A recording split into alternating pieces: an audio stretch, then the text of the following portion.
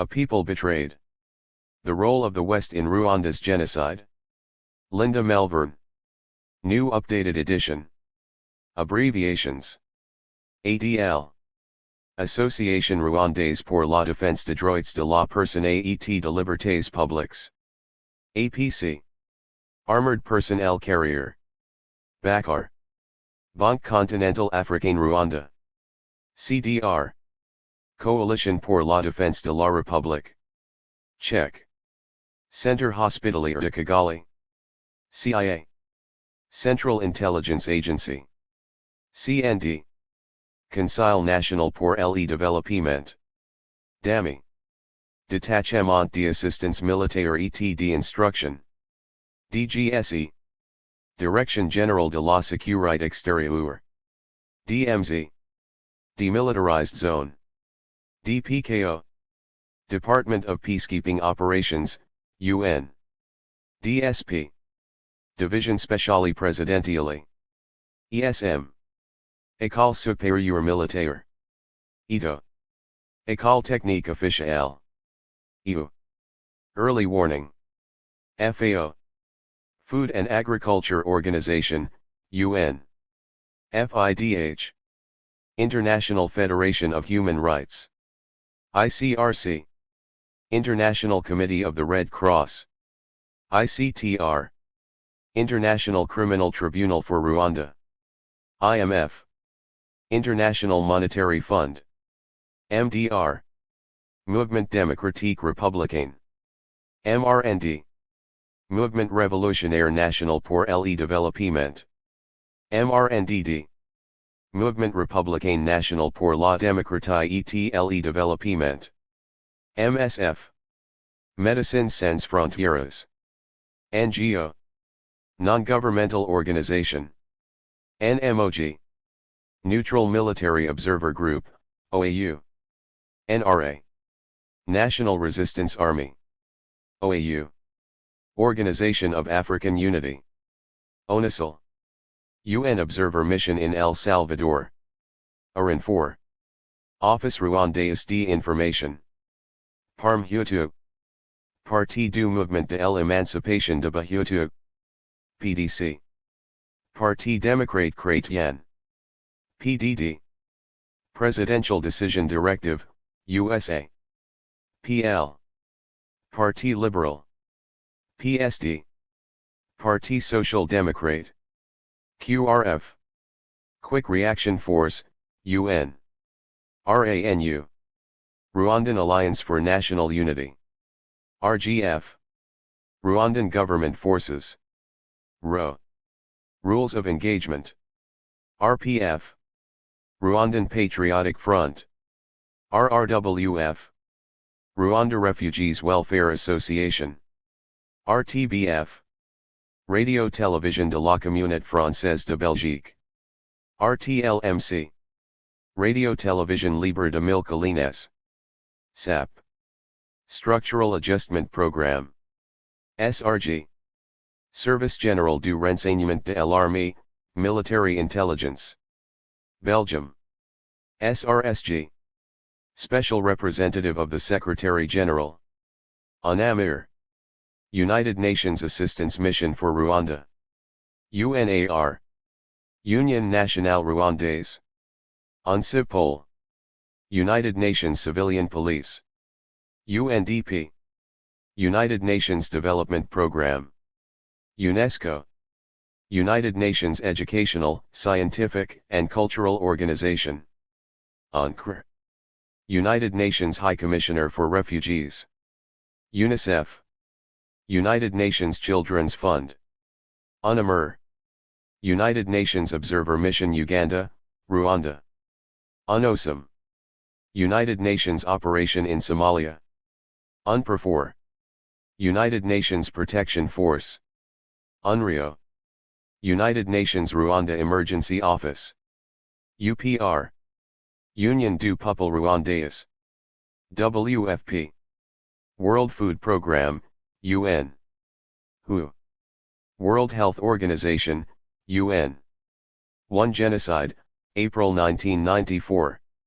The people arrived in small groups, emerging slowly from the eucalyptus trees at the back of the school. Some of them were wounded. There was a girl, aged about 6, with a machete wound in her head, and a boy with a gaping hole in his shoulder from a bullet. He did not cry. One man had a hand almost severed from a machete blow. Other people arrived at the front gate and some were running in terror, sometimes with militia in pursuit. Soon there were families camped out in the classrooms, and when these became overcrowded, people began to huddle together in groups on the playing field. They were on UN territory, which they believed no one would dare violate. Outside the school gates the militia brandished their machetes and hand grenades. They cruised around in jeeps, drinking beer, hurling vulgarities, and chanting PAWA, PAWA, power, for Hutu power. 1 The notorious Café de Gatenga, where militia congregated, was nearby. It was Friday, April 8, 1994. Here in Kikukuro, and all over the city, there were people fleeing in terror, to churches, to schools, to hospitals, and to wherever they saw the blue United Nations flag, which was where peacekeepers were billeted.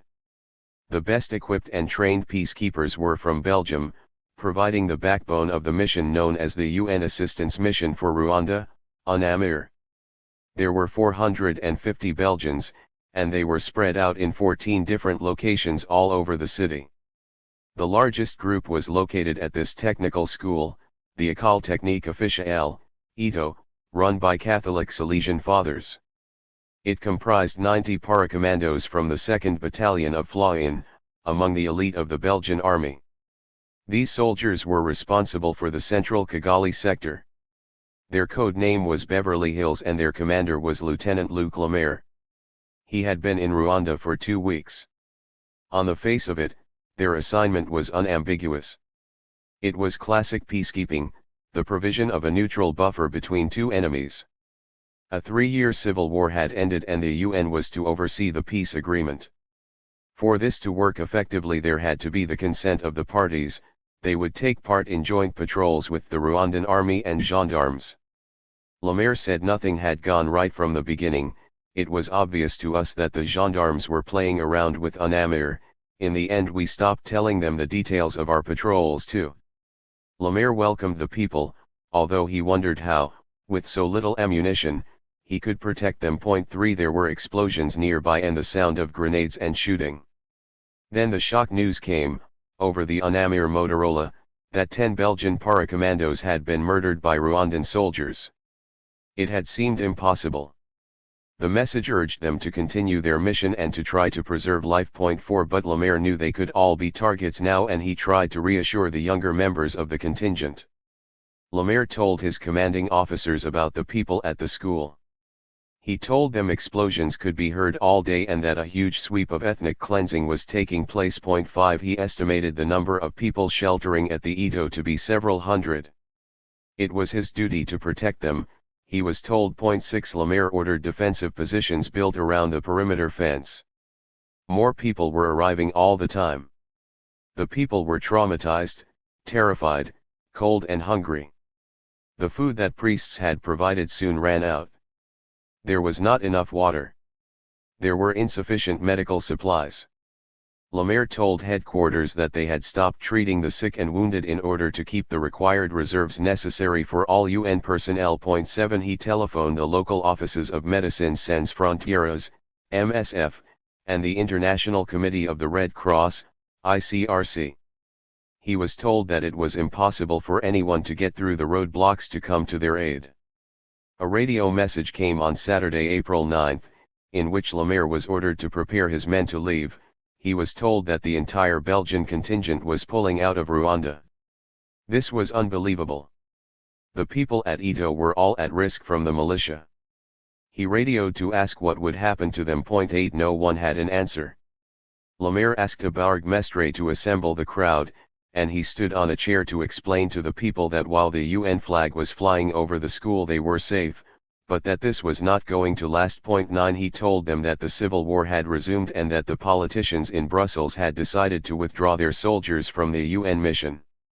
He advised them to disperse, to slip away under cover of darkness. The people were outraged and many of them pleaded for rescue, to be taken to UNAMIR headquarters a few miles away.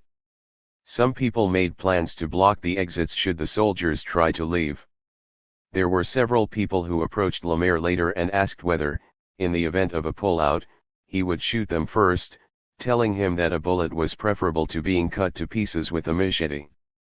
Lemaire spoke with a senior officer in the Rwandan army, Colonel Leonidas Rusatira, who came to the school. 10 Rusatira was the head of a Rwandan military academy, the École Supérieure Militaire, ESM, and had been in government as the director of the cabinet in the Ministry of Foreign Affairs. Lemaire asked Rusatira whether, when the Belgians withdrew, he would make sure that Rwandan soldiers looked after the people. "I thought this man might be enough of a human being to protect them," said Lemaire. Rusatira said he had no soldiers at his command. Nevertheless, he brought sacks of rice to the school, although there was only enough for the children. Lemaire considered escorting everyone to the headquarters of the UN mission, but he wondered whether there were enough peacekeepers to look after them even there. To move the people in small groups would require more than 90 soldiers. They risked attack en route. On Sunday, April 10, Lemaire was relieved to see French troops, but they had flown to Rwanda with orders only to get French nationals and Rwandan VIPs out of the country. The French soldiers, who were able to drive freely round the city, chose expatriates from the Edo crowds, selecting only 3 French and several Italian nationals. This angered Lemaire, and he told the French that they could at least take all the Europeans.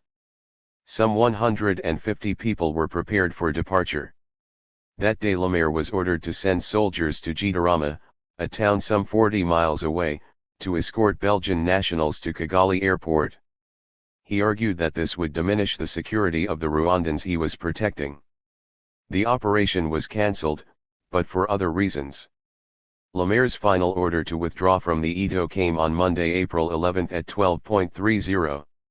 He faltered. He wanted the order confirmed. He said he contacted the most senior Belgian officers in order to be sure that his commanders knew what the consequences would be. The military log of the battalion records, leave 2,000 refugees at Beverly Hills, 11 Colonel Luc Marchal, the commander of the Kigali sector of UNAMIR, confirmed the order. "I did not want to leave," Lemaire said some years later. "But I did not think there was any other solution. All that was left was to plan the departure. If the people found out what was happening there might be a riot, so Lemaire decided the peacekeepers would try to leave quietly, as though going out on a mission. By chance a French jeep was passing, and as it drove onto the playing field, its soldiers were applauded by the crowds. They thanked the French for their protection. Then one by one the UN vehicles slowly began to leave the school grounds. Soon it was obvious what was happening, that the peacekeepers were sneaking away. We could not believe what they were doing, just abandoning us when they knew the place was surrounded. There were thousands of unarmed refugees, it seemed unthinkable. 12. People tried to hang on to lorries but the Belgian soldiers brandished their weapons, and fired into the air. The French soldiers prevented people from getting too near to the UN peacekeepers. The French were promising that they would stay. But at 13:45 p.m., as the last Belgian soldier pulled out of the school, the French soldiers also began to leave. People were crying and screaming. The Bourgmestre, a member of Rwanda's Parti Social Democrate, PSD, the center-left opposition party, tried to calm everyone, and told them that they must defend themselves. "But we had no weapons, not even a stick," a survivor later recalled. "Not 1 minute after the UN left, the gendarmes and militia came," said a survivor. "They were firing their weapons at the people and throwing grenades into the crowd. People were being chased by militiamen wielding machetes, clubs, and spears. Some people could not run because they were too young, sick, or elderly. 13 Those recognized as Hutu were put to one side. The vice president of the National Committee of one of the militia groups, an agricultural engineer, Georges Rutaganda, was seen in a jogging suit, standing guard at a small entrance located on the side of the sports field. he was carrying a gun. 14. In the crowd were pro-democracy opposition politicians and human rights activists, but the vast majority of people carried identification cards with the designation Tutsi. In the crowd was the Minister of Foreign Affairs, Boniface Nguruziza, who had helped to negotiate the peace agreement that had ended civil war and had provided for power sharing. 2 days earlier he had been rescued from his home by peacekeepers. A large crowd estimated at more than 2,000 people now made its way out of the gate with the intention of trying to reach UN headquarters a few kilometers away. But the column of people was stopped en route by members of the Paracommando battalion just near a factory, the Sonatube. They were all diverted, told that they were going to a place called Nyanza, where they would be safe. 15. A pickup truck filled with members of the Paracommando unit passed them. The commander of the Paracommando unit, Major Alois Antabakos, was there, and the refugees walked past Colonel Theonest Bagosara, a senior official in the Ministry of Defense, who was watching from his car. These army officers were coordinating and controlling the situation. 16. As we walked, the soldiers and militia terrorized us with their grenades and guns. They slapped and beat people up, stealing their money. It was a long walk and the militia were everywhere, a survivor recalled. The Interahamwe militia were armed with machetes, clubs, axes, spears and nail-studded metal sticks. Some women were forcibly taken away and raped. 17. There was a torrential downpour and the people were wet and shivering in the cold. At one of the crossroads, leaning on his vehicle, was Rwanda, who was watching the proceedings. At one moment the soldiers ordered the people to sit down and cursed and insulted them for being Tutsi, telling them they were going to die. Then the convoy moved on again.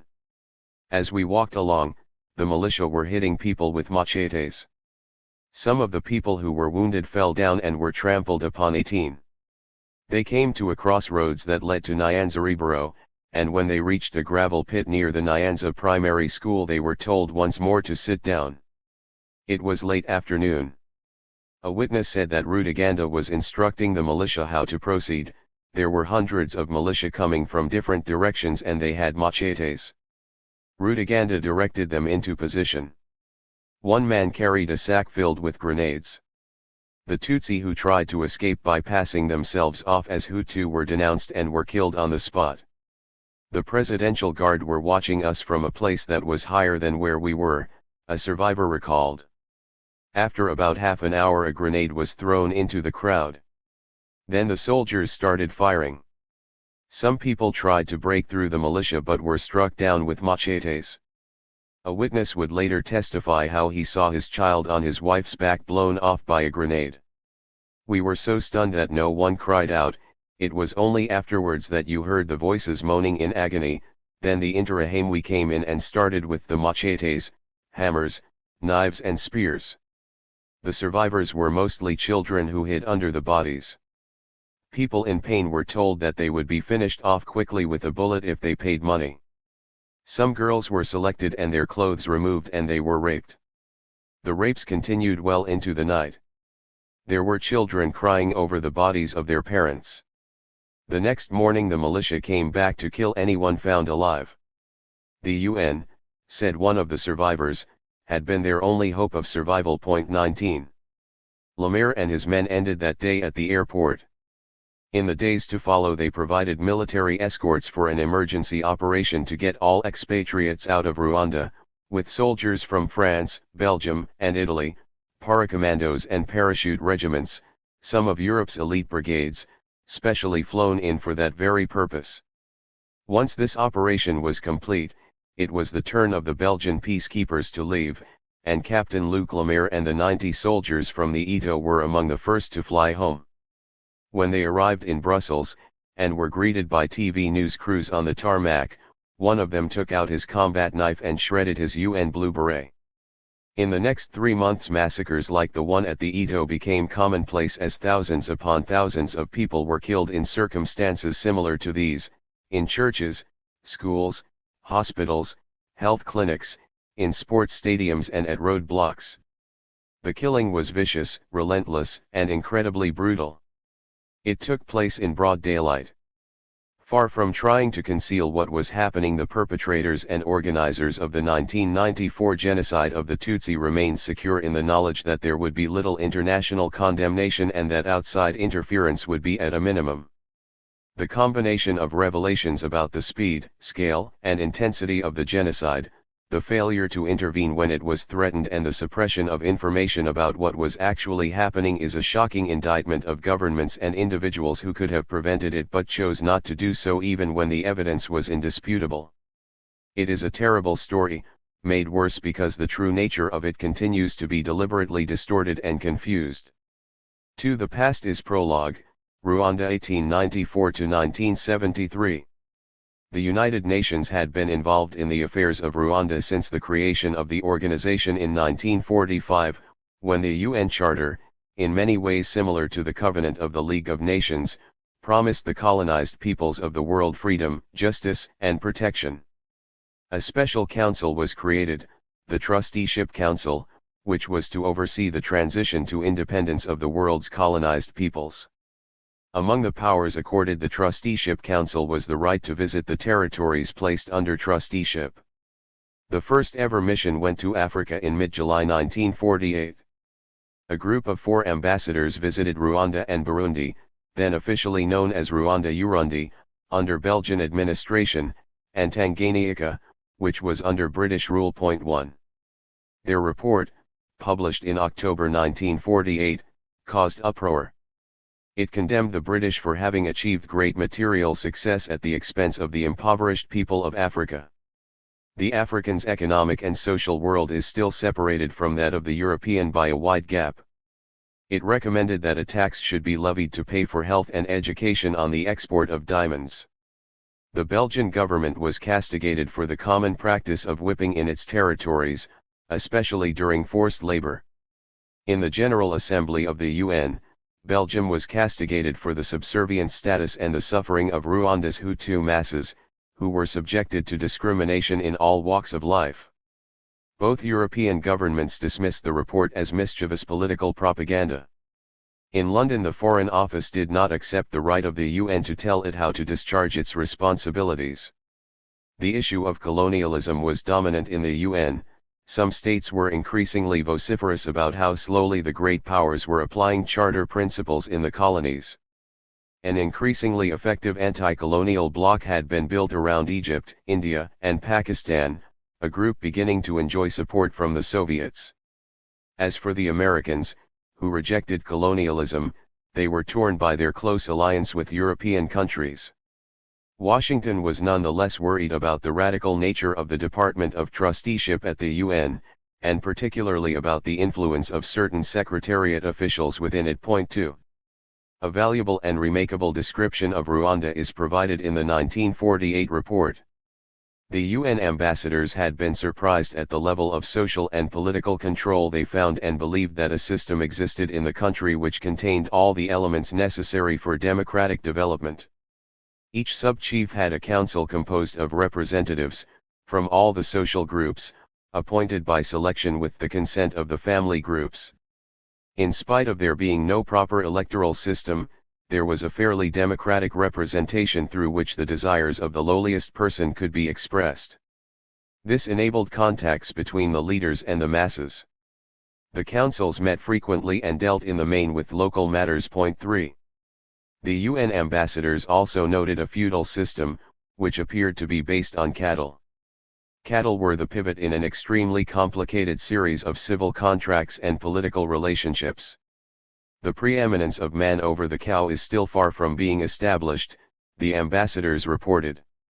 All, even the most humble peasant, have but one desire, to own cows, no matter what the quality, better 2 poor beasts than 1 good one.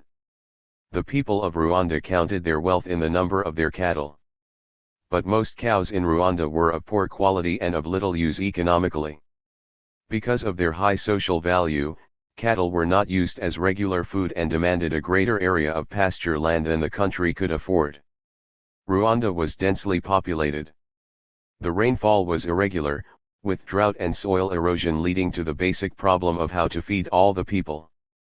The European involvement in Rwanda had begun in 1894, exactly 100 years before the 1994 genocide, when on May 4 the first European, a German count, Gustav Adolf von Gotzen, was received at the Rwandan court by King Rwabugiri. The king claimed that his dynasty stretched back hundreds of years. He ruled a kingdom that included the whole territory of the present-day Rwanda together with other lands, now incorporated into Uganda and the Democratic Republic of Congo. 4. The king, welcoming the German count, was unaware that 10 years earlier, at the Berlin Conference of 1885, the European superpowers, knowing nothing at all about his country, had given Rwanda to Germany.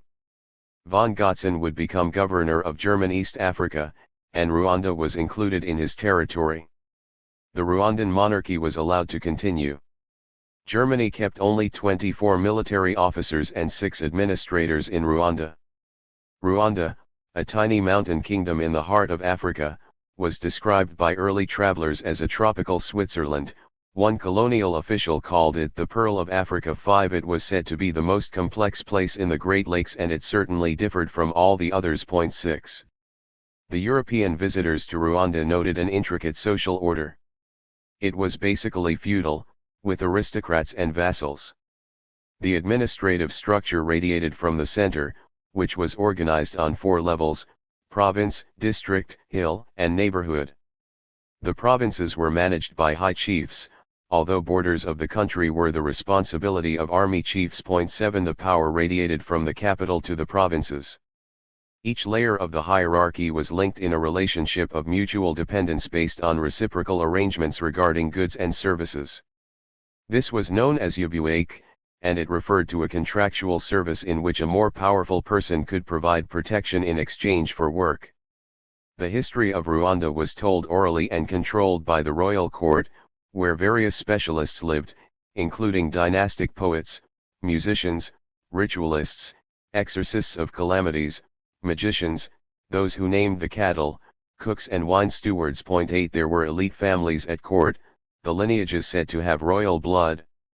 The story of Rwandan kings was told through a complex and symbolic language, Kinyarwanda, recounting the noble deeds of each Rwandan dynasty spanning 43 reigns. There was a wealth of oral literature, including some 300 historical tales and 175 dynastic poems. 9. These stories were used to glorify the court, and it is claimed today that these great myths convey a distorted and idealized version of events. 10. There were only a few notable families allowed to forge knowledge. Only they possessed the wisdom to interpret the past. These court diviners were also said to be able to predict the future by interpreting past events. There exists a relatively detailed record of central court history from the mid-18th century, when the state's territorial holdings were expanded through the conquest of neighboring regions. 11. In the last part of the 18th century, Rwanda was almost continually in a state of war, and at a time when military conquest was glorified. The strength of the Kingdom of Rwanda was its permanent and professional royal armies. These royal warriors traveled the kingdom, bringing in their wake their vast cattle herds. Their ranks included experienced cattle rustlers, who drove the enemy herds to a safe place during battle. 12. The armies contained sections solely for servants and foragers, those who provided provisions for the soldiers. As the state increased in size, so did the population and the size of the cattle herds. With special reserves created for the cattle belonging to the armies, the public pasture began to shrink.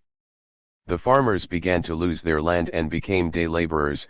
Others were forced to do extra work because they could not pay their tax burdens, usually a significant portion of the shrinking family crop. As new lineages found a place at court, so the taxes increased. The result, writes the historian Jan Vanzina, was the general pauperization of the inhabitants of the country. 13. The king who welcomed Count Gustav Adolf von Gotzen to his court, King Rwabugiri, was considered one of Rwanda's greatest monarchs, and said to have been not only a military genius but a political visionary. He created larger military forces and used increasingly sophisticated military techniques, including effective espionage. 14. More recent research tells of how he created murderous turmoil at court and how he institutionalized state violence. The king reduced the power of individual noble lineages by delegating authority to outsiders. A series of vendettas took place, and there was frequent denunciation for treason. There were executions every day, and attempts to exterminate all the male members of certain families.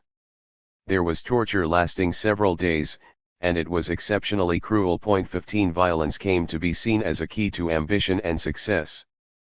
The aristocracy was largely destroyed and society became increasingly violent. 16 The king's armies would plunder and pillage harvests and seize and rape girls and women. The exploitation of the masses continued with an increasing number of days set aside for services to the local chief known as Yaburidwe, although cattle herders were exempt. It was in the royal armies, some historians believe, that the first systematic difference between Hutu and Tutsi evolved, for the cattle rustlers were called Tutsi and the servants were called Hutu. 17 A combatant was called Tutsi and a Hutu meant non-combatant. As most non-combatants were farmers, the elite eventually began to call all farmers Hutu. 18 For hundreds of years the court had used the word Hutu to refer to their servants, even those who were Tutsi. It was also used to describe everyone else who did not come from an illustrious lineage. The elite used the word Hutu to refer to rural boorishness or loutish behavior.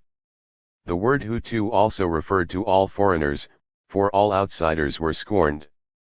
The Hutu came to be known as the vast majority, cultivating the soil and resembling most of the people living in the neighboring countries of Uganda and Tanzania with typical Bantu features. The Tutsi were usually taller, thinner and with angular features. In time the neighborhoods were generally headed by Hutu, who obeyed orders from above, and most above this level were Tutsi. The monarchy was Tutsi and the king's army was mostly Tutsi, and Tutsi were favored for political office. There is a Rwandan dynastic myth which purports to explain the differences between Hutu, Tutsi, and Twa. It tells how the king of all the earth had 3 sons, Gatwe, Gahutu, and Gatutsi. To test them he entrusted to each a churn of milk. Gatwe quenched his thirst, Gahutu spilt the milk but Gatutsi kept his intact and so he was entrusted to command the others. 19 Today there is no consensus among historians or anthropologists on the origins of the divisions Hutu and Tutsi, so crucial to Rwanda's history. There is some evidence that the meanings attached to these categories changed significantly over time. 20 The identities altered, and the meanings evolved differently in different places. 21 There existed many criteria for the classification Hutu and Tutsi, including birth, wealth in cattle, culture, place of origin, physical attributes, and social and marriage ties. 22 Although the word Hutu would also come to mean subject or servant and the word Tutsi those rich in cattle, the differences were not solely based on wealth or class, there were Hutu and Tutsi in the same class. Tutsi pastoralists were as poor as their Hutu neighbors. But the word Tutsi did come to be associated with central government. These groups were not tribes, for the people shared the ancestral stories, and spoke the same language, Kinyarwanda.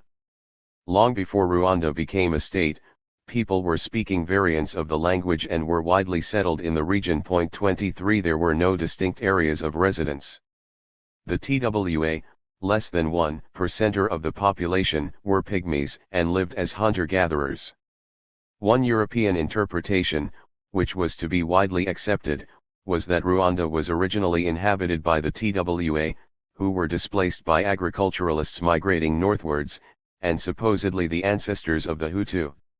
The Tutsi were said to have originated in the Horn of Africa, migrating south, and as foreigners they gradually achieved dominance over the other two groups.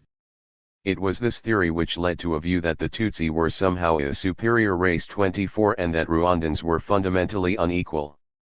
Some people were born to rule and to exploit while others were born to obey and serve. 25 The idea that Hutu and Tutsi were distinct races appears to have originated with the English colonial agent and celebrated explorer John Hanning Speke, who discovered and named Lake Victoria in 1859, in the year in which Darwin published On the Origin of Species. Speke visited the states of Karagwe and Buganda, part of what is now Uganda, on the border with Rwanda, and thought that there was a natural explanation for the divisions in the society that he observed. Speck would theorize that in this part of Central Africa there was a superior race, quite different from the common order of natives. 26 So superior was the culture in Central Africa that it must have come from somewhere else. It was impossible that savage Negroes could have attained such high levels of political and religious sophistication. The Tutsi ruling classes were thought to have come from farther north, perhaps Ethiopia, and were more closely related to the noble Europeans. They were superior and too fine to be common Negroes. They had an intelligence and a refinement of feelings which were rare among primitive people. Some missionaries thought that the Tutsi were descendants of ancient Egyptians. Their delicate appearance, their love of money, their capacity to adapt to any situation seemed to indicate a Semitic origin. 27 Some still believe that present-day Rwandans encompass three different biological populations, and however one tries to explain the divide, the differences appear to be so deep that they may date back millennia. 28 In Rwanda the words Hutu and Tutsi came to be used to define two groups linked through common experiences. The word Hutu would come to denote a peasant population, and the word Tutsi to mean overlords. There were rebellions against the oppression of the masses during the reign of King Rwabugiri, when the Hutu and Tutsi classification would become more rigid. 29 There was an uprising in the northwest on the periphery of the kingdom in 1897 followed by an armed anti-Tutsi movement.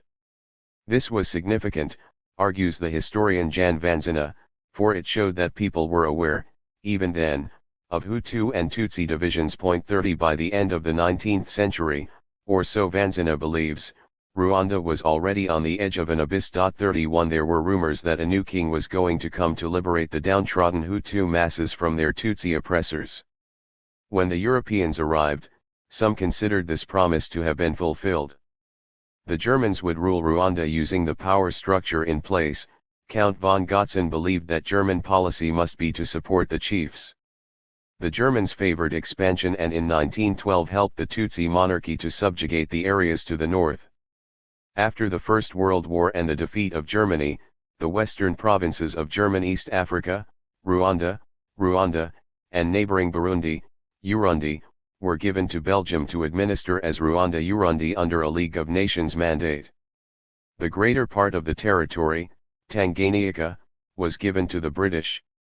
The League of Nations, which was intended to herald a new phase of human evolution, stipulated that the tutelage of the peoples in the colonies should be entrusted to advanced nations, which, by reason of their resources, experience, or geographical position, could best undertake this responsibility.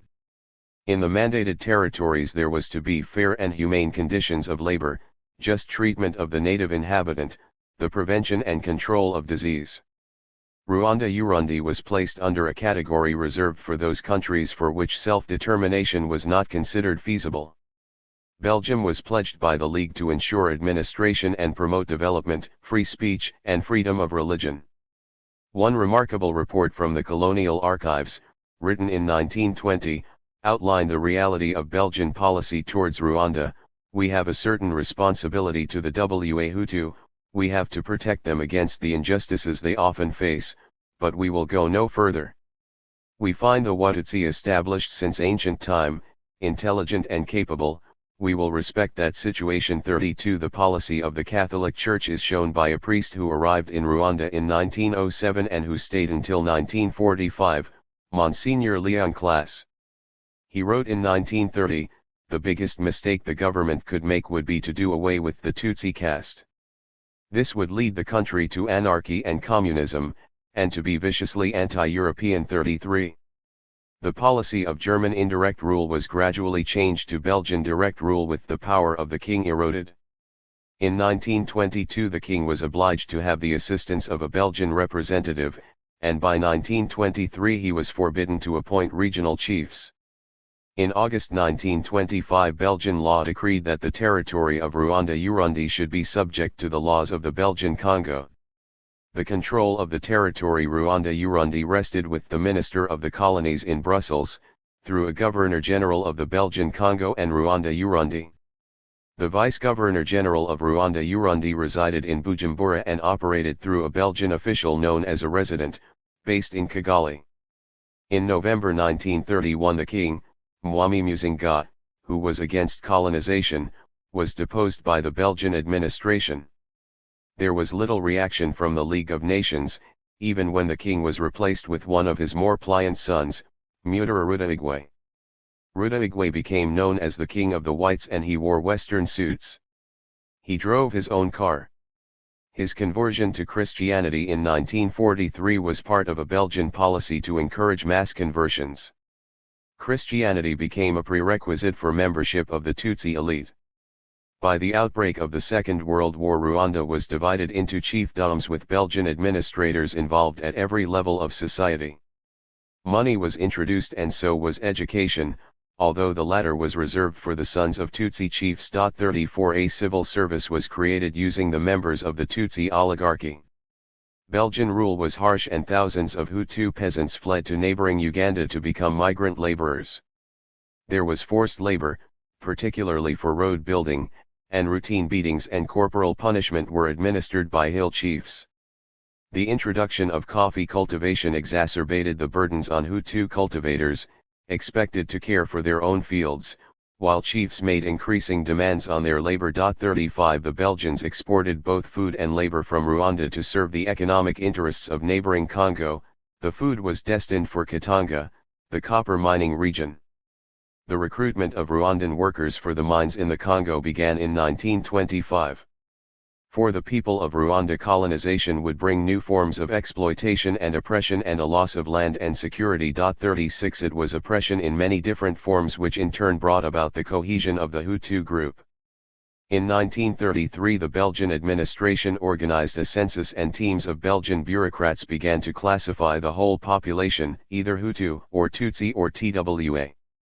Every Rwandan was counted and measured, the height, the length of their noses, the shape of their eyes.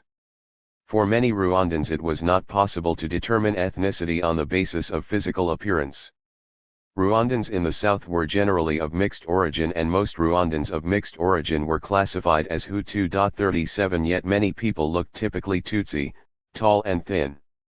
In the north mixed marriages were rare. Some people were given a Tutsi card because they had more money or possessed the required number of cows. The divisions in society became more pronounced with the introduction of education. Although the monarchy had initially opposed missionary schools because of imposed conversions to Christianity, by 1946 King Mutara Rudahigwe was persuaded to dedicate Rwanda to Christ the King. There were 3 days of celebration. Catholic missions sprang up everywhere in Rwanda. When a school was opened, the groupe scolaire, in Estrada, now Butare, to give administrative training, it was mainly for the Tutsi elite, producing agronomists, doctors and vets, and between 1945 and 1954 out of 447 students only 16 were Hutu. 38 Most of the Hutu students who did acquire education found there were fewer jobs for them, and those who did eventually graduate from mission schools and seminaries took up posts in the lower administration, or became tradesmen and shopkeepers. Hutu women were not allowed an education at all. The Catholic Church encouraged the creation of a new Christian ruling class, to be composed entirely of Tutsi, and this in turn served to increase the resentment of the dispossessed Hutu. 39 The UN, which replaced the League of Nations and established a trusteeship council in New York, sent 5 visiting missions to Rwanda between 1948 and 1962, and each report was more critical than the last, calling on the Belgian authorities to introduce a program of democratization. Each time the trusteeship council paid Rwanda a visit, the Belgians responded with a gesture. In 1952 the Belgians introduced electoral procedures for advisory councils at 4 administrative levels. The Tutsi won the seats. The Tutsi administration remained entrenched, and Tutsi won again in 1953, when elections were held at chiefdom level, but with the vote restricted. Rwanda remained a country under strict control over labor, land, education, wealth, and power, all consolidated in the hands of very few. 40 A whole class of people now lack secure access to land. 41 In 1954 the visiting mission urged the Belgian administration to give serious attention to the political education of the people. Belgium should recognize the growing forces of nationalism in Africa. In an election in September 1956, when men only were allowed the vote, it was only for sub-chief level. Only in the north of Rwanda, in Gisenyi and Ruhengeri, did the Tutsi incur electoral losses. The northern region had been independent until the first decade of the century, when there was military defeat by German and Tutsi-led southern Rwandan troops. It had taken several military expeditions by the German Schutztruppen between 1910 and 1912 to subdue the Bakaga or mountain people in the north, and in spite of being incorporated into the Rwandan state, the Bakaga, known to have a distinct culture, were said to represent an independent Hutu tradition. There was a strong local solidarity and the people had their own history. There was bitterness towards both the Tutsi and southern Hutu about their subjugation. Their reputation was one of natural-born warriors. 42 In the north there had been substantial recruitment for the mines in neighboring Congo. It was here that the ideology of Hutu power, with its central idea of a pure Hutu nation, was forged. The first serious political challenge to the Tutsi oligarchy came in 1957, when, in anticipation of another visit from the UN, a group of Hutu published a manifesto that demanded emancipation and rule by the majority. The manifesto was an effective appeal to Hutu solidarity, a rallying point for revolution, for it described the basic problem as being a political monopoly by one race, the Tutsi. The Hutu were condemned forever as manual laborers. The cause was now one of ethnic discrimination, a view not shared by the king or his high council. It was rural anger which encouraged an emerging national Hutu leadership, and the success of the campaign would depend on mass support, and an appeal to the growing consciousness of oppression among the poor. This group identity would be more important than hill and lineage. The leadership of this movement comprised mainly literate men who had been educated in church mission schools. There were key roles played at local level by educated Hutu school teachers and by the Catholic network of churches, with priests who could communicate with the people throughout the country. The Hutu had the support of many Belgian priests who worked in Rwanda, one of whom had helped to write the manifesto. Many priests came to identify with the Hutu masses. The priests understood the Hutu demand for liberty of expression, and an end to ethnic discrimination in the public service. The priests saw a powerless mass ruled by a callous aristocracy. There were Catholic journals willing to publicize the Hutu cause. A key ideological ingredient of this emerging Hutu revolution was the belief that Rwanda had been overrun by Tutsi invaders who had enslaved the Hutu. In 1957, the report of the UN's visiting trusteeship mission was pessimistic. It found little hope for a rapprochement between the races and called on Belgium to accelerate efforts to emancipate the Hutu. But when, in the late 1950s, Rwanda's first political parties were created, they were established along ethnic lines. The Parti du Mouvement de l'Émancipation de Bahutu, PARM-Hutu, was a Hutu party and called for an end to Tutsi colonization, before freedom from the Belgians. The opposition party, created on September 3, 1959, was mainly a Tutsi party, the Union Nationale Rwandaise, UNAR, which was pro-monarchist and which called for immediate independence from Belgium. Another party was the Rassemblement Démocratique Rwandais, RADER, founded by two moderate Tutsi, with the objective of economic and cultural development for both Tutsi and Hutu. On July 24, 1959, Rwanda's 46-year-old Tutsi king, Mutara Rudahigwa, died in suspicious circumstances after having been given an antibiotic injection while in hospital. Belgian doctors maintained that he died from an allergic reaction, but there were rumors and suspicions and a certainty among the Tutsi elite that the Belgians had killed him with Hutu in on the plot. In the royal court an extremist group sought to destroy the Hutu leadership and there were brutal political assassinations. The political tensions increased, but the fuse was said to have been lit on November 1, 1959 when a group of young UNAR militants had attacked the PARM-Hutu leader, Dominique Mbanyamutwe, on his way home from Mass at a Catholic mission in Gitarama. Violence spread from hill to hill and, according to the UN Visiting Mission Report of 1960, some 200 people died. Dozens of petitions were sent to the Trusteeship Council in New York from threatened Tutsi pleading for help. One of them read: "The officials report that the fighting is between two groups of inhabitants, which is not true. For a long time they have been living together, mixed up. Killing and burning are being done during the daylight, sometimes in the presence of so-called police. How can people with no proper communications have organized such a thing? Please help innocent people from this destruction." Point 43. Hutu began to attack the Tutsi authorities, burning Tutsi homes, and large numbers of Tutsi fled the country. The Hutu had huge numerical predominance, and a sense of injustice and of inferiority. A counter-attack was organized by the court with orders to the army to arrest Hutu leaders, and those captured were later tortured. Point 44. The Belgians portrayed the violence as a problem of race between Hutu and Tutsi, and on November 11, 1959, Belgium placed Rwanda under military rule. Its fortunes were entrusted to a Belgian colonel, an officer in the force publique in the neighboring Congo. His name was Guy Logiste, and he came to Rwanda with a detachment of force publique soldiers and Belgian paratroopers. His major concern was to protect Hutu leaders. Military rule was imposed and Logiste was appointed as special military resident. Point 45. Logiste had a decisive effect. He later explained that to have supported the Tutsi at this stage would have meant a rapid move to independence, which he deemed harmful for the popular masses. He said he opted instead for democratization, and the abolition of the Tutsi hegemony. Point 46. He immediately began to replace Tutsi chiefs with Hutu and announced to Belgian administrators that in future Hutu would be favored within the administration. This would be called a social revolution.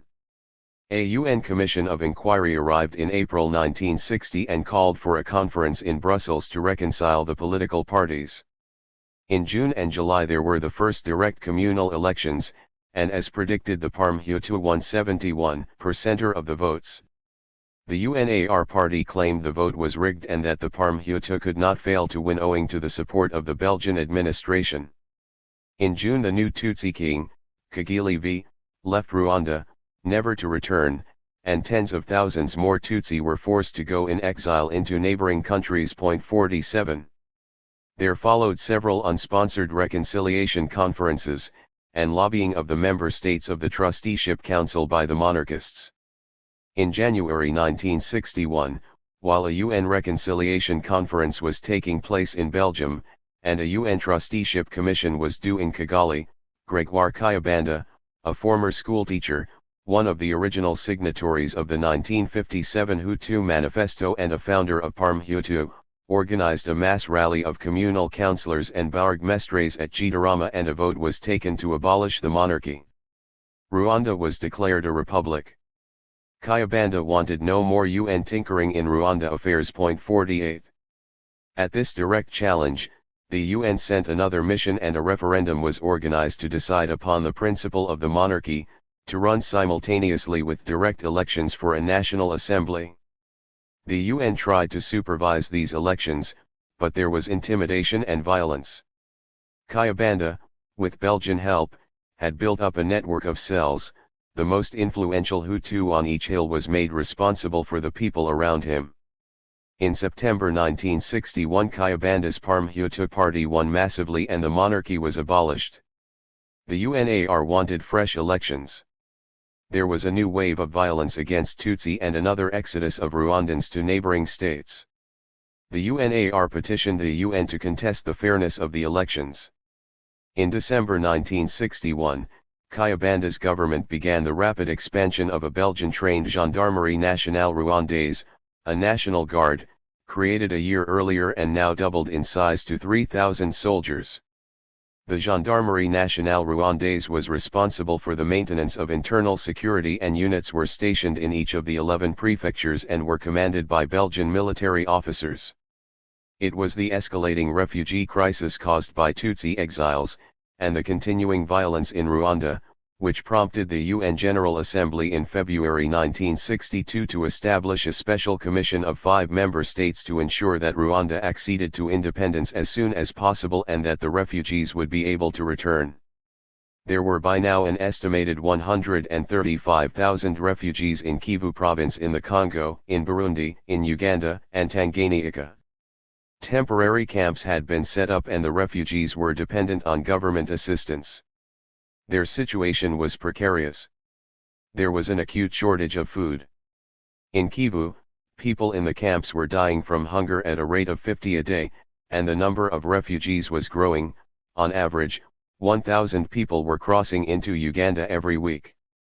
This UN commission was mandated to try to ensure human rights in Rwanda, the maintenance of law and order, and the peaceful withdrawal of Belgian military forces. On a visit to Rwanda in March 1962, it was discovered that the Tutsi ethnic minority had been brutally expelled from the social and political scene. The UNAR party leaders told the commissioners of the mass arrests of their members and acts of brutality against its officials, of torture and murder. The killing appeared to be systematic and seemed designed to eliminate the UNAR, and there were demands for an immediate judicial inquiry. 49 The commissioners reported to UN headquarters that there were roadblocks all over the country. At the entrance to each prefecture there was a roadblock. At each roadblock the identity of each traveler was checked. Travel permits were required to travel from one prefecture to another. These permits were not granted to members of the opposition. There was a curfew from 6 p.m. The government, under the pretext of combating the Tutsi terrorist bands known as Inyenzi, had taken extreme security measures. The commission reported that Rwanda was close to a police state, if not under a reign of terror. There was racism in Rwanda that bordered on Nazism against the Tutsi minorities. This was created by the government, backed by the Belgian authorities. The hostility between the different ethnic groups had been artificially engendered in the last few years. The number of victims was estimated in the region of 2,000 people. 50. Kayibanda assured the UN commissioners that stability had been restored and that the recent violence was because the colonialists had created a problem where none existed. He maintained that his government wanted to see the return of the refugees. The commissioners did not believe him. Before they left the country they told Kayibanda of the vital importance which the international community attached to fundamental human rights.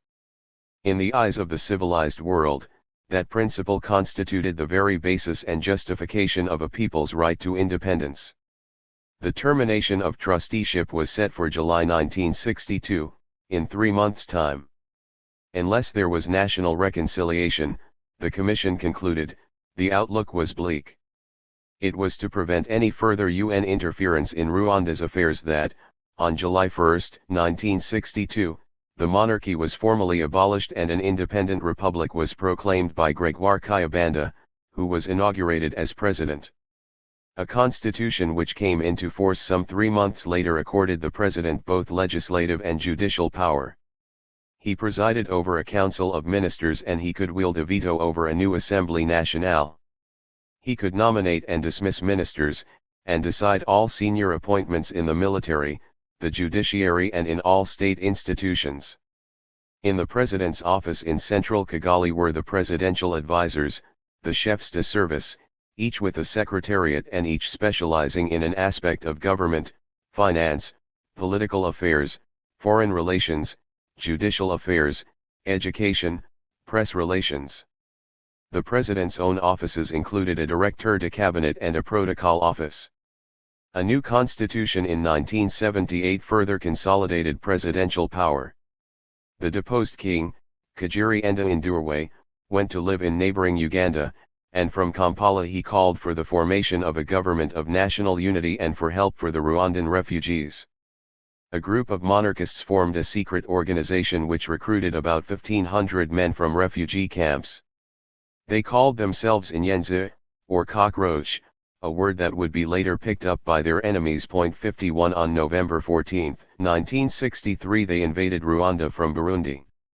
They had brought with them 3 truckloads of arms bought by selling food supplied by voluntary agencies. They were intercepted by the Belgian-commanded National Guard.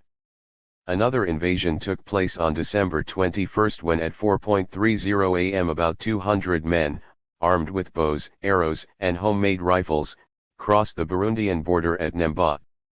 With local Tutsi joining the ranks, they numbered some 600 men, and they attacked a military camp at Gako, stealing weapons and vehicles.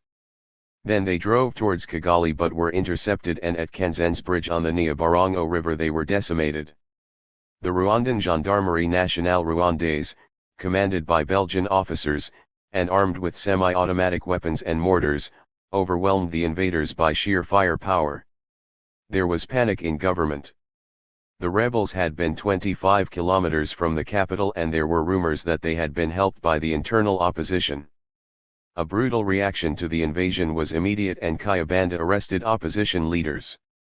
They were taken to Ruhengeri prison, where they were shot. 52 In the capital there were hundreds of arrests. These actions were said to mark the end of any further meaningful role for Tutsi in public life. Measures were taken for auto-defense civil in 4 southern prefectures.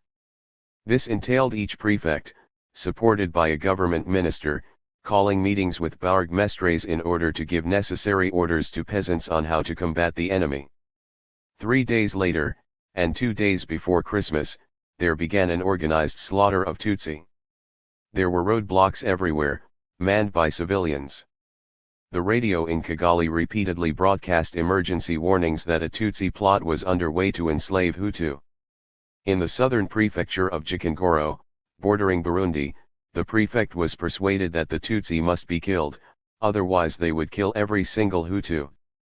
The killing began when, armed with spears and clubs, a group of Hutus started to kill every Tutsi in sight, men, women, and children.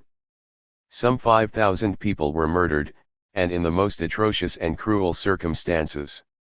The killing was done by the local population, using whatever arms were available, mostly hoes and the panga, the long knife for cutting grass. There were the most hideous mutilations. Bodies and body parts were dumped in piles at the side of the road.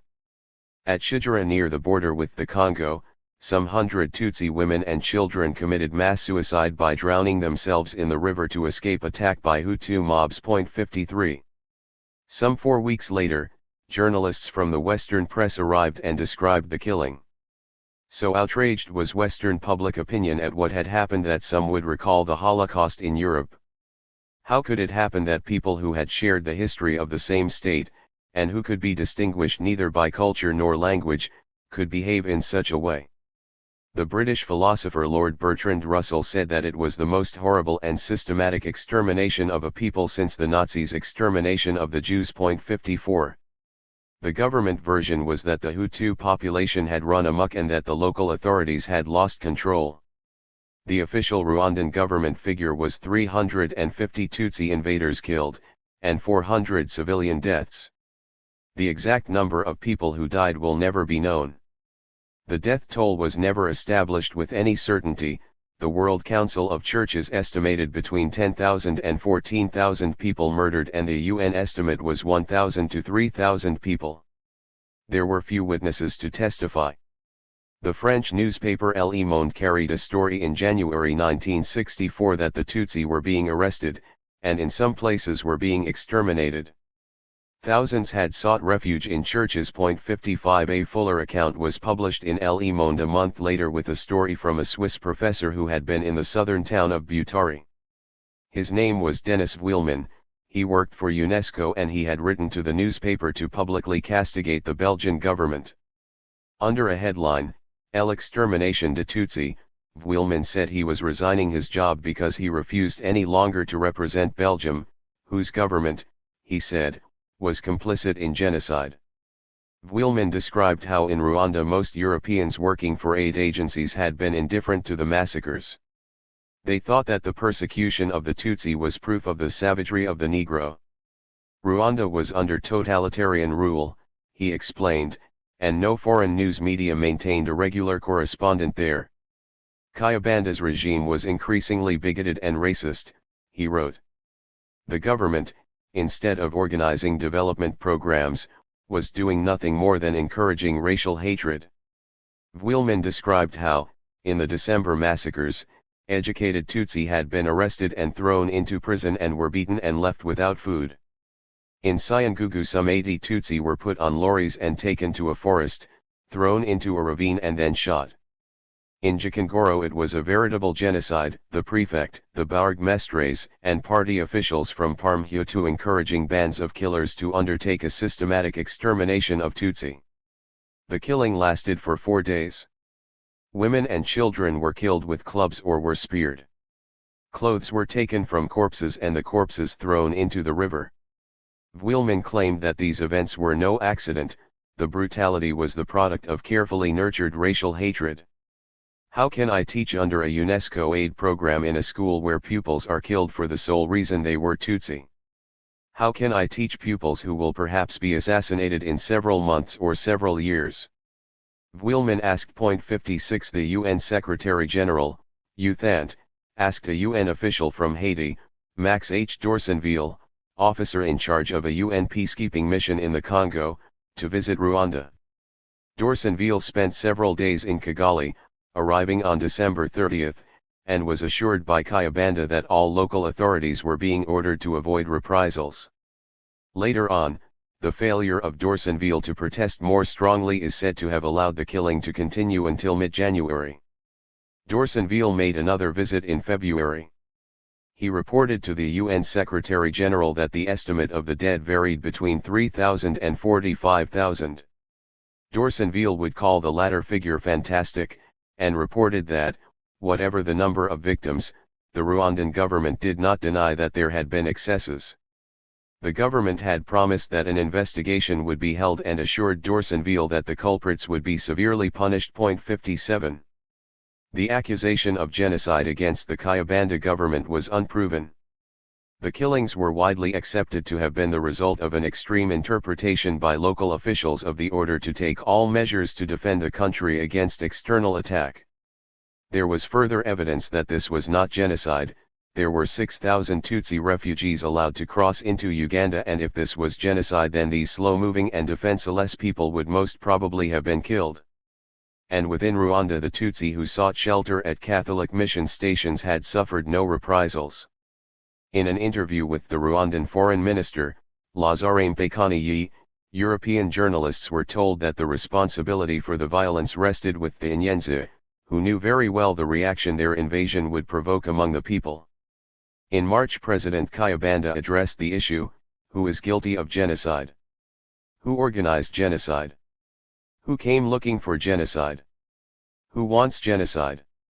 In a clear warning, Kayibanda said that if there was an assault on Kigali everyone knew very well who would be the first victims, Tutsi. 58. Some 6 months later a report in the Atlantic Monthly described how the Inyenzi invasion in December had caused panic in government. The National Guard had been hard pushed to defend the borders. It had been decided that the defense of the country would have to rely on the civilian Hutu population. The worst slaughter had been in Gikongoro, where word spread that the Tutsi had taken Kigali and that the Mwami had been restored. Rwanda was by now in a state of constant military alert. The effect on the economy was disastrous and malnutrition was widespread. The presence of Tutsi refugees on the border made life impossible for those Tutsi inside the country, who were all regarded as suspect. 59 It was difficult to know how many Tutsi were left in Rwanda. Those who remained were not allowed to leave, were branded as traitors and were subject to intimidation. By early 1964 there were 250,000 Rwandans living in camps outside Rwanda with a bare subsistence and inadequate medical services. Later that year, in April, the Fabian Society in London published a pamphlet, Massacre in Rwanda, pointing out that whatever their past conduct and attitudes the Tutsi did not merit annihilation as a people. Rwanda's first president, Gregoire Kayibanda, the founding father of Hutu nationalism, was authoritarian and secretive. He exercised strict control over appointments and nominations from the highest to the lowest level. He ruled through a small group of politicians who came from his hometown of Gitarama. There was favoritism, corruption, and censorship. The Hutu nationalists were part of a small elite educated at Catholic schools, and links between church and state became close. The second largest employer, after the state, was the church. Not less than 90% of the population was Christian, and more than half of those were Catholic. Around the churches there grew schools, health clinics, and printing presses for religious tracts. Contraception was banned, and so was prostitution. The Hutu were told to be proud to be Hutu, and the poor to bear their poverty with dignity. The church financed a bi-monthly newsletter, the Kinyamateka, with Kayibanda for some years its editor-in-chief. 60 He was close to Monsignor André Perraudin, a Swiss Catholic who arrived in Rwanda in 1950 and was appointed Archbishop of Kabgayi 9 years later. He had taught and was later rector at the Grand Seminaire of Nyakibanda. Perraudin was said to have influenced Kayibanda and supported the Hutu revolutionary movement. Not all members of the church were as close to the regime and some priests preached in favor of reconciliation. 61. The Parm Hutu, Kayibanda's party, was the only party allowed to submit candidates for legislative elections, and, with rule by majority Hutu, Rwanda was widely considered to be a democracy. It was supposedly stable. The president lived modestly and his outward behavior contrasted well with that of other African leaders. Rwanda continued to be supplied with technical and military aid by Belgium, and the fact that this was an apartheid system against Tutsi with a quota system for them was conveniently ignored. According to official calculations, the Tutsi accounted for 9% of the population, a figure that was contested, but Tutsi would be represented in Rwanda accordingly. 62 There were vigilante groups created to ensure that Tutsi were not acquiring more than their fixed quotas in schools and employment. Kayibanda's reliance on regional power would eventually become his great weakness, and resentment would develop in the army about the large percentage of senior posts given to Southerners. To deflect criticism, Kayibanda would respond with ferocious anti-Tutsi campaigns. He would also use events in neighboring Burundi to further his ambitions. Because Rwanda and Burundi were administered as a joint colonial territory, and because there was violence between Hutu and Tutsi in both countries, the two were often linked. They are actually two distinct and self-contained states, although sometimes the events in one country triggered a reaction in the other. Burundi achieved independence in 1962, with the Tutsi minority dominating the majority Hutu. In April 1972 there was an abortive coup by Hutu and there followed massacres of Hutu of unprecedented magnitude. An estimated 200,000 Hutu were killed in a systematic slaughter which led to accusations of genocide, although one academic called it a selective genocide to emphasize that the educated, the semi-educated, the school children, the employed, that is, the actual or potential Hutu leadership, were special targets. 63 In the U.S. State Department it was estimated that in Burundi an attempt had been made to kill every Hutu male over the age of 14, every Hutu member of the cabinet had been killed, all the Hutu army officers, half the country's school teachers, and thousands of civil servants. In a special report produced by the Carnegie Endowment for International Peace, a congressional aide was quoted, "By the end of May we knew it was genocide from officially classified information from the U.S. State Department." 64 Journalists began to write about events in Burundi and news stories prompted congressional interest. Senator Edward M. Kennedy told the Senate that the Hutu were being killed at the rate of 3,000 a day. Should not governments condemn the killings, he asked. The Belgian government called it veritable genocide. 65 The French National Assembly urged action. The United States made diplomatic representations. It seems no other government raised the issue in the UN or in any other forum. In August, an official from the State Department explained, "Genocide is a specific, legal term with a precise meaning. It boils down to trying to kill a whole people. The Burundi government didn't try to do that, they couldn't. You can't kill off 80% of your population. Perhaps they engaged in mass murder, they weren't guilty of genocide." At its meeting in 1973 at the UN Commission on Human Rights in Geneva, the Subcommission on the Prevention of Discrimination and Protection of Minorities forwarded a complaint against Burundi for gross violations of human rights. But when the Commission met in 1974 the only action was a working party established to communicate with the government of Burundi. 66 After a few days in the headlines, Burundi sank back into obscurity and the killing continued. At least 200,000 people fled into Rwanda as a result of the massacres in Burundi, and for Rwanda's President Gregoire Kayibanda, the events in Burundi were considered something to be exploited and manipulated for political advantage.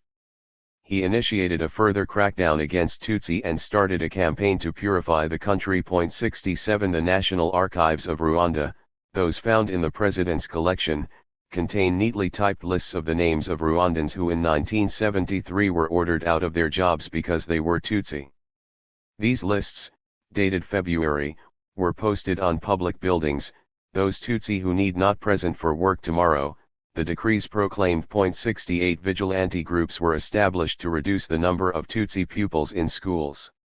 There were comites de salut public created in each locality in order to check and verify every person's ethnicity and to ensure that in education and employment the 9% quota was strictly enforced. In Butare, Hutu students formed tribunals to check the bloodlines of students to determine the pure Hutu. Tutsi fled the campus and some of them were beaten by Hutu students with iron bars. In charge of this nationwide anti-Tutsi campaign was the army chief, Major Juvenal Habyarimana. 69 Habyarimana, a northerner from Bushuru, was the first and the highest-ranking officer to have graduated in 1961 from Rwanda's newly established military academy. 70 He was trained by Belgian officers previously responsible for the Force Publique Congolaise. The new army recruits received paracommando and special forces training at Belgian military academies. 71 They were selected by Belgian officers from a Catholic secondary school in Kabgayi, and all but one of them were Hutu from the north. 72 They became known as the promotion Logist, the class of Logist. It was Colonel Guy Logist who had wanted a modern army for Rwanda. A Belgian officer from Stanleyville, Major François-Louis van der Straeten, was appointed the first commander, and it was Colonel van der Straeten who, on July 13, 1963, handed command to Habyarimana, and promoted him to captain. 73 Van der Straeten remained with the force as a consigliere technique. 74 A total of 360 Belgian soldiers stayed in Rwanda after independence in 1962, and the army would become the strongest state institution.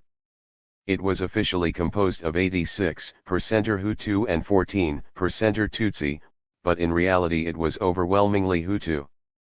Habyarimana remained the commander-in-chief of the army and was later appointed Minister of Defense. He seized power in a coup on July 5, 1973. 3. The Rwandan Patriotic Front. President Juvenal Habyarimana appeared to bring stability to Rwanda. He proclaimed the coup d'état in the name of a Committee for National Peace and Unity, and it was noticeable how the killing of civilians suddenly ceased. We can no longer tolerate ethnic discrimination, Habyarimana declared in a radio address on July 5, 1973. 1 The committee, comprising fellow army officers, most of them from the first graduation year at the military academy, included one Tutsi. It would be called a bloodless coup, but a secret purge took place of some 55 members of the former government, including ministers, deputies, army officers, and state functionaries, all of them imprisoned in the notorious Ruhengeri prison and starved to death. 2 Some of their family members were paid substantial sums for their silence about the disappearances. 3 The former president, Gregoire Kayibanda, and his wife were put under house arrest and were also starved to death. Habyarimana retained his position as the head of the army, the National Guard and the Minister of Defense. There were new ministers appointed to government, all of them from the military. Habyarimana reinforced the regional rivalry and largely excluded from power those from the south, from the former president's power base. He came to rely on kinsmen from the north. Of the 11 officers who seized power with him, all but one came from the prefecture of Gisenyi, from the Bushuru, which included the communes of Karigo, the president's own, and Gisenyi, where his wife, Agathe Kanziga, was born. She was from a well-established lineage. At the center of state power was the army, now called the Forces Armes Rwandaises, FAR. The officer corps was largely trained by Europeans, and it took 4 years to graduate from the École Supérieure Militaire, ESM. This included training in commando tactics, guerrilla warfare, and intelligence gathering. Some instructors had trained in France and Belgian officers served as lecturers. The Gendarmerie Nationale, created in 1976, was somewhat different. It was created by French officers, part of a military assistance agreement which Habyarimana signed in 1975. France provided all the equipment, vehicles and weaponry, and the training of recruits included courses in France. The gendarmerie was to be responsible for social control, mass mobilization, and the restoration of public order. It was intended that there should be constant contact between national gendarmes and the population in order to inform and educate the people. Intelligence gathering was a major role for the gendarmerie. The communal police on the hills of Rwanda were to regularly inform their local gendarme about citizen behavior. Both the army and the gendarmerie were given intelligence and surveillance capability for internal security. The security services, however, the Service Central de Renseignements, SCR, were staffed by civilians and attached to the office of the president. An extensive filing system was created with files on individual citizens. This would eventually contain detailed information on some 44,000 people, who were overwhelmingly Tutsi. 4 This was called the Service de Recherches Criminelles et de Documentation, SRCD. Among non-communist countries, Rwanda was probably the most controlled state in the world. Every Rwandan was mandated by law to carry an identity card showing his or her group, Hutu, Tutsi, or TWA. Those who illegally changed this classification were subject to imprisonment, a fine or both. 5 No Rwandan was allowed to leave the prefecture without appropriate authorization. In February 1975 each prefect established a council for security. It was clear, even now, that the threat Rwanda faced was considered to be an internal one. When in July 1975 military rule was formally abolished, a new political party came into being, the Mouvement Révolutionnaire National pour le Développement, MRND. Only MRND candidates were allowed to run for office. Every Rwandan, young or old, became a member. The party was everywhere, on every hill and in every family unit. Members of the party were appointed to run local administrations and senior party officials were Habyarimana cronies from the north of the country.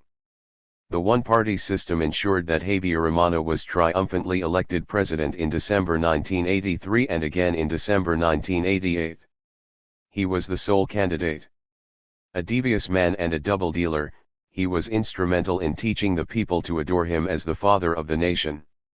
Internationally, Rwanda was portrayed as a democratic country with rule by the majority. In this strictly controlled society, Tutsi continued to be marginalized. The quota system was retained, allowing only a certain percentage of Tutsi to attend schools and universities. There was one Tutsi in a 19-member cabinet, one ambassador in the Foreign Service, 2 deputies in a 70-seat National Assembly, and 2 members in the Central Committee of the ruling party. 6 In the army, Tutsi were disbarred from becoming officers and Hutu soldiers were forbidden from marrying Tutsi. 7 Rwanda's violent divisions might have been easier to heal and its tragic history somewhat different had it not been for the involvement of outside interests. None had more dramatic effect than that of France, for without France the dictatorship of Juvenal Habyarimana would never have lasted as long as it did. 2 years after Habyarimana took power, in 1975, a military cooperation and training agreement was signed with Paris and, over the next 15 years, France slowly replaced Belgium as the most important ally, offering financial and military guarantees that Belgium could not provide. So staunch an ally was France that Habyarimana would come to believe that French support for his regime was unconditional, regardless of the military or political tactics he used in order to remain in power. From the time of the UN trusteeship, the French had been clear that their support was for the Democratic Hutu Party in Rwanda and in favor of the Hutu Revolution. In 1963, an expert from the French Ministry of Foreign Affairs further elaborated on the policy towards Rwanda. Situated on the border between Francophone Africa and Anglophone Africa, Rwanda in years to come could effectively contribute to the development of French influence in the region, and could be a jumping-off point for cultural penetration of neighboring countries. 8 The first military links had been forged in 1965, when French attaches from neighboring Kinshasa in the Congo sought military connections in Kigali. Their main contact was a young and ambitious minister of the National Guard, an army officer by the name of Juvenal Habyarimana. So close did these links become that the French ambassador in Kigali was able to predict that a coup d'état, should it occur, would be likely to involve Habyarimana, as he had managed to accumulate virtually all the power in the land. Once the 1973 coup took place, there was added impetus to the developing relationship with France. In the mid-70s, Belgium's former territories, Rwanda, Burundi, and Zaire, were incorporated into the Franco-African family. Rwanda was regarded as a francophone bulwark against the neighboring independent states of Tanzania, Uganda, and Kenya. They were non-aligned and yet remained firmly in the Anglophone sphere and were therefore considered hostile to French interests. French relations with African countries were essentially founded on ties of friendship, believed the best way to maintain French influence in Africa. 9 This came through a policy of close relations between the presidential palace in Paris, the Élysée, and African heads of state. President Habyarimana would become closely allied to President François Mitterrand, and considered him a personal friend. The one problem that was never seriously addressed by either the regime or its French ally was the plight of the Rwandan refugees living outside the country, those people who had fled during the anti-Tutsi campaigns that had started in 1959. These exiled and stateless Rwandans had created the largest refugee problem on the African continent, and while the regime in Kigali denied these people the right of return, in neighboring Uganda, where many were living, they were not accorded full rights of settlement. In western Uganda, the Rwandans were the subject of prejudice, discrimination, and sometimes persecution. In October 1982, after years of disputes over land and jobs, the Rwandan refugee communities in Uganda were attacked by indigenous people, and there was looting and rape. People were beaten and some were killed. Some 35,000 head of cattle were stolen. More than 80,000 people fled towards the border with Rwanda, and a few made it across before Rwandan guards closed the frontier. Some 10,000 people were then trapped, caught on a strip of land between the two countries barely 2 kilometers wide. People began to die and international agencies provided emergency aid. Rwanda agreed to resettle some 30,000 people in March 1983, but Ugandan persecution of Rwandan refugees continued, and in December thousands of Rwandans fled from Uganda to Tanzania. With an announcement in Kigali in July 1986 that the refugees would not be allowed to return because the country was not big enough, there seemed to be little hope of a political settlement. The total number of Rwandans living as exiles has always been a matter of debate. One estimate put the total number at 2 million, which includes all those living in other African countries, and those in Belgium and North America. The government in Kigali estimated some 200,000. The United Nations High Commissioner for Refugees, UNHCR, estimated that by 1990 there were 900,000 Rwandan refugees in Uganda, Burundi, Zaire, and Tanzania. 10. When the first Rwandans had fled, there had been hopes for a quick return, but as the years went by, the camps took on an air of permanency. The incursions into Rwanda all failed. In Uganda, when President Milton Obote ordered the removal of non-skilled foreigners from public employment and a census was ordered, there were fears that the Rwandans might be expelled. The exiles were helped by the UNHCR. Those refugees who fled as children acquired education, and many gained scholarships to study in Europe and North America. Like other people who are stateless, these Rwandans set great store by education. These young and educated refugees kept in touch, forming clubs and associations. They lived in Quebec, in New York, Brussels, Nairobi, and Dakar, and were doctors, lawyers, and social workers. They produced regular newspapers and magazines. Most of them had no memory of Rwanda, and some had not even been born there, but for them it was considered to be a land of milk and honey. The first organized grouping to be established in the refugee community in Uganda was the Rwanda Refugees Welfare Association, RRWF. In 1979 it evolved into the Rwandan Alliance for National Unity, RANU. This organization was more political and, as its name implied, it was created to oppose the divisive politics of Hutu nationalism. It operated in exile between 1981 and 1986 in Nairobi, and then in 1987, when it changed its name to the Rwandan Patriotic Front, RPF, it transformed itself into an organization dedicated to the return home of the refugees. While the older generation feared that, as in previous years, an armed campaign would stand no chance, a new generation had grown up ready to fight, believing that it was the only solution to their refugee status.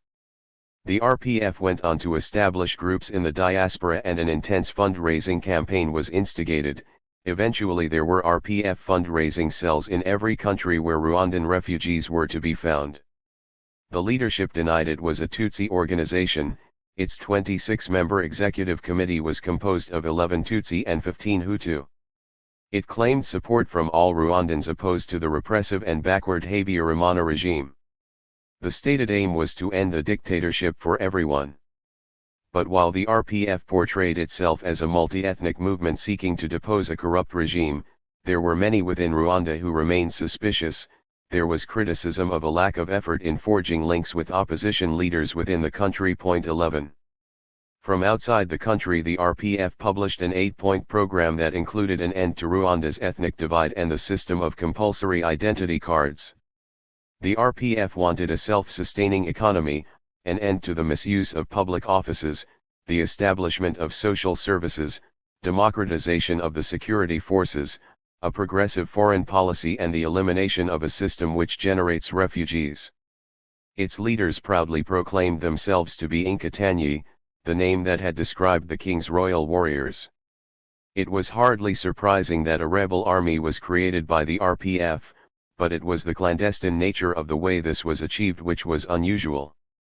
Waging a secret campaign, the RPF leadership encouraged the youth in the refugee camps, in order to obtain training and combat experience, to join the Ugandan army. One of these RPF leaders, Paul Kagame, would later explain how Rwandan recruits had been encouraged to take command positions. "We saw each one as a future fighter in our force," he said some years later. 12. Kagame, a secretive, thoughtful, sober and intelligent soldier, had fled his home in Gitarama as a child in 1959. He had spent time in Cuba, sent there by the Ugandan government. In Cuba he sharpened his understanding of guerrilla warfare theory. "When you wage armed struggle," he said some years later, "you have to combine that role with politics. The struggle is about what? How do you sustain it?" 13. Kagame already had direct experience of overthrowing a government. He had been one of Yoweri Museveni's original 1981 guerrilla group, and had been with his triumphant National Resistance Army, NRA, when it took Kampala by force in January 1986. This had been the first insurgent movement effectively to take power from an incumbent African government. 14. Uganda had been a country shattered by the brutal rule of Idi Amin and his successors. Museveni had re-established an effective central government.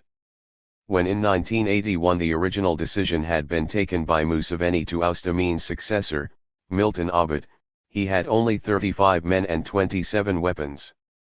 This group was known as the Popular Resistance Army, and Museveni had attacked the barracks at Kabamba. 15. There were two Rwandans with him.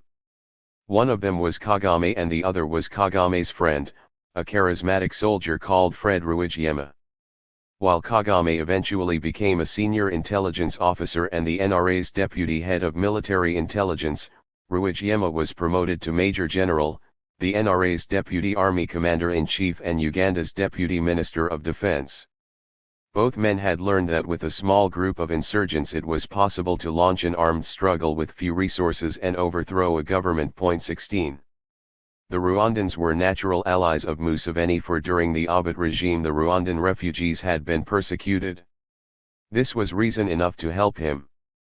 In 1982, when the refugee crisis occurred and Rwandans were trapped on the border between Uganda and Rwanda, many young Rwandans, rather than remain persecuted refugees, had joined the ranks of the NRA. A quarter of the soldiers in the 14,000-strong NRA were Rwandan, and up to 2 to 3,000 were the sons of Rwandan exiles. 17 Many of Museveni's top commanders and officers were Rwandan.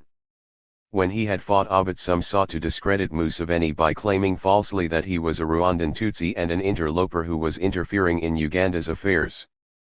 After his victory in 1986, Museveni consolidated his power, and began a military recruitment campaign in western and southern Uganda, from the Banyarwanda and Buganda areas. This increased still further the number of Rwandans in the ranks of the NRA as more refugees took up the opportunity of military training. Thousands signed up, hoping that what had successfully occurred in Uganda could now be repeated in Rwanda. Joining the ranks of the NRA was a first step along the road leading home.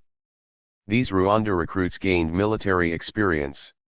They took part in NRA campaigns to secure eastern and northern Uganda, which had been in almost constant insurrection. There was fighting at Ekoli, Tizo, Lango, Cases, and West Nile. The largest uprising against Museveni was led by a voodoo priestess, Alice Lakwena, whose supporters carried out suicide attacks. But the atrocities committed by the NRA during these campaigns provoked resentment in Uganda, and the Rwandans were blamed for crimes against civilians. There were fears by people in Ekoli and Lango that the intention was that the Rwandans were going to take their land. 18 While the Rwandan officer corps was doubtless an asset for Museveni, it was also a problem. There were increasing complaints among Ugandan officers that they were discriminated against in favor of Rwandans in the army. In response to these fears, in November 1989 the most famous Rwandan, Fred Rwigema, was removed from office. This led to resentment in the ranks. But by now an RPF guerrilla force had been built within the Ugandan army, and it included key brigade and battalion commanders. These RPF militants secretly comprised a well-trained, disciplined rebel force with much combat experience. In August 1990, two members of Rwanda's political elite, Valens Kajguhakwe, a Tutsi businessman, and Pastor Bizimungu, a Hutu and a relative of Habyarimana, fled to Kampala. They described to the RPF a country on the verge of collapse, split north and south, and drained by corruption.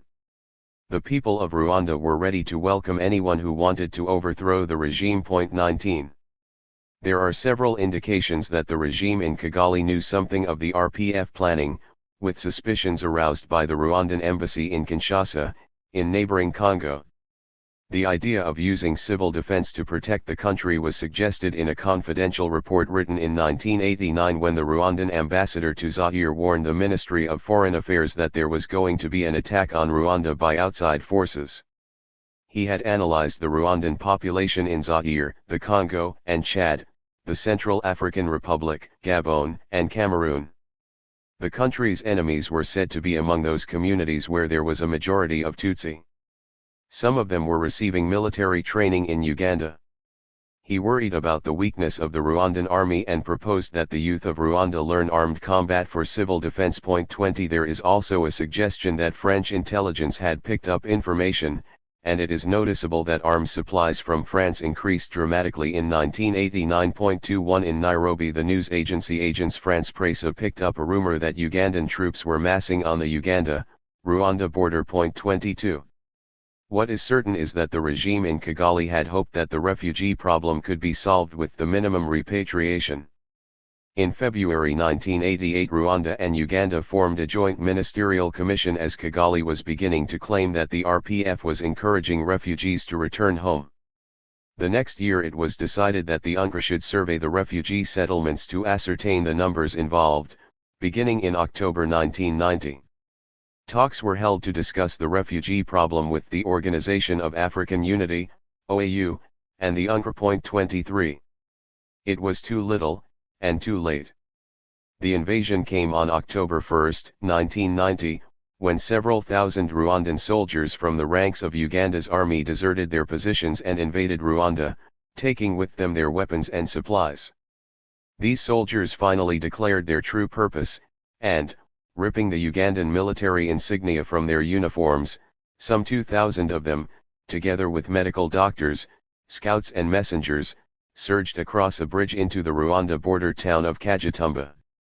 They moved steadily forward for several days and took the military town of Gaborone 60 kilometers inside the country. They had rallied to Fred Rwigema, the popular Commandant Fred, who led the invasion of their country. 24. It was a disaster. Rwigema was killed on the second day, and so shocked were fellow officers that the news was not announced for 2 weeks. He had been a fearless fighter, a commander who had led from the front, and his death had caused immediate fears for the morale of the troops. On October 7 there was a counter-offensive by the Rwandan army, and an RPF convoy found itself under attack from artillery fire from French Gazelle helicopters. It was the French military, come to save their ally from invasion. Hundreds of RPF soldiers deserted and fled back to Uganda. The RPF command, many of its officers and many of its fighters were killed. The RPF fell back at the end of October, seeking refuge in an area where they knew the Rwandan government forces would not follow, the inhospitable Virunga Mountains in the northwest of Rwanda, where some of the RPF fighters died from starvation and the cold. Museveni denied supporting the invasion and claimed that the soldiers had stolen their Ugandan uniforms and equipment. International observers chose not to believe him. The soldiers in the RPF were thought to have had almost unlimited access to NRA hardware, including artillery, and a steady stream of ammunition, food and logistics, with the two armies sharing intelligence. Museveni was accused of playing a double game, of professing friendship with neighboring Rwanda while allowing the preparation of an invading army. According to senior RPF sources, Museveni had been told about the invasion plan but had rejected it, saying it would never work. Habyarimana was far too popular in the West, and Museveni warned that if the RPF invaded, Habyarimana would receive a great deal of outside help. Museveni promised the RPF that if they would wait he would see to it personally that Habyarimana would let the refugees return. According to the RPF leadership, they only ever mentioned the invasion once to Museveni. They did not share Museveni's certainties, and believed that the racist regime in Kigali would never allow the refugees home. There would never be a political settlement, we were in no doubt of that, said Patrick Mazimpaka, vice president of the RPF. We knew that the repression in Rwanda could only get worse. 25. President Museveni's assessment was correct. The 1990 RPF invasion did attract international criticism. The amount of support given to the Habyarimana regime shocked the RPF leadership.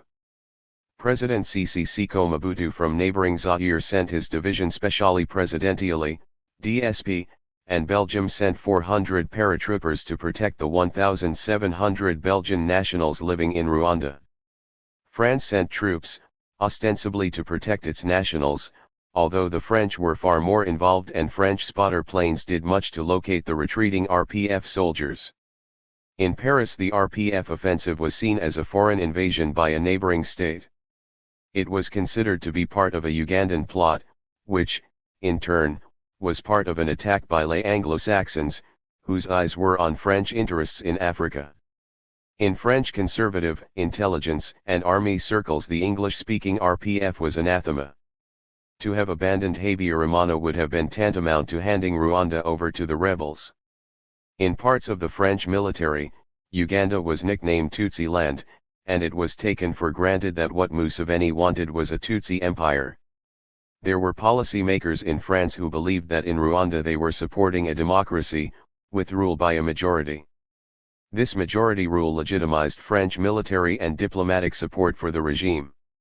When the RPF invaded in October 1990, Habyarimana immediately telephoned the Élysée Palace in Paris, where President François Mitterrand kept African affairs a family matter. His son, Jean-Christophe, headed his Africa office. 26 Present in the office that day was Gérard Prunier, a French political scientist, who was visiting on another matter. He heard Mitterrand's son say that the crisis would be over in a few months. 27. French troops were dispatched to Rwanda 3 days after the invasion took place, with 300 French paratroopers, from the 2e Regiment Étranger Parachutiste, stationed in the Central African Republic. They secured Kigali Airport.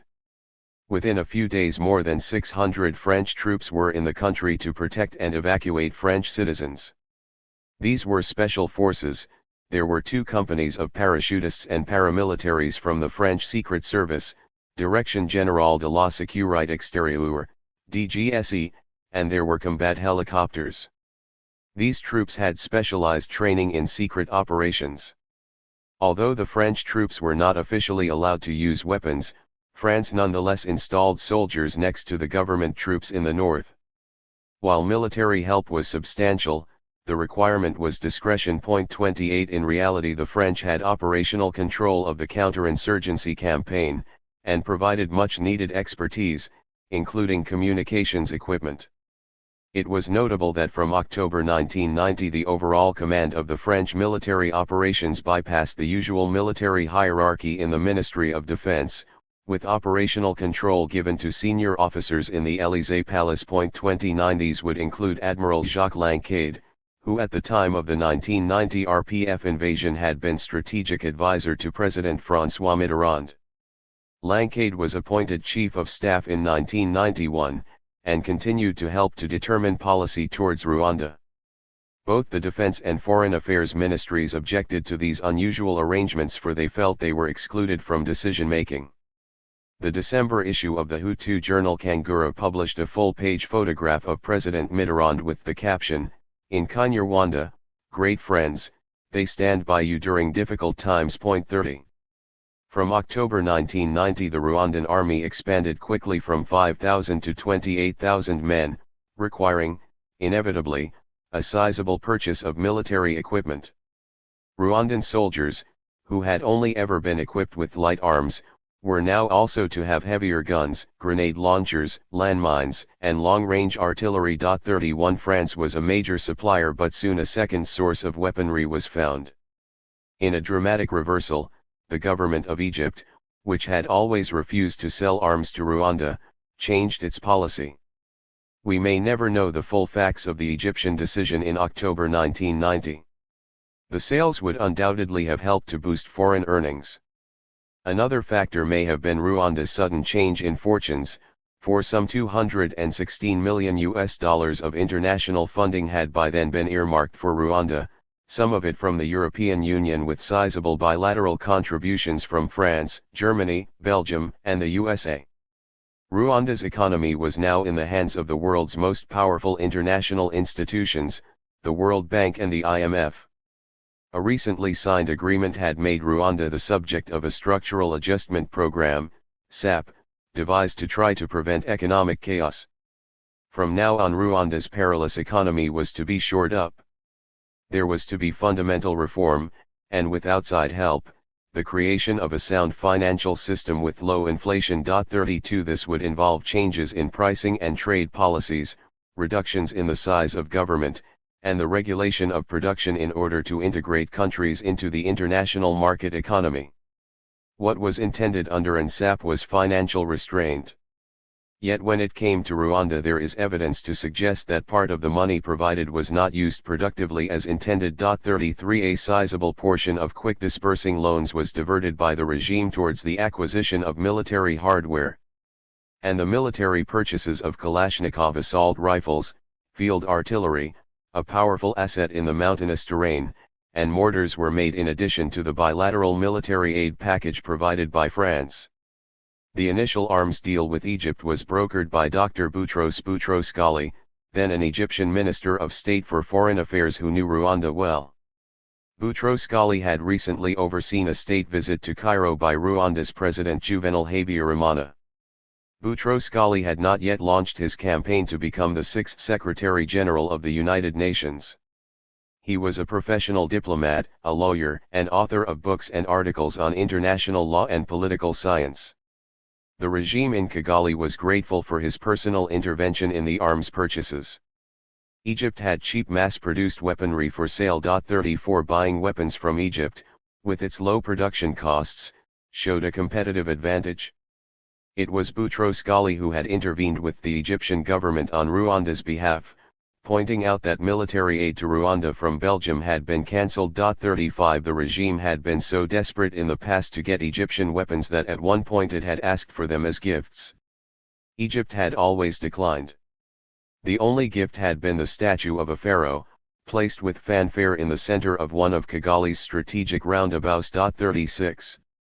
All this changed.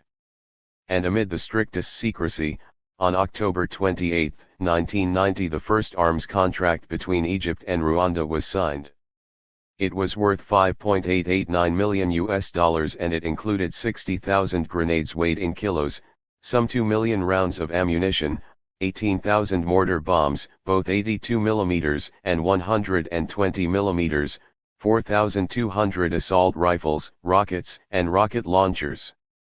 The Egyptian signature on the contract was that of Colonel Sami Said Mohammed, chief of the Friendly Countries branch in the Egyptian Ministry of Defense, and the deal proceeded quickly. The first consignment of weapons, described as relief materials, was loaded at Cairo International Airport and was flown to Kigali on the day the deal was concluded. The weapons were shipped to Rwanda in a Boeing 707 belonging to the Egyptian Airlines EAS at a cost of $65,000 for the round trip. Habyarimana gave authority for the money to be paid through the Commercial International Bank of Egypt. As a gesture of goodwill, President Mubarak gave Rwanda a gift of 2 field ambulances, later shipped by sea. The Rwandan ambassador to Egypt, Celestin Kabanda, wrote to his foreign minister, Kazimir Bizimungu, the personal intervention of Boutros Ghali with his colleague in the defense ministry was a determining factor in the conclusion of the arms contract, for he was following closely the events on our borders. Bizimungu wrote directly to Boutros Ghali on December 31, 1990 to thank him for his help in hastening the arms deal. 37. The secrecy would be maintained and necessary because there were currently the most strenuous international efforts underway to prevent a civil war between the RPF and the Rwandan government forces. The Belgian Prime Minister, Wilfried Martens, had flown to Nairobi on October 14 to try to open negotiations between the Rwandan government and the RPF. There had been regional peace talks 3 days later between Habyarimana, President Yoweri Museveni of Uganda and President Ali Hassan Mwinyi of Tanzania. The talks were facilitated by Mwinyi, who feared the creation of a much larger refugee crisis. 2 days before the arms deal between Egypt and Rwanda was signed, a ceasefire had been agreed between the Rwandan government and the RPF following diplomatic efforts by the Belgian government. But ceasefire or not, from now on Rwanda would become the 3rd largest importer of weapons in Africa, ranked behind Nigeria and Angola. An estimated $100 million was spent on arms. For the next 3 years, among the military hardware that entered the country, there was a seemingly unstoppable flow of small arms and light weapons. Some years later, when asked about these arms deals, Boutros Ghali described his role as that of a catalyst. 38 He was a Minister of Foreign Affairs, he said, and it was his job to help armaments production through the sale of his country's weapons. He would have helped any government wanting arms from Egypt. Egyptian arms were cheap and the Egyptians prided themselves on the speed of delivery. As to the wisdom of arranging an arms deal while international peace efforts were underway, Boutros Ghali said that he did not think a few thousand guns would have changed the situation. His was a close relationship with the Rwandan regime. It had begun with his first official visit to Kigali in 1983, and most of the high-level Egyptian, Rwandan diplomatic dialogue was conducted through him. 39 When Boutros Ghali first went to Rwanda on official business in the 1980s, it had been Egyptian policy to create a friendly bloc of countries around the Nile Basin. Then Deputy Foreign Minister, Boutros Ghali wrote to the Rwandan Foreign Minister offering closer cooperation, and the chance to attend a regional conference as a member of a group of Central African states, Uganda, Sudan, and Zaire in addition to Egypt. Rwanda is the source country of the Nile, and Boutros Ghali later described in his memoirs how he traveled southwards again and again, deep into the center of the African continent, to the source of this great river, which had so impressed him as a child. He learned that not only the source of the Nile but that of humanity itself lay deep in Africa. Africa is the mother of us all, and Egypt is the oldest daughter of Africa. This is why I have loved Africa and tried so hard throughout my life to help her. 40. The internal reprisals by the Rwandan regime for the October 1990 invasion by the RPF were swift and terrible. Once again, Just as in 1963, the killing was committed by peasants who had been persuaded by their local authorities to organize groups of auto-defense civil. On October 11, in Kibilira, in the northern Genocide prefecture, local officials were instructed that the killing was part of the traditional communal work, umuganda. The targets were the Begagwe, the poor and pastoral Tutsi who lived apart from Rwandan society in northern Ruhengeri. There were also killings in the sub-prefecture of Ngororero in the prefecture of Gisenyi. A human rights group collected the following testimony. M. saw his wife and 6 children killed. He hid because he thought it would be like 1959 and 1973 when everything was stolen and when only some of the men had been killed. This time he saw his neighbor cut off the head of his wife with one machete blow, in front of his children, while the wife of his neighbor killed a child on the back of a victim. This woman killed this child, while she herself was carrying a child of the same age on her own back. 41. Another witness said, the old Burgmestre found a much more effective way of liquidating undesirables. He invited all the men from the area to a political meeting. Once arrived, the victims were given to the killers by the Burgmestre. In Mutara, where some RPF rebels were in hiding, hundreds of Tutsi were killed during massacres organized by local officials who told peasants that the Tutsi were coming back to Rwanda to turn them back into slaves. There was evidence of the Rwandan army committing human rights abuses. Dozens of people living on cattle ranches in northeastern Rwanda were killed by Rwandan soldiers. In the lakeshore resort town of Gisenyi, the local authorities were joined by Rwandan soldiers who took Tutsi to the army camp to be killed. Within the ranks of the gendarmerie, torture was described as endemic. In early October, prisoners in Byumba prison, all of them Tutsi, were reported to have disappeared. Amnesty International reported that human rights abuses in Rwanda were carried out both by government officials and the security forces. Amnesty received numerous accounts of prisoners being tortured and of mass arrests taking place.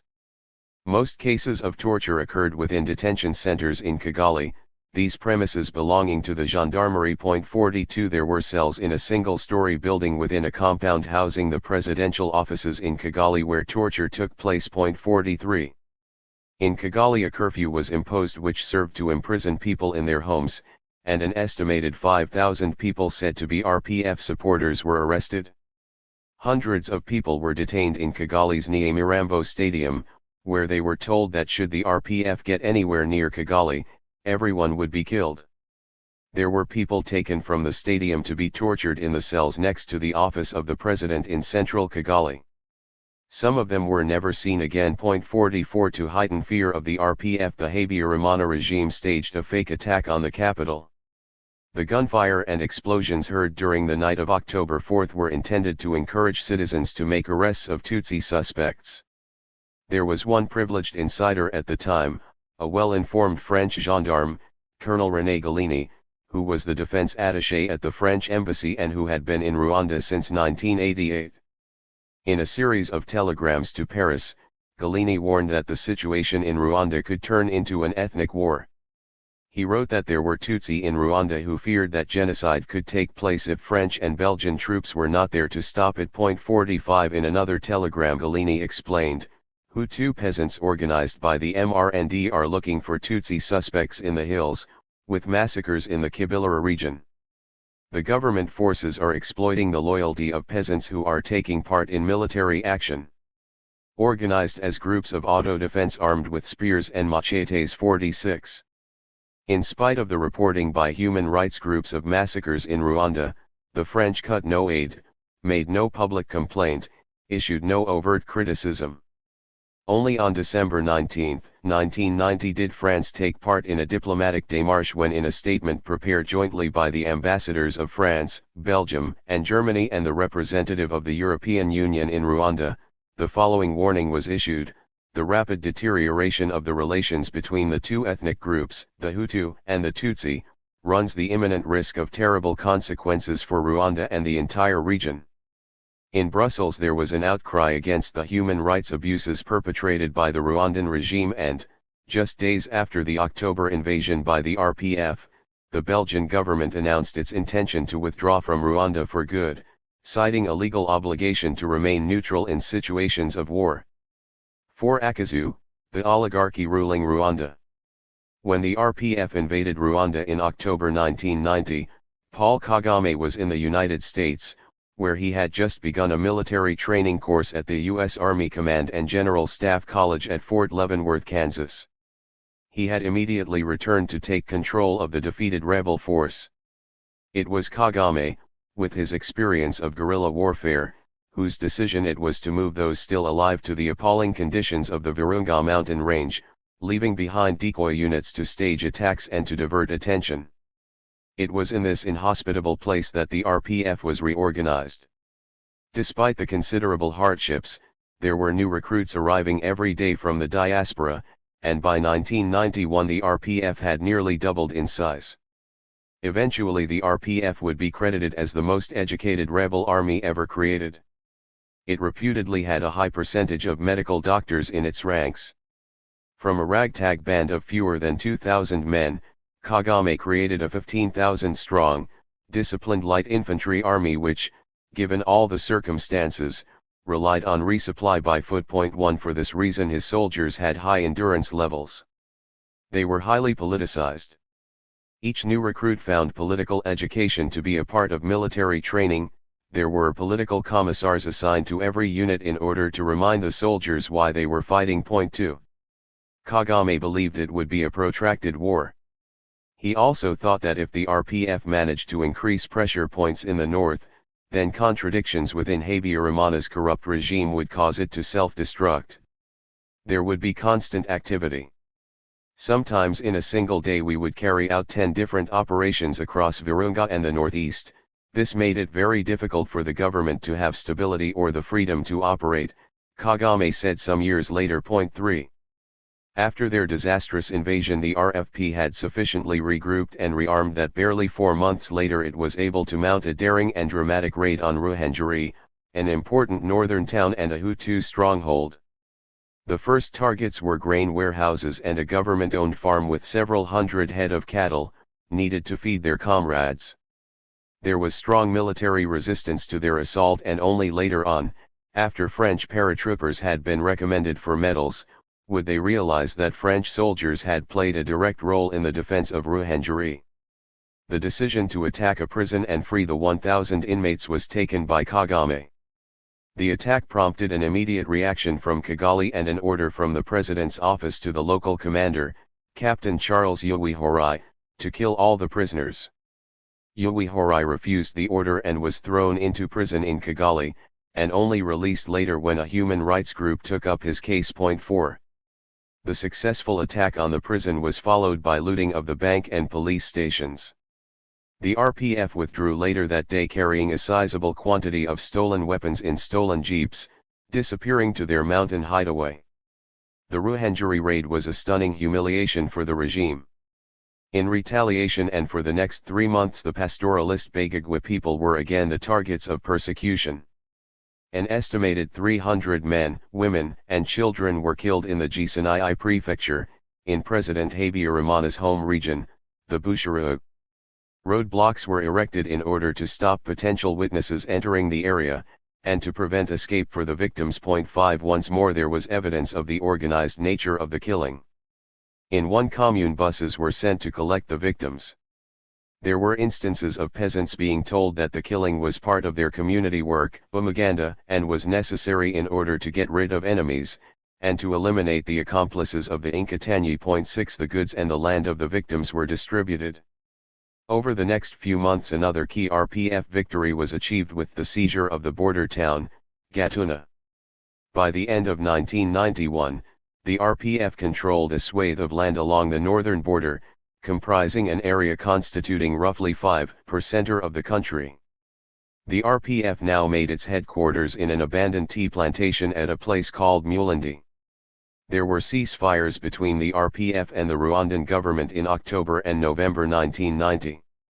In February 1991 there was another ceasefire. Each was renewed after violations.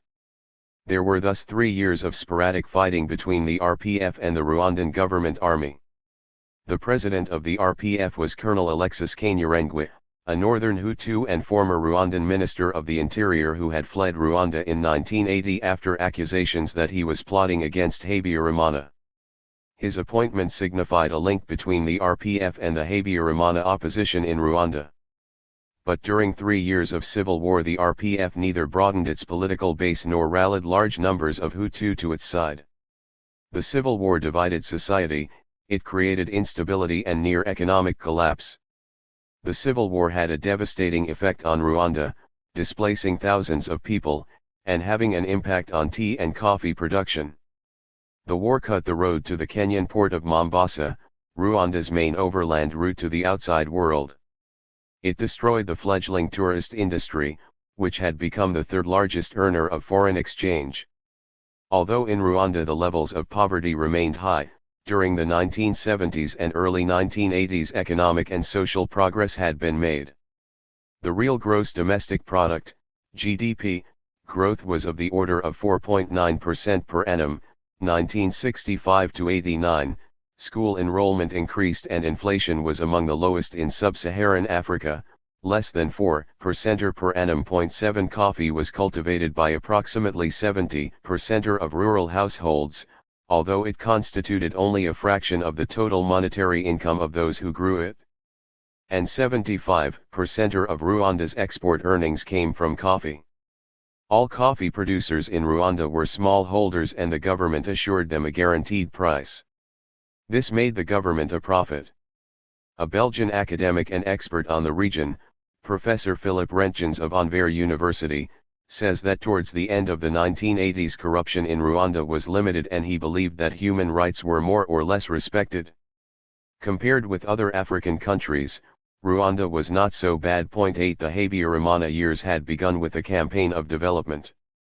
Rwanda was endowed with one of the best road systems in Africa, post and telephone services, and there was an expansion of the electricity supply. It was a popular country for aid workers. Rwanda was beautiful and well organized. It was 62% Roman Catholic and 17% Protestant. The churches controlled 80% of health clinics and contraception was forbidden. Until the late 1980s Rwanda had been a small and poor but self-sufficient country with an average annual inflation rate not higher than 4%. There were improving standards of public health and education, and Belgium, France, and Switzerland poured in money. There were also fault lines. Rwanda had the highest, and growing, population density of any African country. In 1989 there was drought and famine in the south, and when the RPF invaded in October 1990 there was further loss of food production in the north, and the creation of 300,000 refugees, who lived in camps. A lethal blow to Rwanda's economy had come in June 1989 when the International Coffee Agreement, ICA, had fallen apart, as a result of political pressure from Washington, acting on behalf of the large U.S. coffee traders. World prices plummeted. In Rwanda, the Fonds d'Égalisation, the State Coffee Stabilization Fund, which purchased coffee from Rwandan farmers at a fixed price, started to accumulate a sizable debt. 9 Revenues decreased drastically and foreign earnings diminished by 50%. Poverty increased. Very few countries had experienced such a rapid decline. Rwanda was a desperate case. The international financial institutions had concluded that with the imposition of a structural adjustment program, SAP, the levels of consumption would increase markedly and there would be recovery of investment, and an improved balance of trade leading to lower levels of debt. This depended on the speedy implementation of trade liberalization and currency devaluation and the lifting of all subsidies to agriculture, the privatization of state enterprises and the dismissal of civil servants. Rwanda signed the agreement in October and the first devaluation of the Rwandan franc was carried out in November 1990, barely 6 weeks after the RPF invasion. Intended to boost coffee exports, the devaluation was presented to the public as a means of rehabilitating the economy. But the fall in the currency contributed to inflation and a decrease in real earnings. There were large increases in the prices of fuel and consumer essentials. The state administration was in disarray. The biggest employer was the government, with 7,000 employed centrally and some 43,000 in local administration. The effects of the SAP were swift in coming. State enterprises were pushed into bankruptcy and health and education services collapsed. The incidence of severe child malnutrition increased dramatically, as did the number of recorded cases of malaria. The economic crisis reached its climax in 1992 when Rwandan farmers in desperation uprooted some 300,000 coffee trees, for the government had frozen the farm gate price of coffee at its 1989 level. A significant profit was appropriated by local coffee traders and intermediaries, serving to put further pressure on the peasantry. In June 1992, a second devaluation was arranged by the IMF, leading to further escalation in the prices of fuel and consumer essentials. Coffee production tumbled by another 25%. The loan cooperatives that provided credit to small farmers disintegrated. The Food and Agriculture Organization, FAO, warned of the existence of widespread famine in the southern provinces. By early 1994, coffee production had collapsed. Rwandex, the mixed enterprise responsible for the processing and exporting of coffee, had become largely inoperative. Rwanda was descending into poverty and destitution, and with fewer spoils for the governing elite. Military spending continued to increase, and by 1992 accounted for 71% of the nation's budget. It would appear no adequate warning system about military spending existed in either the IMF or the World Bank.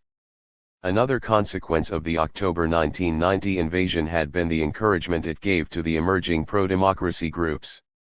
They were supported in turn by the numerous human rights groups that had been created elsewhere in Africa. At the end of the Cold War, there had been hopes that, freed from the constraints of superpower rivalry, the brutal and corrupt regimes in Africa would change. There were widespread calls for democratization in Africa, echoed in Washington, D.C. In June 1990, when President Habyarimana attended a Franco-African summit at La Balle, he had been informed by President François Mitterrand that a link was to be made by France between economic aid and political democratization. Mitterrand advised Habyarimana to introduce a multi-party system, and Habyarimana had quickly promised to liberalize. Rwanda was about to enjoy a higher profile during the forthcoming visit to the country of Pope John Paul II in September 1990.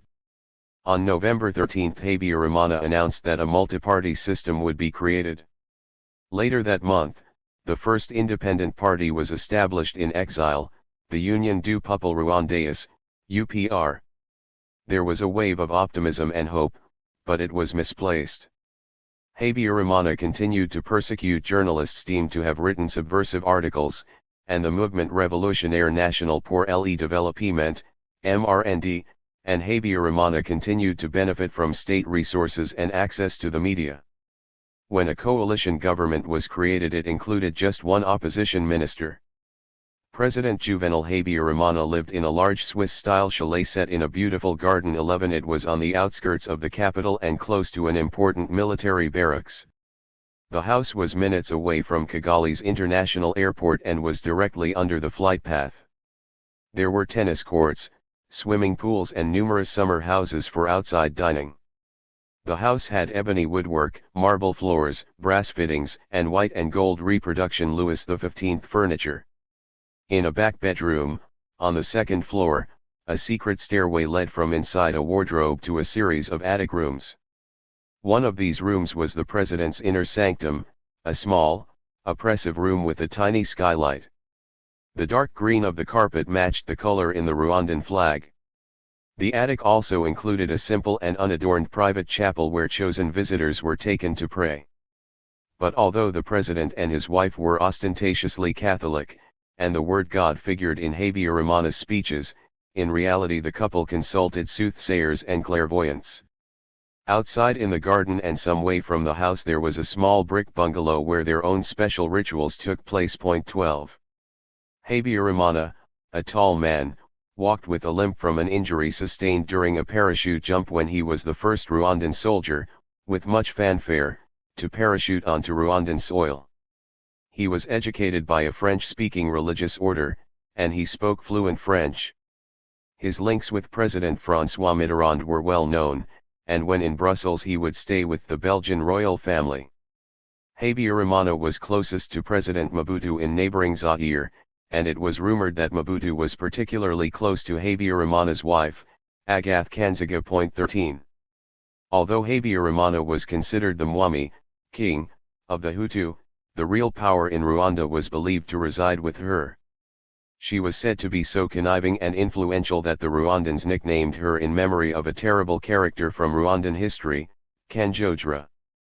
Kanjogera was the former King Musinga's mother. 14 Kanjogera played a vital role as manager of the royal household, and was the focal point of all court intrigue. She held the power in the shadow of the throne.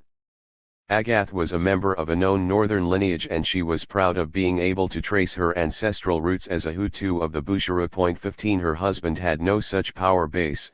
There were even rumors that Habyarimana might not have been from Rwanda at all, but from Uganda. It was her family support which had apparently allowed Habyarimana to mount a coup d'état and oust the former president, Gregoire Kayibanda, a southerner. The northern grudge against southern Hutu was well known. The Southerners were blamed for the subjugation of the northern lineages. 16 Had the RPF not invaded in 1990, some speculated that there might have been a different civil war, North against South. The northern Hutu were fearful of an end to their power and dreaded an eventual alliance between Tutsi, Southerners, and pro-democracy politicians. During the Habyarimana presidency, the North had been favored for state sponsorship and rural investment, and this had particularly benefited the agricultural Bushara, which was on the country's northern periphery. 17 When international investigators were later trying to unravel the social, economic, and cultural development of the Bushara, they found that the particular communes of Gisayi, home of Madame Agathe, and Karigo, that of her husband, had greatly benefited. This had been achieved through an association called the Adkajika, a means by which international aid and development money was channeled to the region. 18 With Habyarimana as president, access to power was granted only to those from northern prefectures. Agathe was said to have surrounded herself with a tightly knit group of increasingly influential family members. This group would be given the name Akazu, meaning little house. A personal network, it comprised her notorious brothers, Proteus Zijaranyarazo 19 alias Monsieur Z, former prefect of Ruhengeri, who had a fearsome reputation, and Seraphine Ruabukumba 20 a prosperous businessman who ran La Centrale, an import company and quasi-monopoly, and who owned a large house in Belgium. This man was said to have diverted funds for arms deals, and for a time he ran the National Bank of Rwanda. The Akazu was rumored to operate a death squad, and one of the army officers involved was Colonel Pierre Celestin Ruagafilita. 21 Akazu was credited with having contacts everywhere, including in local communes and prefectures. It had representatives in all of Rwanda's embassies, and its richer members kept bank accounts abroad. When some years later, in 2007, Agathe Kanziga was seeking refugee status in France, the Commission for Refugees was told that she had been at the heart of the regime and was guilty of crimes perpetrated between 1973 and 1994, especially assassinations of political opponents after her husband's 1973 coup d'état and the planning of the Rwandan genocide. 22. French intelligence is believed to have been particularly well versed on the power structures within Rwanda. In June 1991, an intelligence report revealed the existence of an inner circle of power dominated by Agathe and her family members. This group was using ethnic hatred to increase its power. It was determined to resist democracy and, knowing that it would be suicidal to oppose reform directly, the group relied on propaganda to instill fear among the people. There were significant amounts of money being used to strengthen the army, and independent political parties were being sabotaged. The moderate members of the military, the cabinet, the young educated officers and the intellectuals were powerless. While this group maintained its grip on power, the creation of democracy never stood a chance. And if anyone tried to impose democracy, the report warned, it would serve only to provoke resistance. 23. In November 1991, The RPF issued a press release in Paris claiming that a military command unit was being used in Rwanda to eliminate political opponents. 24 There were other warnings. A French scholar, Jean-Pierre Chrétien, described how in Rwanda a racist ideology had not just recently erupted as a consequence of the RPF invasion but had been nurtured for decades. Chrétien wrote that if the importation of arms into Rwanda did not stop, then the country would become a powder keg. 25. A few months later, in the spring of 1992, the Belgian ambassador in Kigali, Yuan Swinen, received information from a Rwandan informant including a list of names of members of a secret group whose job it was to eliminate liberals and pro-democracy politicians. The members of this group included Proteus Zijaranyirazo, the president's brother-in-law, Colonel Eli Sagatwe 26 head of the president's own security network, and his private secretary, François Carrère 27 deputy prefect in Kigali, who had been in charge of the logistics for a recent massacre of civilians in Bugesera in March 1992, Captain Pascal Simbai Kangwe, 28 Lieutenant Colonel Anatole Ansenji Yumva 29 head of G2 Army Intelligence, and Lieutenant Colonel Darcis Renzaho 30 prefect of Kigali. Swinen was provided a few months later with a document that had been sent to all sector commanders from the Rwandan Ministry of Defense. It described all Tutsi in Rwanda and all those living outside as the principal enemy. Swinen reported to Brussels, "This secret group is planning the extermination of the Tutsi of Rwanda to resolve once and for all, in their own way, the ethnic problem and to crush the internal Hutu opposition." 31. There was information publicly available in France. A French journalist, Jean-François Dupecoire, writing for a weekly magazine, described a fanatical Hutu group supporting a final solution. This group had a propaganda weapon, a journal called Kangura, which published articles reminiscent of Nazi literature in the 30s. Kangura promoted the notion of a pure Hutu race. He described the Interahamwe militia and how they killed with machetes. He wrote that in Rwanda human rights were abused with impunity. 32 Dupecoire tried to interest members of the French Parliament in questioning their government as to why support was provided to such a terrible regime, but to no avail. 33. In August 1992 a defector, Christophe Mfize, went public to claim that Rwanda was ruled by an oligarchy from the north. 34 Mfize had been a senior official of the MRND since 1976 and for 14 years he had run the Office Rwandais d'Information, RIN4, which controlled Rwanda's press. Mfize published an open letter in Paris revealing what he called Le Réseau Zero, Network Zero, a group of people who had successfully infiltrated every part of Rwandan society: politics, the army, finance, agriculture, science, and religion. These people treated the country like a private company from which a maximum profit could be squeezed. The president and the leaders of the MRND were enmeshed by this group and unable to escape. In order to retain power, the group was encouraging racism and regional division. Until it was destroyed, there was no chance of creating democracy in Rwanda. Another public warning came 2 months later, on October 9, 1992, in a press conference in the Belgian Senate in Brussels, when Professor Philip Rentgens, along with Senator Willy Kuipers, described how in Rwanda a death squad called Réseau Zero was killing people and creating havoc and instability with the intention of blocking the political opposition and sabotaging the process of democracy. 35 Rentgens described how in June 1992 a street militia, the youth wing of the MRND known as the Interahamwe, had sealed the capital by erecting roadblocks. This operation had been controlled by senior figures in government.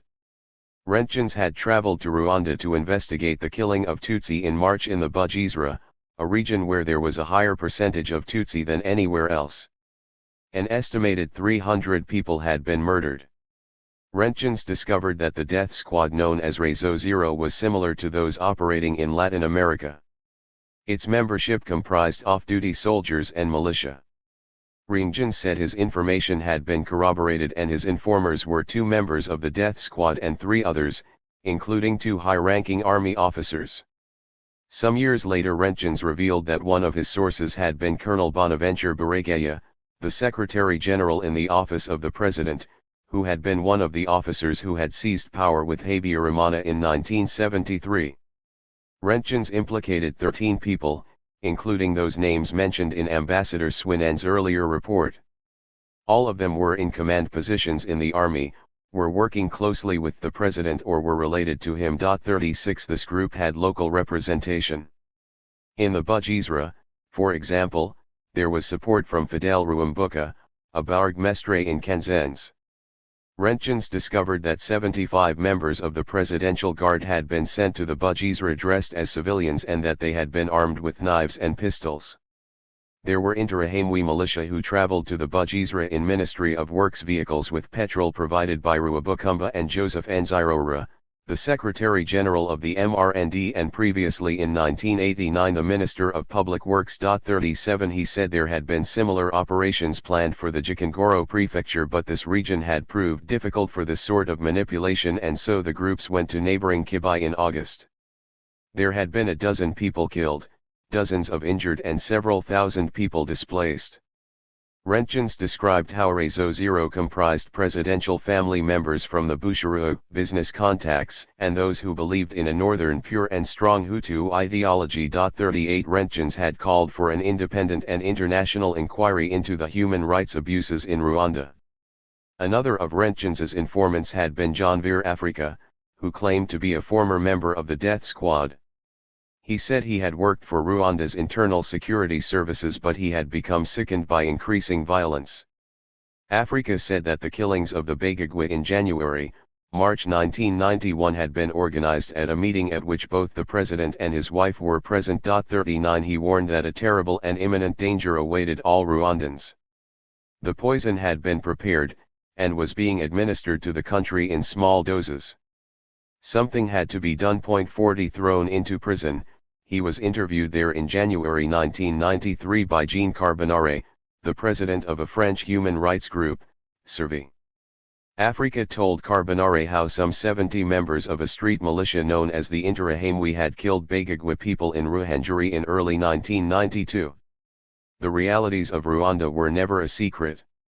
On January 24, 1993 Carbonare had broken down on a France 2 television news program after a visit to Rwanda in which he condemned the magnitude and systematic massacres of civilians, which had nothing to do with ethnic conflicts but rather involved an organized policy in which the level of power implicated in this genocide, this crime against humanity was strikingly high.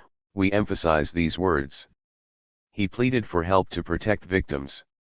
In the Paris-based Liberation, on February 9, 1993, a journalist wrote, "In the far hills of Rwanda, France is supporting a regime which for 2 years, with a militia and death squads, has been trying to organize the extermination of the minority Tutsi.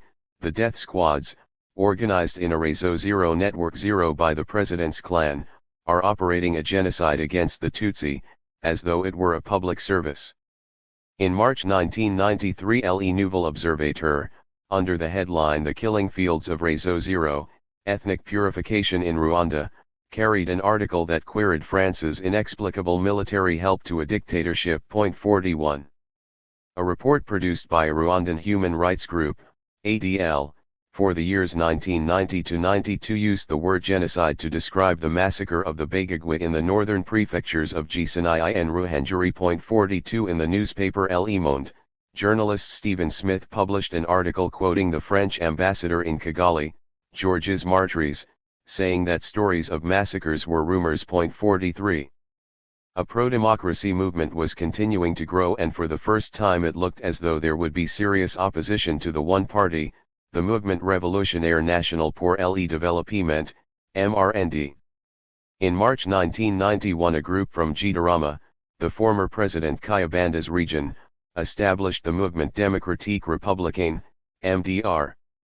More parties were created, the Parti Libéral, PL, which had hopes of bridging the ethnic divide, and the Parti Démocrate Chrétien, PDC. This party had been difficult to establish given the support of the Catholic Church in Rwanda for the MRND. But soon there was a plethora of parties, including an emerging ecology movement. In June 1991 a new constitution legalized the formation of political parties, and also provided for freedom of the press. A vibrant press came into being.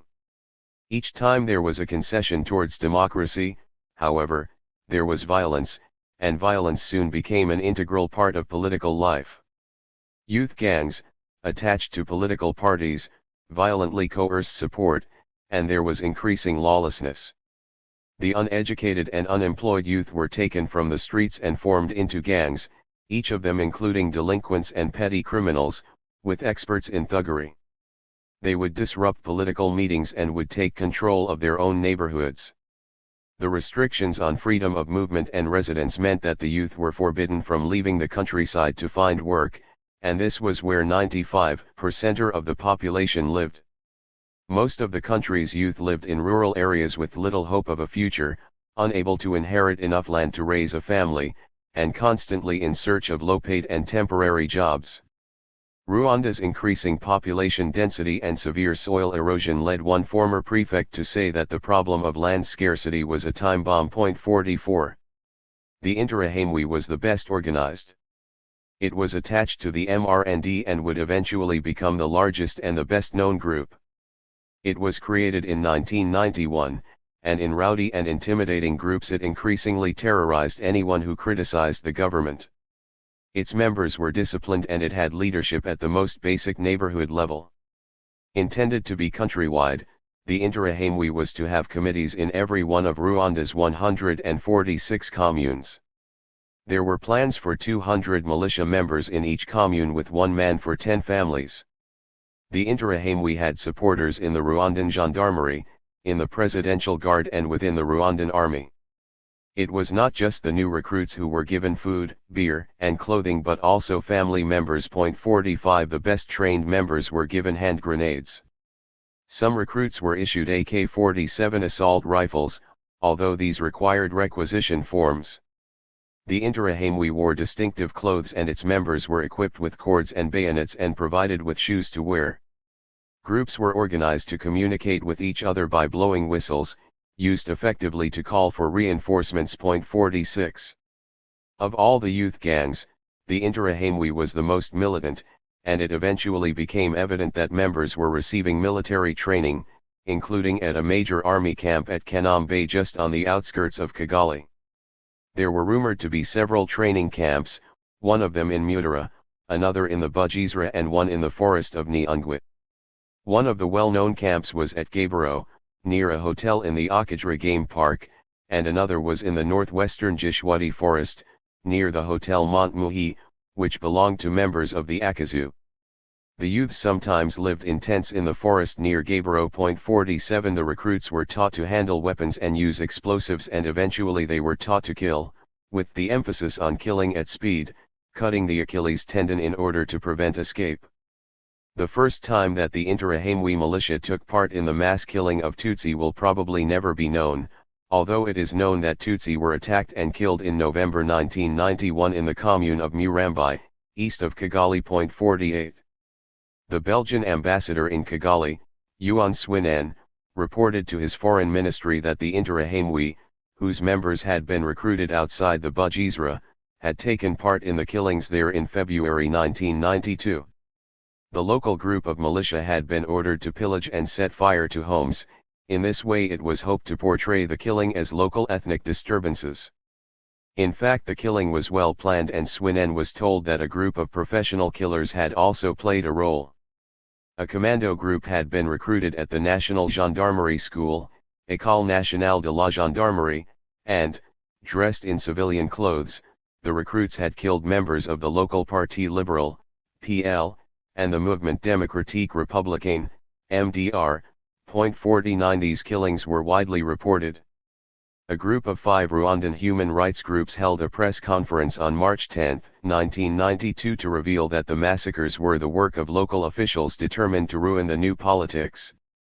The deaths in the Bugesera had been directly linked to the effective use of propaganda. 50 There were news broadcasts on Radio Rwanda, at peak times, which claimed that an unknown group in Nairobi, associated with the Parti Liberal, PL, intended to kill 22 prominent Hutu. At the time the PL was actively recruiting in the region. This time peasants took part in the killing, they were told that this was a special collective work session. When local officials ordered the people to clear the bush, everyone knew this meant to clear the hill of Tutsi. The slaughtering of women and children was called pulling out the roots of the bad weeds. More than 3,000 people fled the area, their homes razed to the ground. People were thrown in the rivers or were burned in their homes. Tutsi who tried to defend themselves were disarmed by government soldiers. There were reports that thousands of people had taken refuge in the Nyamata Catholic Church, and that the church was surrounded. Many people died from hunger and exposure. There were extreme forms of harassment from local security forces. 51. After the killings in the Bugesera, similar incidents occurred in the Kigali Prefecture, in Kibai, in Cyangugu, and in Gisenyi. The government explained the killings in Bugesera as self-defense, and although 466 people were arrested, they were later released. The regime blamed the president of the PL, Justin Mugenzi. 52 The US and Canadian ambassadors 53 went to see President Habyarimana to express concern at the violence, although the French ambassador, Georges Martries, failed to join this démarche. 54 Rwanda became more violent. Bombings were reported throughout the country, particularly in Ruhango, southwest of Kigali, and in the southern town of Butare. A series of terrorist attacks took place, and grenades were thrown into crowds. 5 people were killed when a bomb exploded in a taxi in Kigali. All attacks were attributed by the government to the RPF or their supporters. In the countryside there were reports of Tutsi killed in Gisenyi and of MRND officials threatening those attempting to register opposition political parties. In order to appease his Western backers, Habyarimana, on April 6, 1992, formed a new government. It looked as though for the first time the ruling MRND party would be sharing power. It was allotted 9 ministries from a total of 20.55. There were women in government for the first time. One of them, Agathia Uwilingiyimana, became the Minister of Education. 56 Uwilingiyimana, a progressive politician, a Hutu from the south, was determined to end the ethnic divide in society. At the ministry she had tried to end the quota system for Tutsi in schools. Just a month after her appointment, on May 8, she had been attacked in her home in Kigali by 20 armed men. Some 3,000 women demonstrated in Kigali in support of her. The country was in chaos. Military spending continued to increase while the government was relying on food aid. 57 There was an epidemic of bacillary dysentery spreading through Byumba, and, in Rwanda, 500,000 cases of AIDS. The international pressure for a settlement between the RPF and the Rwandan government now included France, the USA, Belgium, and the Organization of African Unity, OAU, under its Secretary-General Salim Ahmed Salim. In May 1992, the USA became more actively involved and Assistant Secretary of State for African Affairs Herman Cohen traveled to Rwanda, where he was assured by Habyarimana of the progress towards democracy. But Cohen expressed his doubts in a report to Washington because of the massive military spending that was ruining the economy. By now the RPF had achieved a transition from rebel group to legitimate participant in the political process, a transition recognized when the RPF had talks with Cohen and with the OAU Secretary-General in Kampala in May 1992. That year there were preparatory talks between the RPF and the French government in Paris in June. A communiqué of the U.S. State Department issued in early 1993 maintained that the continuation of U.S. aid depended on progress with reform and the pursuit of democracy, a policy much criticized later on. The attempt to install a multi-party coalition government, under the trusteeship of Rwanda's external creditors, was considered by some to have been impossible. 58. A ferocious anti-Tutsi campaign was launched on November 22 when in a landmark speech Leon Mugesera 59 the vice president of the MRND in Gisenyi, and a political science professor, addressed party militants in a rabble-rousing, racist speech which quite clearly incited the murder of Tutsi. What about those accomplices here who are sending their children to the RPF? We have to take responsibility in our own hands. The fatal mistake we made in 1959 was to let them the Tutsi get out, They belong in Ethiopia and we are going to find them a shortcut to get there by throwing them into the Nyabarongo River. We have to act. Wipe them all out. 60. The Interahamwe later chanted his words. Mugisro was one of the intellectual architects of the racist ideology which held that Tutsi were evil and clever, lazy, and arrogant. At the time of the Mugisro speech, the Rwandan Minister of Justice was a member of the opposition, a man called Stanislas Mbanampika, of the Parti Liberal. A lawyer and human rights advocate, he charged Mugisro with incitement to racial hatred. A warrant was issued for Mugisro's arrest, but he took refuge in a military camp and the police were too frightened to arrest him. Mbanampika resigned. He was not replaced. As Rwanda's economic situation worsened, and as negotiations took place in Arusha, the regime in Kigali received ever-increasing support from France. The French president, François Mitterrand, and his Africa unit successfully kept the French public and parliament unaware of the policy of propping up the regime. It was French technical and military training which allowed the Rwandan army to increase from 5,000 to 28,000, equipping it with modern weaponry. In the years of civil war, France tripled financial aid to Rwanda. 61 French arms supplied to Rwanda in the years 1990 to 94 increased, including sales of light weaponry, grenades, and ammunition. 62 Some weaponry was provided free of charge. An inquiry established some years later by the French Senate found there had been 31 direct transfers of weapons to Rwanda in disregard of France's export procedures, and these supplies had been taken directly from French army stocks. 63 There was thought to have been a total of 146 contracts negotiated with France which did go through the approval procedure. This procedure included the Prime Minister, the Minister of Foreign Affairs and the Minister of Defense in an oversight committee. 64.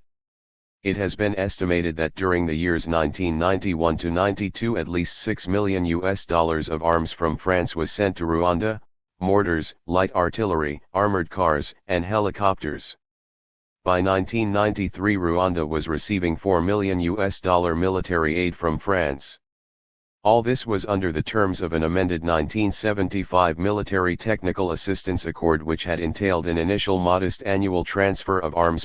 65 The accord had been signed by President Valéry Giscard d'Estaing just 2 years after Habyarimana seized power. At the time, Giscard the African, as he was sometimes known, wanted to expand France's African sphere to include Belgian and French-speaking colonial territories, including Zaire, where France became a principal arms supplier. The intervention in Rwanda was claimed to be under a treaty obligation to an ally which France was bound to honor. In 1992, the agreement was amended to an accord de défense. In June 1992 a Commandement d'Opérations Spéciales, COS, was created for Rwanda, comprising French special forces, including units from the Foreign Legion, and experts in covert action. The COS, directly under the command of President François Mitterrand, adopted a military doctrine first formulated in the 50s, which had been designed in response to the French defeat in Indochina. This doctrine had been adapted during the Algerian War and had become known as guerre révolutionnaire, Revolutionary War, and it included methods of population control, special skills in psychological warfare, the use of propaganda, and the creation of an auto-defense militia. The COS was a political, military, and secret force established by Admiral Jacques Lancade, a former military advisor to Mitterrand until April 1991, when he had been appointed the head of the French Armed Forces. 66. The documentary evidence about French military involvement that has survived, a part of it contained in a military archive in Kigali, includes an order at the most senior level to keep secret the extent of French help.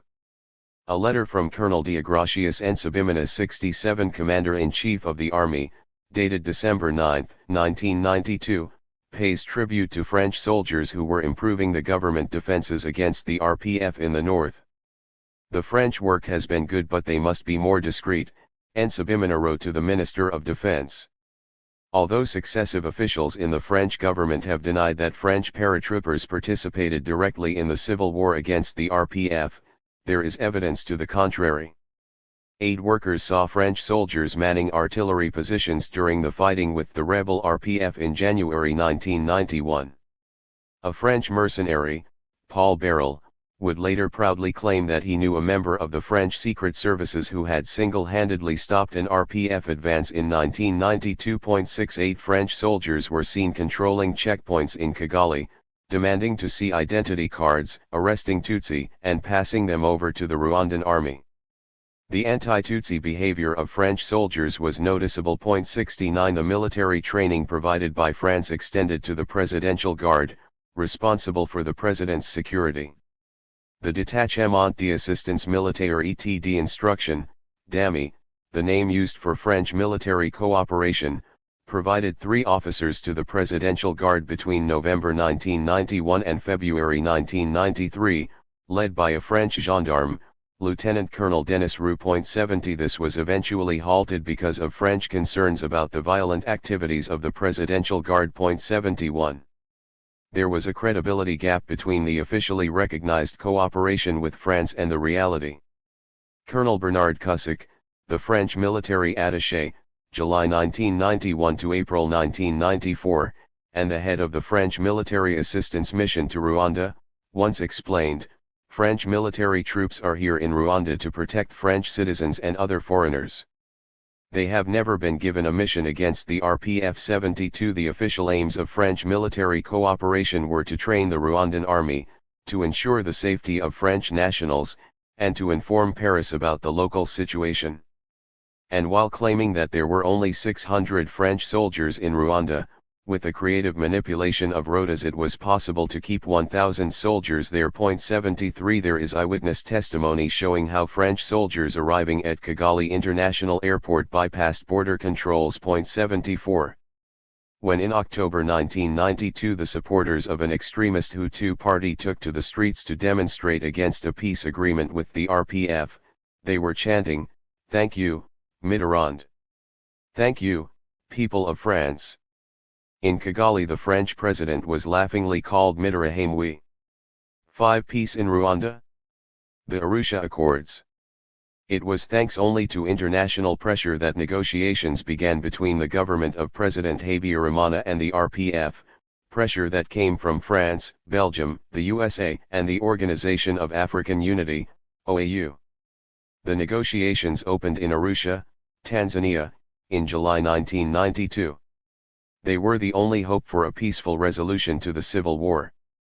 It took 13 months of talks to get the Rwandan government and the RPF to sign a peace agreement. Without international pressure, given their differences and the problems, an agreement would never have emerged.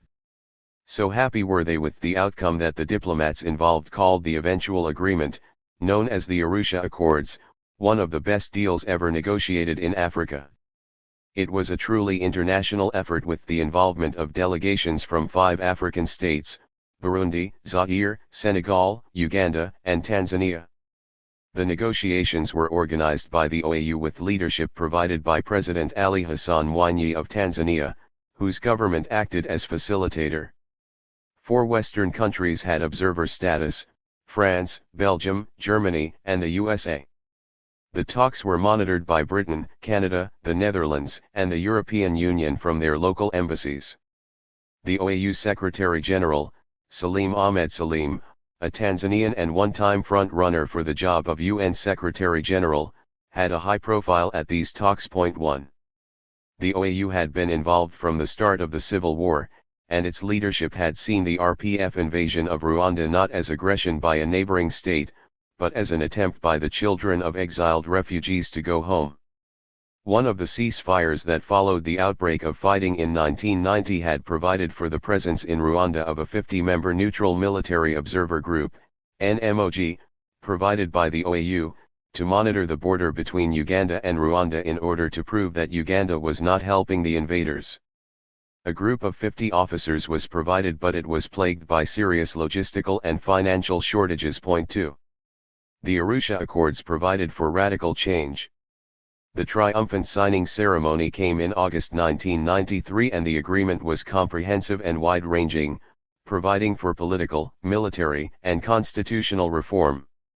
Rwanda was to have a broad-based transitional government until a democratically elected government was installed. The presidency was to become largely ceremonial, with the president wielding less power than most constitutional monarchs. A neutral international force was to be deployed, to be followed by the withdrawal of French soldiers. The RPF and the Rwandan army would integrate, there would be disarmament and demobilization. The refugees would be allowed home. As a first step, a battalion of RPF soldiers would be stationed in Kigali. The transitional government was to hold power for no more than 22 months until free elections, and it would contain representatives of the three political blocs, President Habyarimana's political party and its allies, the internal opposition parties, and the RPF. The Accords named Faustin Twagiramungu of the Mouvement Démocratique Républicain, MDR, the largest internal opposition party, as Prime Minister during the transition. 3. Some thought that the Arusha Accords were the best that would ever be achieved. Eric Gillett, a human rights lawyer who had contributed to a human rights report on Rwanda, said that he thought that all that could be done was done at Arusha. The trouble stemmed not from the accords themselves but from the fact that Habyarimana and his entourage did not want them to work, and did everything possible to prevent agreement. Gillett said, "The human rights workers, whether Rwandan or international, were not fooled. We did not think that someone capable of organizing massacres would suddenly turn into a Democrat. We saw what was happening. We kept telling the Belgian authorities for." There are critics of Arusha who claim that the accords served only to back the extremists into a corner, taking away all their power. The hardliners in the MRND party, the northern clique in the military and in the extremist new grouping, the Coalition pour la Défense de la République, CDR, were denied power in the transitional institutions. The MRND was reduced to 5 seats in the transitional government. If a newly independent judiciary were to be installed, then the culture of impunity would end. The corruption could be exposed, as would the regime's human rights abuses. There was no provision in the peace agreement for an amnesty for political, economic, or human rights crimes. Any government figure, from the president down, could have been investigated and charged. All that was left to the extremists was their ideology of Hutu nationalism, and the means to attract sympathy to their cause. The vice president of the RPF, Patrick Mazimhaka, who participated in the negotiations in Arusha, says that no one in the RPF leadership believed for 1 minute that Habyarimana was sincere when he negotiated and signed the accords. It is Mazimhaka who tells a now famous story about Colonel Theonest Bagosara, an army colonel from the Busharu who had provided a direct link between Arusha and the extremists in Kigali. At one point during negotiations, Bagosara, a fervent anti-Tutsi, had packed his bags. Mazimhaka saw him standing in a hotel lift surrounded by suitcases and asked why he was leaving. Bagosara said he was going back to Rwanda to prepare Apocalypse 2, the second apocalypse. 5. The RPF had put its faith in the international community, explained Mazimhaka, hoping that if neutral peacekeepers were provided then this would stop the worst from happening. Major General Paul Kagame had received assurances. The whole world will be watching, Kagame says he was told by Western diplomats. 6 We thought Habyarimana would be isolated, said Mazimhaka. Whether or not to include extremists in negotiations and in government is an issue that bedevils peace agreements. A flashpoint during the Arusha negotiations was the exclusion from the process of the CDR. 7 The RPF would not countenance the CDR in government, arguing that it was an offshoot of the president's party, the MRND, a crypto-fascist gang that would not allow anyone with a Tutsi grandparent to join. The RPF argued that the CDR did not meet the requirement of an August 1992 protocol signed with the government that forbade the inclusion of parties that promoted ethnic intolerance.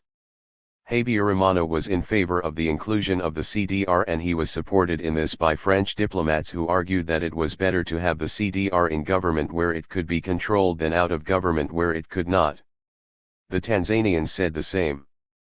The obstinacy of the RPF leadership over this issue sent Western diplomats, both British and American, urgently seeking meetings with Kagame to persuade him to concede the inclusion of the CDR. The U.S. ambassador to Rwanda, David Rawson, was forceful over the issue. According to the State Department desk officer for Rwanda, an interagency meeting to discuss Rwanda agreed as early as March 1992 that the CDR must be included. 8 Western governments saw the exclusion of the CDR as a departure from constructive negotiation, insisting that a more substantive role should be given to those who stood to lose power. The RPF delegates told everyone that the founder of the CDR, Jean Bosco Barayagwiza, who worked as Director of Political Affairs in the Rwanda's Ministry of Foreign Affairs, was a fascist thug and that the CDR was the above-ground incarnation of the underground forces murdering the opposition and the Tutsi, and running the country. 9 The RPF was blamed for intransigence. Overall, the RPF achieved a high level of success in Arusha and proved superior in negotiation, for the government team was split between hardliners and members of a transitional government that Habyarimana had been forced to create. Critics of the Arusha Accords describe the deal as a veritable coup for the RPF and Rwanda's internal pro-democracy opposition. The RPF prevailed over the CDR issue and the transitional institutions were to give equal representation to the RPF and the ruling MRND, at 5 members each.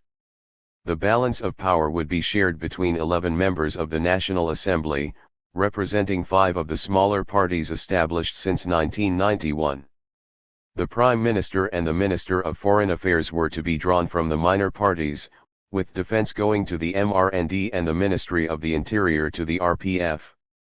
Just how sincere the Habyarimana regime was came to light afterwards, for while it engaged in negotiation in Arusha, the regime entered into the largest of all the arms deals with a French company called Dill Investments for $12 million, involving the purchase of 40,000 grenades, 29,000 bombs, 7 million rounds of ammunition, 1,000 truncheons, 1,000 pistols, and 5,000 AK-47s, the money to be paid in million-dollar installments.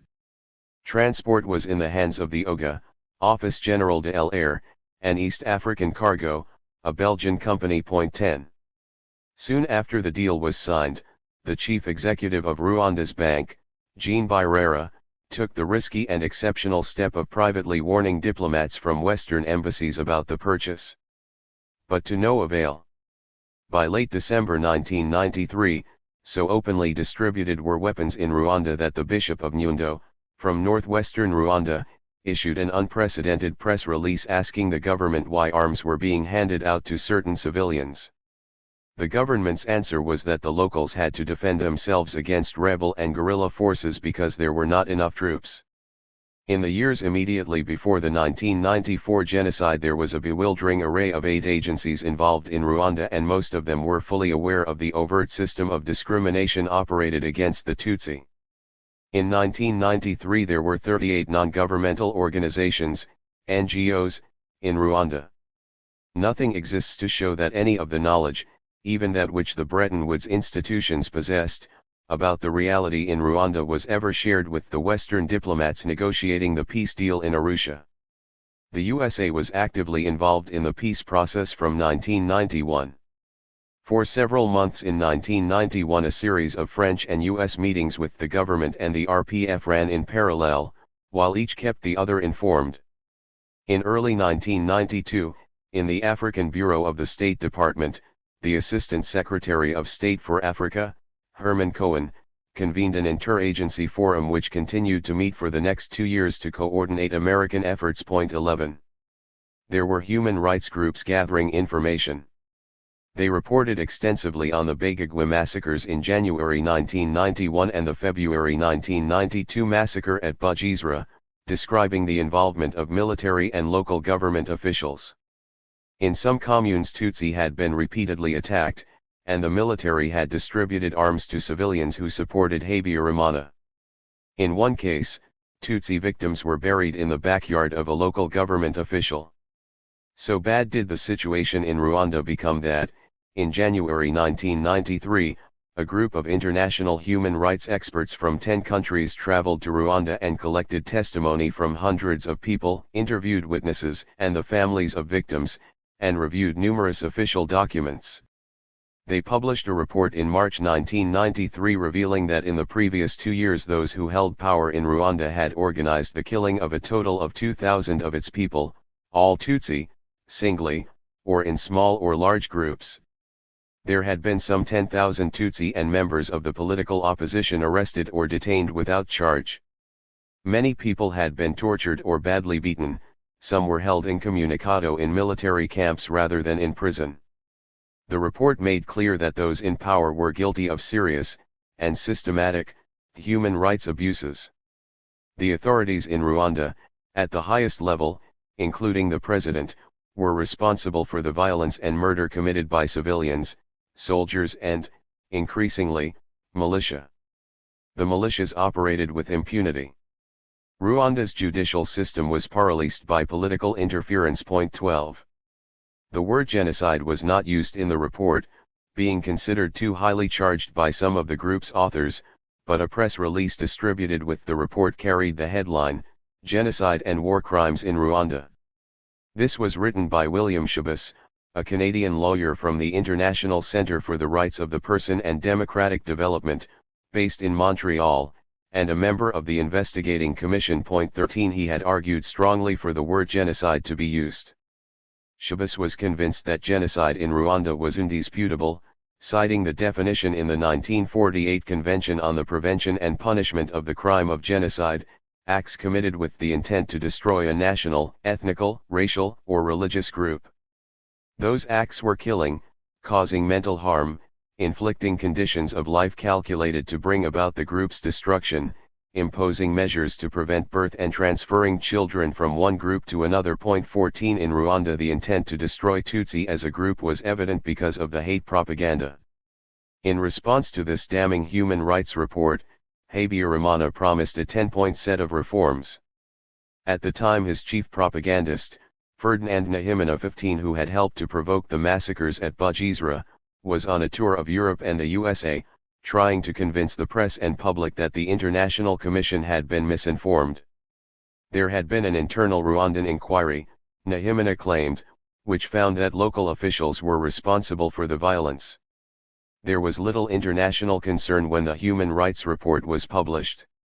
The Belgian government recalled its ambassador from Kigali for consultations, and the Rwanda's ambassador in Brussels was told that Belgium would reconsider its economic and military aid unless steps were taken to rectify the situation. There was another report prepared when, from 8 to April 18, 1993, the Special Rapporteur for the Commission on Human Rights for Extrajudiciary, Summary, or Arbitrary Executions, Bakar Wale Ndiaye, visited Rwanda. He had received allegations of grave and massive violations of the right to life in Rwanda. His report, published on August 11, used the word genocide to describe the killings in Rwanda. The victims of violence in Rwanda, Ndiaye reported, were in the overwhelming majority of cases Tutsi, and so the Genocide Convention was applicable. The UN Commission on Human Rights was established in 1946 to filter and consider human rights complaints. 16. There are 53 member states represented on the Commission, which is a subsidiary of the UN General Assembly. It meets annually, from February to mid-March. In 1992 and in 1993, the Commission discussed Rwanda. Both times, the confidentiality clause was used, a way to avoid embarrassment for the state concerned, and a way to allow the Commission to approach the government in closed session. 17. These confidential discussions were conducted by a committee of 5. 18. This was the first step in a process that could lead to the serious and public step of appointing a special rapporteur. Ndiaye accused the Rwandan government of using propaganda to create a situation in which all Tutsi inside the country were collectively labeled accomplices with the RPF. He described an elite which, in order to cling to power, was fueling ethnic hatred. Concerning massacres, he wrote, such outbreaks were planned and prepared, with targets being identified in speeches by representatives of the authorities, broadcasts on Rwanda radio, and leaflets. And the persons perpetrating the massacres were under organized leadership. Local government officials were found to have played a leading role in most cases. 19. Ndiaye said later that for all the attention his report achieved he might just as well have thrown it into the sea. At the time of its publication, the RPF and the Habyarimana regime had signed the Arusha Accords. From then on, all efforts were concentrated on a rushed and desperate effort to implement them. In early 1993, while the protocol that dealt with the distribution of seats in a transitional government was being negotiated in Arusha, there were violent demonstrations against the peace process organized by the MRND. The opposition parties launched counter-demonstrations. 300 Tutsi civilians were killed. At the negotiations in Arusha, Kagame was insisting that the whole issue was about fundamental change. What they were dealing with was a dictatorship that killed its own people. 20 He had spoken with survivors from the Begagwe massacres, and then he suddenly pulled out of the negotiations in Arusha. On February 8, 1993, the RPF massively breached the ceasefire agreement 21 ostensibly to stop the killing of civilians. An RPF offensive was launched with 8,000 troops, the biggest military operation ever on Rwandan soil, driving back government troops and creating a wave of terrified people fleeing south, adding to the misery of those already displaced by civil war. By now 1 million people were homeless, 1/7 of Rwanda's population, living in huge camps where children were dying of starvation and dysentery. 22 The people in the camps were dependent on massive food aid for their survival. As a result of the exodus from fertile land, and fears that the next harvest could be down by 40%, there were predictions of famine. NDIA's report had described the problems of the large number of displaced people as a time bomb with potentially tragic consequences. In Arusha there was speculation among the negotiators that the RPF attack had been launched because the next item on the agenda was the integration of the two armies. The offensive was launched to prove how strong the RPF was militarily, in order to get more of a share in the new Rwandan army. 23 If this was the intention, then it succeeded. The invasion proved that the RPF, while less well equipped than the Rwandan army, was a superior fighting force. The RPF doubled the territory it controlled, reaching Rulindo, 50 kilometers from Kigali. Once again French resources were used and the RPF fought helicopters and artillery fire, and there was radio jamming by French operatives. The RPF could have taken Kigali, and Kagame said later that he wished he had carried on and taken the capital. The genocide would have been avoided. The RPF ended its offensive on February 22 when an accord was signed under which the RPF agreed only one condition, that a demilitarized zone be created in the territory now under RPF control. The consternation in Paris at the military success of the RPF was expressed by Bruno Delay, the head of the Africa unit, who reported to President Mitterrand how great were the benefits now afforded to the RPF. Delay bemoaned the fact that the RPF was benefiting from the benign complicity of the Anglo-Saxon world, and he wrote as much in a note to Mitterrand. The RPF had military support from Uganda, Belgian sympathy for Tutsi, and an excellent system of propaganda which makes the most of the unfortunate excesses exactions of the extremist Hutu. Delay believed that the situation for the French had become very delicate, and he wrote, "We are at the limits of our strategy to indirectly support the Rwandan armed forces." He continued, "Our isolation on this internationally, the Belgians, the English, and the Americans do not like Habyarimana, should steer us towards more offensive diplomacy." 24. The OAU publicly accused the French government of prolonging the conflict by supporting the Rwandan military, and for firing upon RPF positions in Ruhengeri. But France was undeterred and, on February 20, 1993, decided to send 2 more companies of troops. The RPF attack in February had disastrous effects. The extremists' cause was strengthened by it, and Tutsi were labeled RPF accomplices and Hutu members of the opposition regarded as traitors. The opposition split into 2 groups, pro and anti-RPF. There was evidence emerging from human rights groups which showed human rights abuses by the RPF. According to the NDIA report for the International Federation of Human Rights, the RPF had executed at least 8 local MRND officials. Because of the inaccessibility of the area where these events took place, NDIA said it was difficult for him to form an opinion, but the events needed to be investigated by an international team of experts. he reported that the RPF was willing to cooperate. 25. The invasion damaged the fragile relationship which existed between the RPF and the opposition parties. There was speculation that the RPF did not really want a negotiated settlement. In a press release dated February 25, 1993, the CDR announced that the real RPF plan was to kill all the Hutu. The government should urgently provide the people with the means to defend themselves. In the Ministry of Defense in Kigali, the idea was gaining ground that, in order to defend the country, a civilian self-defense network must be created. Habyarimana told his army sector commanders on March 11 that the population must begin to organize to defend itself. This idea was nothing new. It had been suggested earlier in 1991 in letters from Colonel Laurent Sirabuga 26, who was then in charge of military intelligence. Sirabuga advised that only people approved by the local authorities should receive arms. Sirabuga warned the president that army officers were sickened by the creation of political parties and the proliferation of the private press.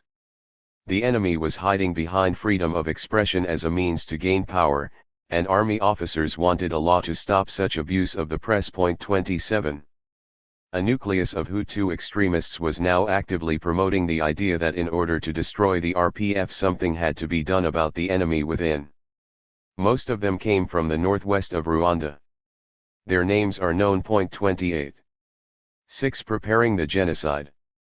The prosecutors at the International Criminal Tribunal for Rwanda, ICTR, believed that Colonel Theoneste Bagosora and other Northern Army officers managed to legitimize their racist beliefs within the ranks of the army. The case they brought against the army officers was based on a claim that a large part of the planning for genocide had taken place in their offices, and the indictment against the military defendants on trial contains the allegation: from late 1990 until July 1994 the defendants conspired among themselves and with others to work out a plan with intent to exterminate the civilian Tutsi population, and eliminate members of the opposition, so that they could remain in power. 1. The prosecution appears to have traced the roots of the conspiracy to December 4, 1991, when President Habyarimana, then Commander-in-Chief, held a meeting with more than 100 officers from the military and gendarmerie. The army was dividing. Splits were emerging in the ranks between moderates and hardliners on how best to respond to the RPF and whether or not a peaceful settlement could ever be reached.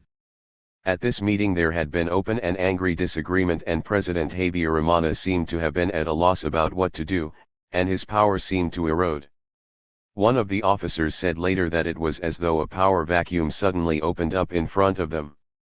A face-saving formula was devised with the creation of a military commission to agree policy on how best to defeat the enemy, in the military, media and political domains. 210 Senior officers chosen for the commission included Major Aloys Antabakos, Lieutenant Colonel Anatole Ansenji Yumba and Colonel Bagosara. A report was produced and an extract from it was circulated among Rwandan army officers. This was considered to be of some importance because it described the enemy in a certain way, the Tutsis from inside or outside the country, who are extremists and nostalgic for power, who do not recognize and have never recognized the realities of the social revolution of 1959, and are seeking to regain power in Rwanda by any means, including taking up arms. The secondary enemy was defined as anyone providing any kind of assistance to the main enemy. The document specified that the enemy was recruited from within certain social groups, notably, the Tutsis inside the country, Hutus who are dissatisfied with the present regime, foreigners married to Tutsi women. This part of the report was said to have been inspired by Bagosora. He was from the north, from the Bushuru, and his anti-Tutsi views were familiar to everyone. 3. Bagosara did not try to hide his belief that the Tutsi did not belong in Rwanda because Rwanda was a Hutu country. He believed Tutsi were invaders, they were naturalized immigrants trying to impose their will. When Tutsi had first arrived in Rwanda they deceived the Hutu, who realized their true nature only after it was too late. Bagosara's version of history included a Hutu king called Mashara, killed by Tutsi along with his whole family. The Tutsi had cut off Mashara's genitals and hung them on a drum, the Kalanga, a symbol of royal power, a way of signifying the wiping out completely of the Hutu rival. In a document written after the genocide was over, Bagosora described the two protagonists in the Rwandan drama as different people. In contrast to the Tutsi, the Hutu were modest, open, loyal, independent, and impulsive. All Tutsi were dictatorial, proud, cruel, arrogant, clever, and sneaky. The Tutsi are the masters of deceit, even going as far as comparing themselves with the Jews of Europe to gain the sympathy of this powerful lobby, but the Tutsi have never had a country of their own. With their arrogance and pride they are trying to impose their supremacy in the region, for the RPF invasion in 1990 had been an attempted Tutsi takeover, he wrote. The danger was that the RPF would garner support from everyone who was excluded from power, all Tutsi, as defined by their ID cards, the political opposition and the regime's critics. These people, he warned, were an inherently disloyal fifth column. Bagosora was from Gisayi, a neighboring commune to Habyarimana's birthplace, and the heartland of the Bushiru. The son of a schoolteacher, and the eldest of 6 children, he went to a Catholic school, the Petit Séminaire Saint Pie X in the Diocese of Nyundo, and from there, like many of his colleagues, he was recruited directly into the army. He went to Belgium to train, and in December 1981 had the singular honor to be the first Rwandan to attend the Études Militaires Supérieures de l'École de Guerre Française, where he achieved a diploma in advanced military studies. On his return, he was given the command of the Kanombe military camp outside Kigali, and it was while he was the commander that the Tutsi civilians working in the camp were thrown out of their jobs. Many soldiers with Tutsi wives were dismissed from the army. 5. Bagosora was ambitious, but his was no meteoric rise. He fell out of favor after marrying Isabelle Uzanyanzaga, from the south. But he built a power base as the president of the Adkajika, an association that promoted investment in the Bushiru. Some officers said later that Bagosora had considered himself to be a possible successor to President Habyarimana, and at his trial Bagosora himself admitted that in March 1991 he had tried to persuade Habyarimana to relinquish the presidency in his favor. He had been with Michel Bagaragaza, another northerner who was the head of the National Tea Export Office. 6 Bagosora's younger brother, Pasteur Musabi, a director of the Banque Continentale Africaine Rwanda, Bakar, was also there. 7 Habyarimana had wanted Bagosora to be the chief of staff of the army, but opposition politicians in the 1992 coalition government objected to the increasing influence of northerners. Afterwards, when the first international investigators came to look at Bagosora's role in what happened, they noted links with members of the French Secret Service, Direction Générale de la Sécurité Extérieure, DGSE, but this line of inquiry appears not to have been pursued. 8. The prosecutors in Arusha believed that the strategy for genocide had been adopted and elaborated by political, civil, and military authorities, and that coordination had been a central element in the conspiracy. 9 In the judgment in the media trial, the ICTR South African president, Justice Navanethem Pillay, had said there was no single meeting, no dusty document discovered in a vault, that could be traced as the definitive first step in the genocide master plan. 10 There was not one single-minded and well-defined plot that had been clear-cut from the beginning and which was followed through until the end. She noted, however, that as the story unfolded, through 1991 and 1992, there was a pattern the world community had missed.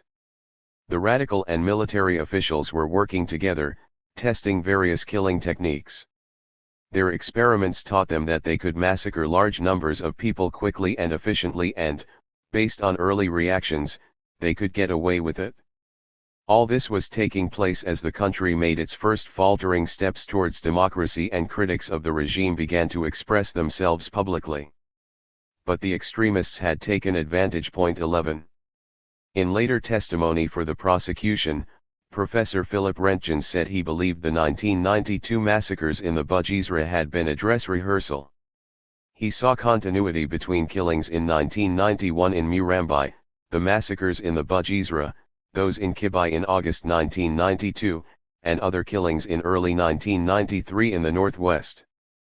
Rentgens described, a number of mechanisms and perpetrators of crimes, the use of presidential guards, preparing the fields through provocation. It was the same when the genocide began, he said, but this time on a massive scale. 12.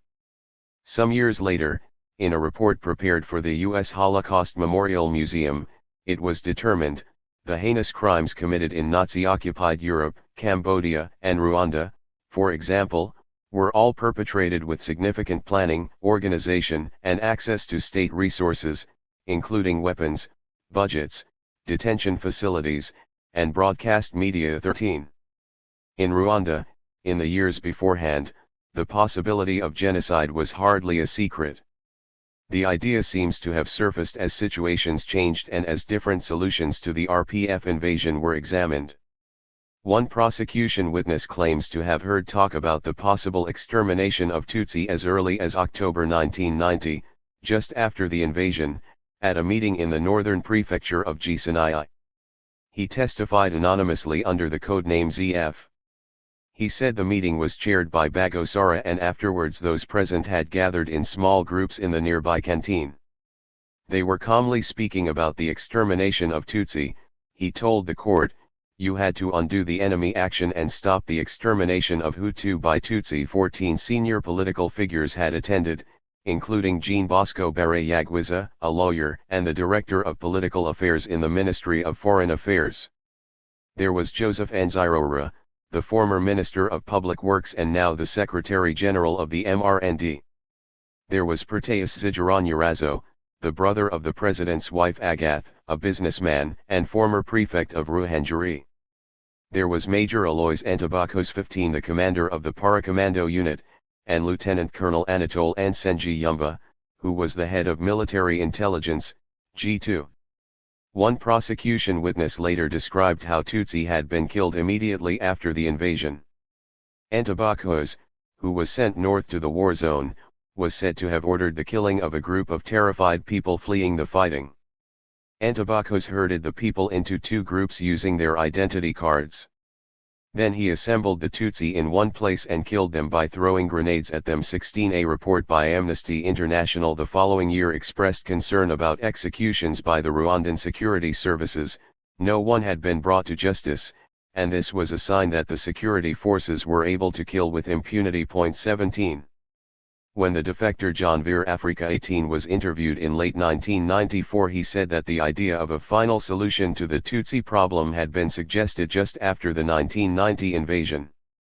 The idea came from certain members of a death squad called Réseau Zero, which had been created a year earlier. The Réseau Zero was a vigilante group of some 30 people who were willing to help to eliminate opponents and dissidents. It was only after the invasion that mass killing was organized. 19 Africa claimed that from February 1991 to January 1992, new recruits received a 4-month course in paramilitary training in the capital, Kigali. Regular planning meetings took place in a house owned by Captain Pascal Simbikangwe and Colonel Eli Sagatwe. They called the house the synagogue, the name thought to have been chosen by Matthew Nguyi, a former ambassador to Germany, where the MRND had strong links in the Rwandan community. 20 A certain number of Rwandan army officers had received military training in Germany.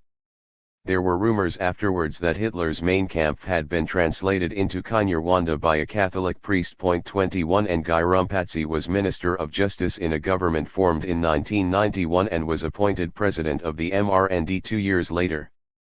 According to Africa, it was at the synagogue that the dignitaries from the regime discussed clandestine operations and their murder victims. Sometimes President Habyarimana would attend.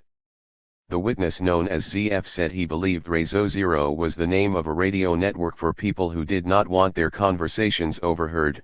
Rather, they did not want other members of government or officers or members of the army to be aware of their activities and communications. ZF claimed that in Rwanda there were small groups of well-trained killers, and the people called dragons were in charge of these squads and were responsible for choosing their victims. Another defector, Christophe Mfiza, in a statement he prepared for the International Tribunal, urged prosecutors not to confuse the network with the Akazu, the name given to family members from the Busharu, who were related to the president's wife Agath. Mfiza said that Rezo Zero was not a family mafia but a joint criminal conspiracy. It was central to everything that happened. The network, created by Proteus Zijaranyarazo, had managed to sap the moral fiber of the country. It had pushed the country's youth into the most extreme forms of violence. By 1992 Rezo Zero had already devised a plan for massive killing with targeting of RPF accomplices, Ibiitso.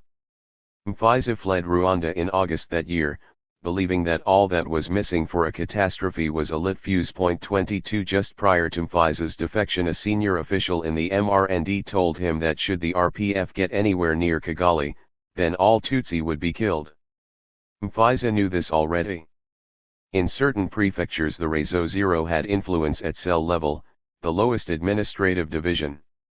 In Kigali the drawing up of lists was said to have been an ongoing process and was first organized immediately after the RPF invasion of October 1990. 23 The army, the gendarmerie, and local authorities were given orders to prepare their own lists or update the existing ones.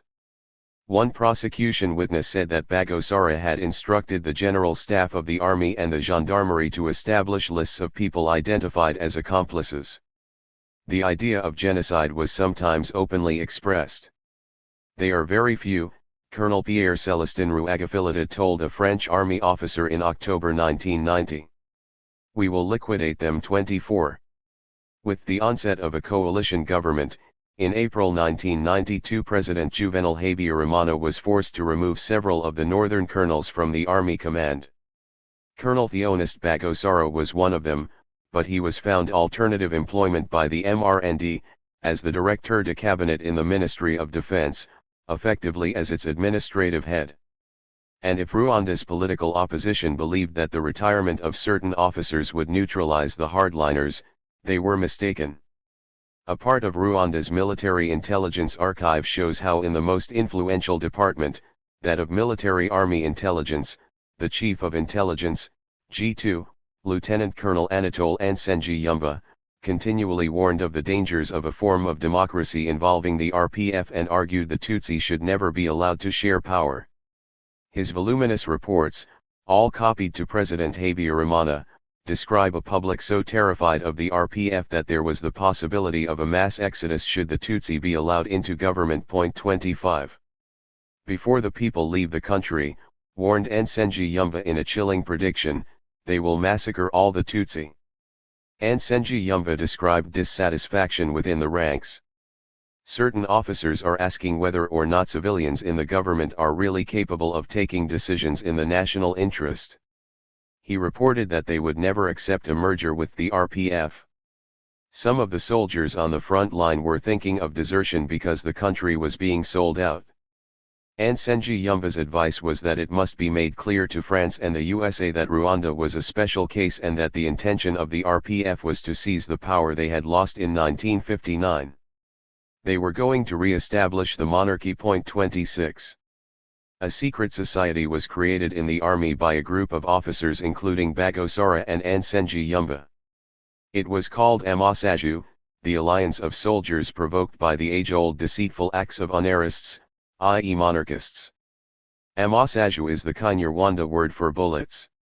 In January 1993, as the Arusha peace negotiations progressed, an open letter was sent to Habyarimana by Amasaju.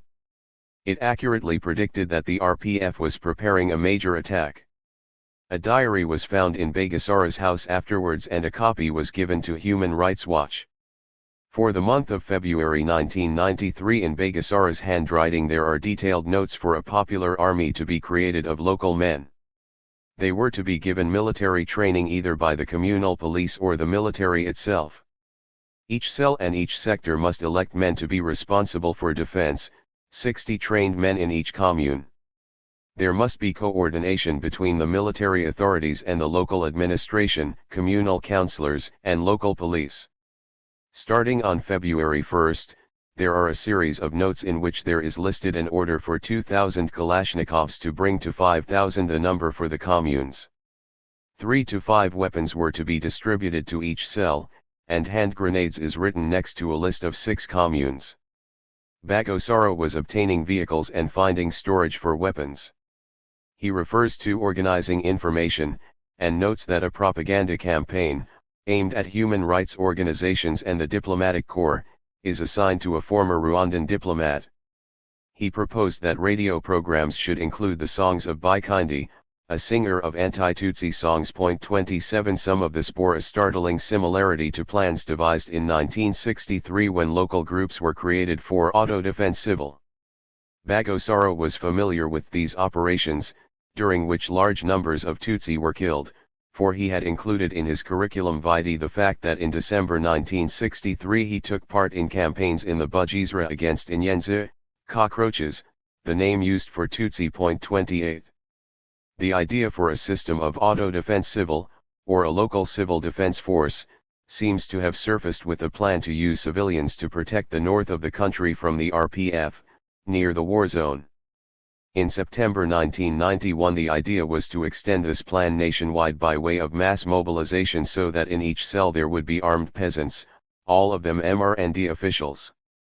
In the summer of 1991 these plans were outlined by President Habyarimana's personal defense and security advisor, Colonel Augustin Ndindalimana, who told a meeting of Rwandan military officers that a lack of money precluded compulsory military service. He said that when finance permitted a civilian militia would be created. There is information about how auto-defense civil developed in a confession given later to the International Tribunal by Jean Kambanda, the prime minister in the government that presided over the genocide. Kambanda said that after the RPF's 1990 invasion each communal officer had been obliged to write a report about local defense plans. Copies were sent to the Bourgmestre and to Army Command. 29 Kambanda explained that eventually auto-defense civil became an integral part of the killing, and as the genocide progressed he had formalized the existing countrywide plan, and had signed decrees to that effect on May 25, 1994 with cabinet approval. Kambanda said the Interahamwe was eventually incorporated into the civil defense network. The militia was useful to encourage less well-trained and motivated civilians to kill people. 30 Through the use of civilian self-defense groups against non-combatants the system was transformed from a potentially legitimate form of civil defense into a means to commit genocide. In January 1993, weapons had been distributed to communal police in certain communes in Rwanda. In the Ngoma, for instance, in the prefecture of Butare, 8 new Kalashnikovs were added to a supply of 26 rifles as part of the civil defense network. By the end of that year there were hidden stockpiles of brand new machetes, hoes, axes, and picks in most communes, and each commune contained members of the Hutu PAWA, Power, militia. The communes were divided into quartiers, each containing a representative of the MRND, responsible for 10 houses. In the hills of Rwanda, there was constant surveillance of neighbor by neighbor, of peasant by local authority, with the active participation of the communal police and gendarmes.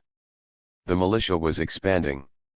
There were new recruits from the ever-increasing ranks of the unemployed, and thousands of young men regarded as delinquent. Some of the weapons purchased in the spending spree on light arms were passed by the armed forces directly to the militia. Some militia leaders were issued with AK-47s. After filling out requisition forms, the distribution of grenades did not require paperwork. The UN peacekeepers later found weapons stockpiled in secret locations in Kigali, put there by senior figures in the Ministry of Defense, and intended for use by the Interahamwe in Kigali. In Gitarama, a town with 150,000 inhabitants, there were 50,000 pistols and rifles, machetes, and other arms. The UN peacekeepers would eventually determine that 85 tons of munitions had been distributed throughout the country. 31. There were documents discovered afterwards in the offices of the Banque Nationale du Rwanda, BNR, in Kigali, a paper trail of the purchases for genocide, the invoices, bank statements, arms contracts, faxes, and telexes to show how finance was made available to pay for its planning and execution. These documents were made available in August 1996 to 2 researchers. They were Pierre Galland, a former director of Oxfam Belgium, and Professor Michel Chasudowski, a Canadian economist and an expert in international development and finance. They had been commissioned by the post-genocide president of Rwanda, Pastor Bizimungu, whose government faced a demand for the repayment of the debts incurred by the previous regime. Their inquiry investigated the indebtedness of Rwanda and covered the period 1990 to 94. Their work was funded by the United Nations Development Programme, UNDP. 32.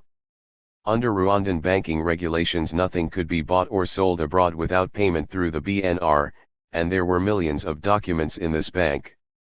Galland realized it was an extraordinary mine of material, and the two researchers spent whole days reading file after file of records.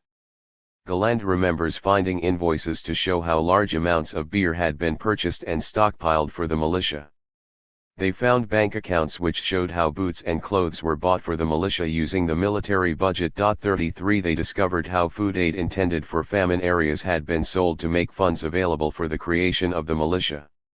They asked that some files be kept in the bank vault, including documents invaluable for future prosecutions, because they provided the proof of genocide planning. Midway through their work they had to leave Rwanda to fulfill professional commitments in Brussels, and when they returned to the bank, some weeks later, the vault had been emptied of many of the documents, which were now missing. Galland suspected that there were people working in the bank whose intention was to prevent full discovery, and he deduced that Rwandans, who had fled abroad and who were implicated in the genocide, were trying to protect themselves and paying bank staff to get rid of certain records.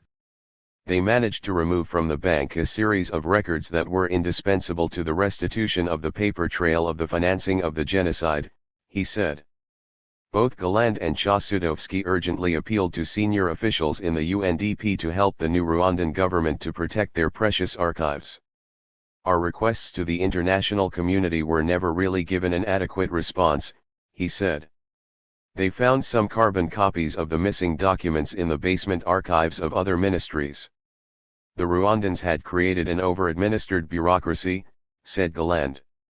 No minister ever wrote to another without taking multiple copies and providing one for the Prime Minister and the President.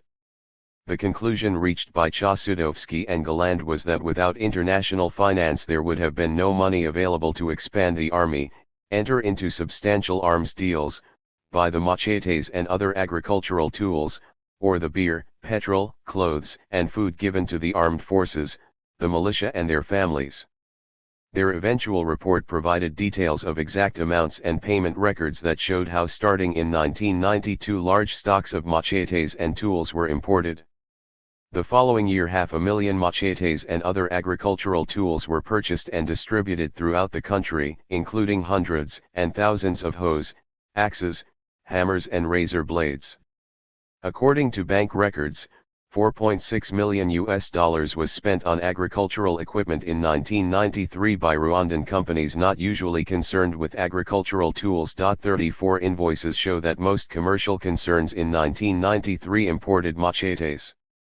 One significant figure in the importation of machetes was Felician Kabuga, whose wealth came from coffee exports and the import of household goods and clothes, a part of a system that allowed the elite to import goods free from the required import licenses. Kabuga is considered today to be the principal financier of the genocide. 35 The documents in the bank showed a total of $725,669 spent on 581,000 machetes, one machete for every third adult Hutu male.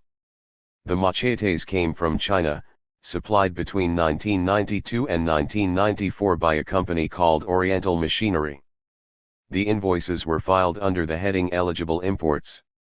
All imports were made easier because the World Bank/IMF had insisted on the liberalization of the import license system. 36 Documents showed that this equipment was purchased with money from quick dispersing loans from Western donors who entered into agreements with the regime that the funds should not be used for military or paramilitary purposes. Most crucially, Chasudovsky and Galland unearthed reports from auditors with clear warnings to the World Bank that there were funds being diverted to military spending. While President Habyarimana had assured everyone that the purchases were legitimate in order to defend the country, The military equipment purchased in the 2 years prior to the genocide included a substantial amount of low-intensity weapons. The small arms, automatic weapons, machine guns, grenades, and landmines, were less expensive to buy, to maintain, and to conceal. These weapons contributed to the huge numbers of victims in the genocide, and to the speed of the killing. Although the total arms purchases between 1990 and 1994 were in the region of $83 million, it is estimated that military expenditure was higher, for many of the purchases were hidden in the government budget. Within 3 years, impoverished Rwanda became the third largest importer of weapons on the African continent. The first arms deal with Egypt in October 1990 for $5.889 million was followed by another in December in the order of $3.511 million. By April 1991, the Rwandan government had spent $10.861 million on Egyptian weapons. In June 1992, a further $1.3 million was given to Egypt for weapons. In November 1992, 250 Kalashnikov assault rifles and 25,000 rounds of ammunition were purchased. In February 1993, 3,000 automatic rifles, AKM guns, each worth $250, were purchased. Later, another deal was signed to include 100,000 rounds of ammunition, and thousands of landmines and grenades. In December 1991, with a contract in the pipeline worth $1 million for 82mm bombs, fuses and charges, Egypt felt it necessary to remind the Rwandans of the importance of keeping the deal secret. Colonel Sami said told the regime in Kigali that if the arms deals were to be made public, Egypt's relations with its allies would be compromised. In order to camouflage the deals, it was proposed that commercial trading should start and Egypt would buy Rwandan tea and coffee. The links between Egypt and Rwanda were strengthened and a military attaché was appointed to Rwanda's embassy in Cairo, which, by 1992, had become increasingly important. 37. The largest arms deal between Egypt and Rwanda came in March 1992 and was for $6 million of light weapons and small arms. The deal included 450 Kalashnikov rifles, 2,000 rocket-propelled grenades, 16,000 mortar shells and more than 3 million rounds of small arms ammunition. 38 This time Rwanda asked whether it would be possible to pay in installments. Egypt expressed reservations, insisting there be a guarantee of payment, and the French state-owned bank, Credit Lyonnais, agreed to act as guarantor. 39 An arrangement was made for the money to be paid in $1 million cash installments in London, deposited by the Rwanda's government into a Credit Lyonnais bank in Regent Street, into the account of the Office of the Egyptian Defense Attaché in London. The payments were spread over 4 years.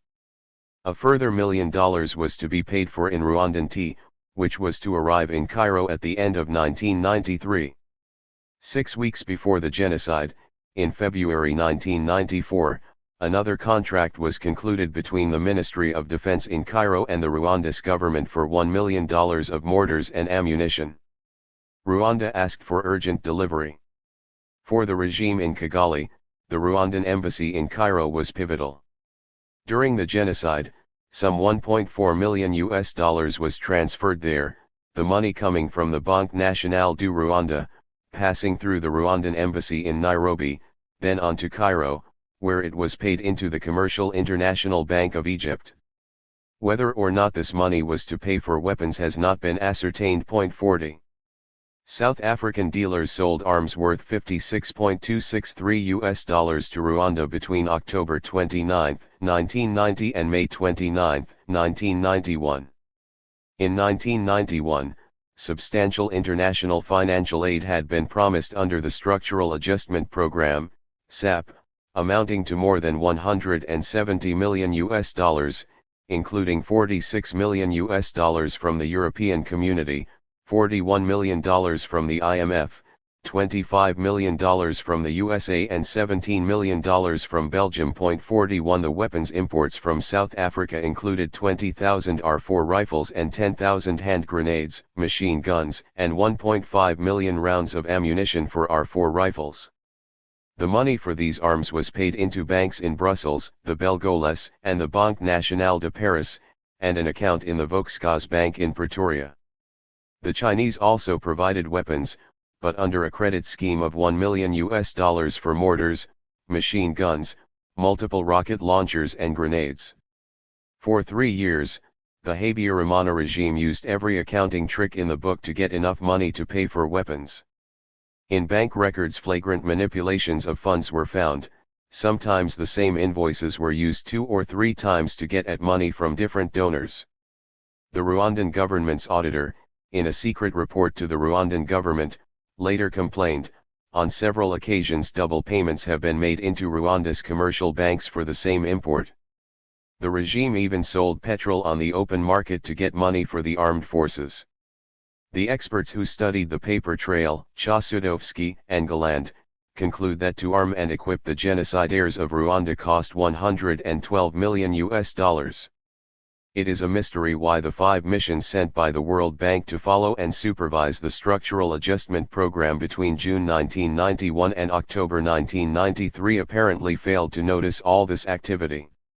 Only in December 1993 did the World Bank suspend payment of a tranche of money because certain objectives had not been met, but even then it had already deposited, in a special account in the Banque Bruxelles Lambert, funds that would continue to be used by the regime until May 31, 1994 while the genocide was carried out. Whatever the procedures in place, the unprecedented purchases of machetes and other tools, using money provided under quick dispersing loans, seem to have passed through the system unnoticed. The arms purchases are a different matter. Several times World Bank officials raised the issue of the militarization of Rwanda with the regime. Indeed, the president of the World Bank, Louis Preston, wrote to Habyarimana to raise the matter of military spending at a time when there was famine in the south and warnings from the International Committee of the Red Cross and the Food and Agriculture Organization that health and welfare provision in Rwanda was collapsing. This letter was dated April 1992, 1 month after the Rwandan government had concluded the $6 million deal with Egypt that had benefited from a guarantee from Credit Lyonnais. In his reply, Habyarimana wrote that the increase in military expenditure was due to the civil war with the RPF and the need to defend the country from aggression from Uganda. He explained how just one fatal blow from the RPF would ruin all the efforts and sacrifice made by the Rwandan people to adhere to the World Bank program. Habyarimana assured Preston that his aim was progressively to reduce military expenditure. In his reply, Preston reminded Habyarimana that the World Bank had agreed a safety net for the first stage of the SAP in order to protect those who were the most disadvantaged in the short term and to help ease poverty. I take note of your intention to reduce military expenditure and I encourage you to do it urgently, he wrote. The IMF seems to have been aware of military spending and a confidential briefing paper from 1992 betrays a sense of hopelessness about the continuing ethnic conflict. It did not look as though the objectives of the IMF mission could be achieved.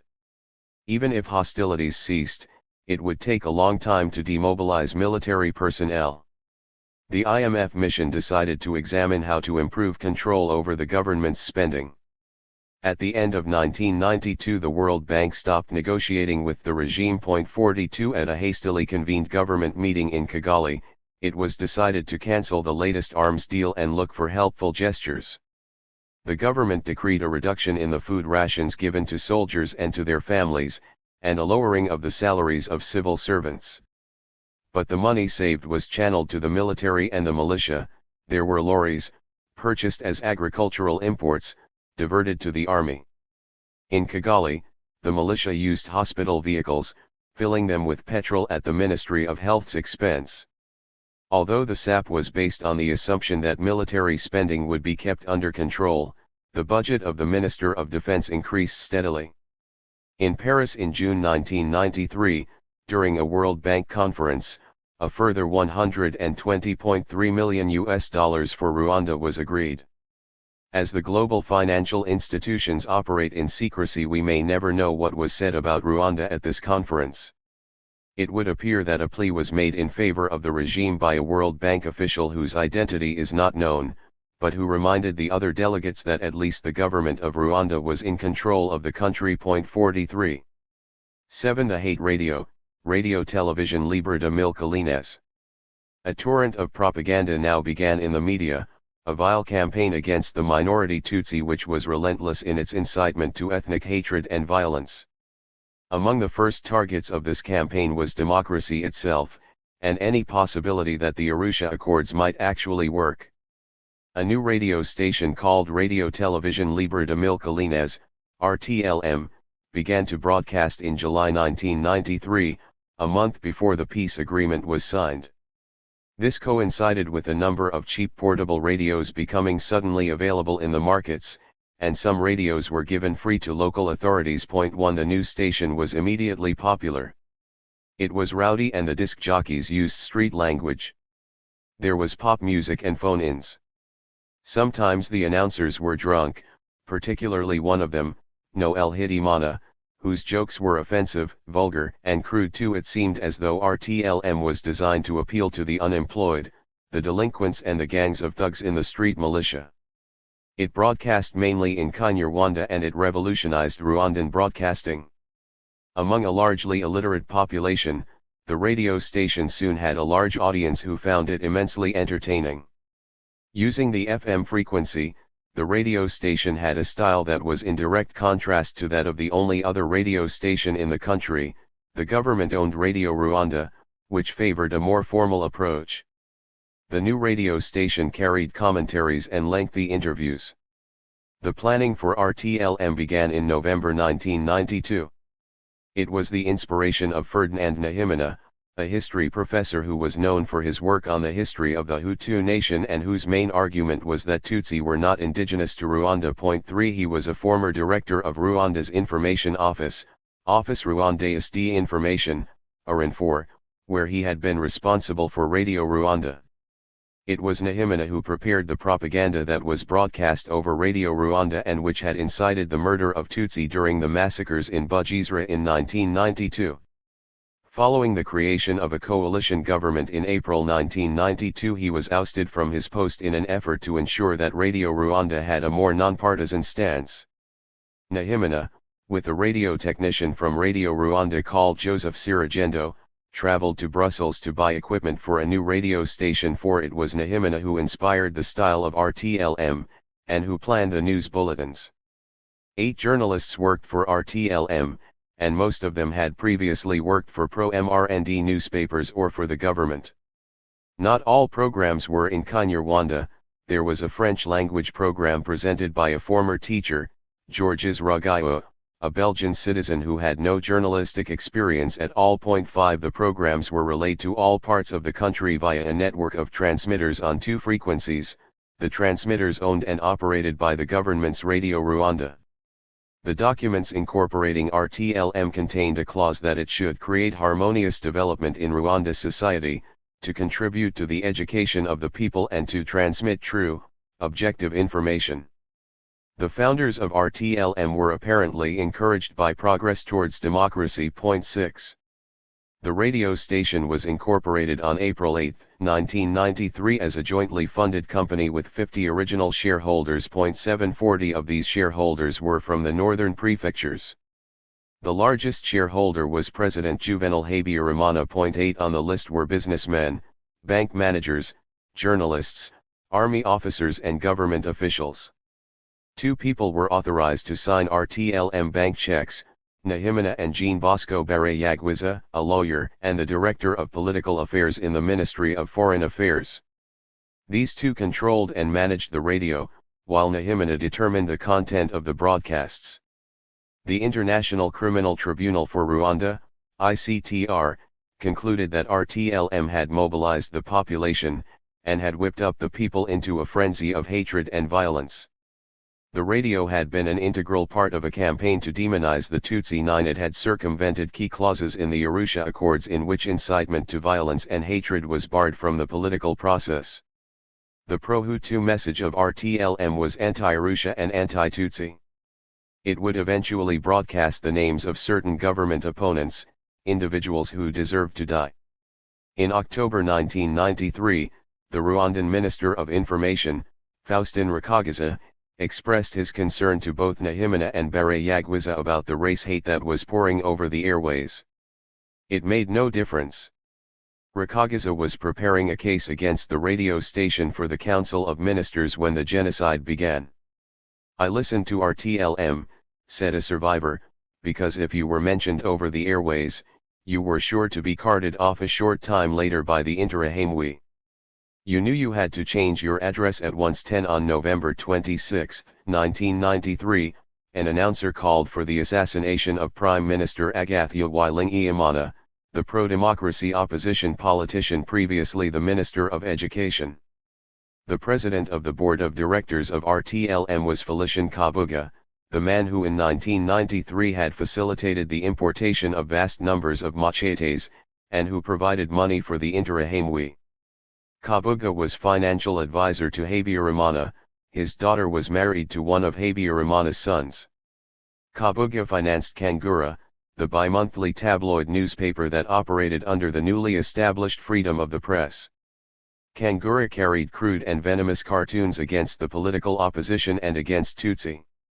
It used rough and common language.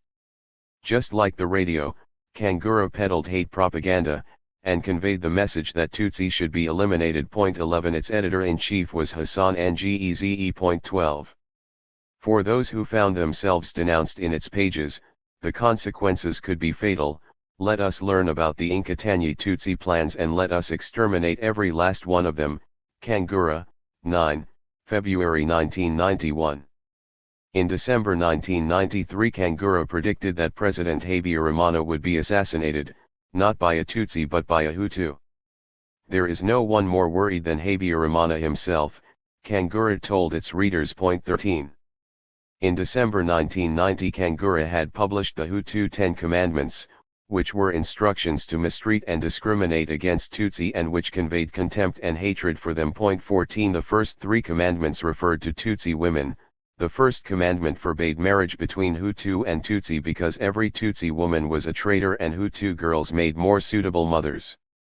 There was propaganda against Tutsi women in the build-up to genocide, and the hatred mobilized is thought to have encouraged the most inhumane acts of sexual violence that took place during the genocide. Tutsi women were portrayed as seductive agents of the RPF, a message that was conveyed repeatedly in Kangura and on RTLM. There were warnings to Hutu to be distrustful of Tutsi women, but also of Hutu men who had relations with them. 2 commandments specifically referred to the role of Hutu women. There was hateful propaganda against Hutu women who advocated peace and power sharing and who opposed extremism. No other Hutu woman was more vilified than the transitional prime minister, Agathia Wyling-Iamana, who was portrayed as an accomplice to the Tutsi enemy.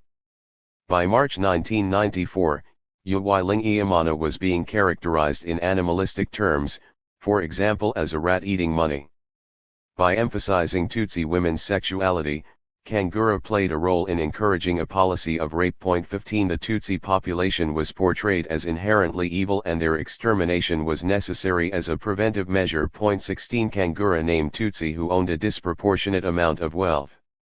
The radio and Kangura repeated the same messages, and the tactics used indicated a common strategy. Documents found later in the Rwandan government archives show the possible influence of a French psychologist, Roger Muchiali, whose book on publicity and propaganda was published in Paris in 1970. 17 Muchiali's work was said to have been influenced by the methods of the Nazi propagandist Joseph Goebbels. 18 A document in President Habyarimana's own archive shows how in August 1991 the committee members of the MRND were sent a 12-page memorandum explaining Muchiali's advice on how to attain and keep power. This involved turning the great mass of the ill-informed into a political army. Muchiali advised that those who wished for power should never overestimate the intelligence of the masses. The public needed to be persuaded of common interest, and a common enemy. The opponent should be portrayed promoting war and slavery, and should be shown as responsible for sadistic cruelty. Another Muchiali strategy included blaming one's own actions on the adversary. 19 Political opponents had to be isolated and attacked with lies, exaggeration, and ridicule. When the Arusha Accords were signed, Kangura warned that the agreement was a Tutsi plot. One Kangura issue, number 29, showed a machete on the cover with the headline, "What weapons shall we use to conquer the Nyenza once and for all?" 20 copies of Kangura were read aloud at public meetings and at the rallies of the Interahamwe, who, wearing their black and yellow pajama suits and blowing whistles, unfurled giant banners bearing the face of Juvenal Habyarimana. The Belgian ambassador, Juan Swinen, warned Brussels several times that RTLM was destabilizing the country. He said later that not enough was done to try to neutralize the broadcasts. 21 In January 1994, 3 months before the genocide began, Swinen told his foreign ministry that the broadcasts in Kinyarwanda needed to be translated, but there were too few embassy staff to do the work and analyze the transmissions. A Belgian military intelligence officer in Kigali, Lieutenant Mark Nies, said that if RTLM had been prevented from broadcasting, then the genocide could have been limited, if not avoided. 22. Most diplomats in Kigali did not take RTLM seriously. Neither the French nor the U.S. ambassador was in favor of trying to prevent the radio from broadcasting. David Rawson, the U.S. ambassador, argued that its euphemisms were subject to various interpretations and that the USA believed in freedom of speech. 23 The U.S. Agency for International Development, USAID, had launched a 5-year $5 million project in Rwanda that covered the promotion of responsible journalism. 24 Swinen raised the issue when he met Habyarimana on March 3, only a few weeks before the genocide began. If the Arusha Accords were to succeed, Swinen told the president, something would have to be done about the hate radio. 8 New World Order and high hopes for a UN success. A request to the United Nations Security Council for peacekeepers for Rwanda initially came from France. France lobbied hard for a UN presence, and particularly after the massive RPF attack in February 1993, during which the rebel army had come within 23 kilometers of Kigali.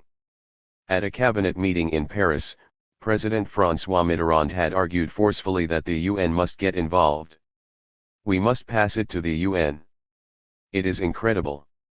One country attacks another and no one moves. We should not have this responsibility. We must urgently provoke a reaction from the UN," the president had said. 1. France blamed Uganda for supporting the RPF attack, an accusation denied by the Ugandan government. Uganda asked for a neutral monitoring mission to be established on the border with Rwanda, and French diplomats agreed, wanting to prove claims that Ugandan logistics, supplies, and weapons were being provided to the RPF. France was not alone in believing that Uganda's president, Yoweri Museveni, was knowingly supporting the rebels. The Canadian government, unconvinced by the Ugandan denials, had already urged Museveni to play a more positive role in peace efforts. The Canadians, significant aid donors to Rwanda, had also encouraged Britain to try to dissuade its Ugandan ally from permitting incursions into Rwanda from Ugandan territory. Canada feared the region would destabilize. The British Foreign Office denied any knowledge of Ugandan support to the RPF. The Canadian government of Prime Minister Brian Mulroney was unconvinced by the denial. 2. The Rwandan government, shocked at the military success of the RPF, made a formal request to the UN Security Council on February 28 for a neutral monitoring force on the Ugandan border. The RPF responded on March 4 by calling for an expanded Organization of African Unity, OAU, mission to monitor a newly concluded ceasefire and to authorize an international force to maintain it. There had been OAU observers deployed to Rwanda the previous year. 3 The Security Council first became involved on March 12, 1993. In Resolution 812, the Secretary-General was asked to examine the possibility of placing UN observers along the border. The resolution also provided for humanitarian assistance to the people of Rwanda. With the RPF attack, there were now an estimated 800,000 people displaced by war. A UN mission was sent from New York headed by the Secretary-General's military advisor, a Canadian, Major General Maurice Burrill. The eventual recommendation provided for 100 military observers to be positioned on the Ugandan side of the 150-mile border with Rwanda. These observers were to patrol, observe, and make sure a buffer zone was not breached, although they were active during daylight hours only. After the signing of the Arusha Accords, French diplomats lobbied Security Council members to agree to a UN peacekeeping mission for Rwanda. They stressed that both sides in the conflict were committed to peace. There was speculation that France had put pressure on the regime of President Juvenal Habyarimana to sign the accords, and had promised him that French troops would never be withdrawn, not without the Rwandan government's agreement. Point 4. The Arusha Accords called for a neutral intervention force during a 22-month transition to democracy, which was to ensure countrywide security. The French favored a UN rather than an OAU mission and argued that the OAU lacked the means and the experience. A UN mission would involve the Security Council, of which France was a permanent member. There was significant reluctance about UN involvement from the USA and the UK. Both states had rejected the idea when France first suggested it in 1992. They argued for a lead role for the OAU, and so did the RPF. Point 5. The UN was overstretched with 12 peacekeeping missions already established. Point 6. There had been a dramatic increase in calls for UN help in a post-Cold War world. The Council was overwhelmed by problems. The missions in Cambodia, Somalia, and the former Yugoslavia were proving particularly problematic. The scope of these missions had expanded from ceasefire monitoring and truce observations to electoral support, human rights monitoring, military demobilization, demining, humanitarian support and civilian police monitoring. Point 7. The UN's annual peacekeeping budget had increased from $600 million to $3 billion.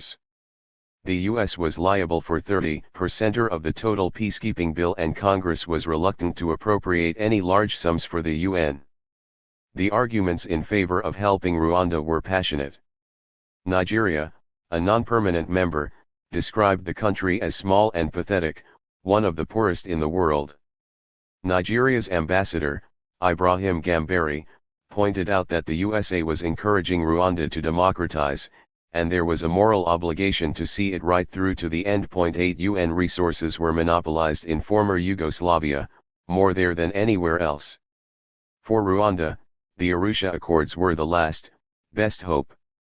The UN Secretary-General, Dr. Boutros Boutros-Ghali, lobbied hard for help for Rwanda.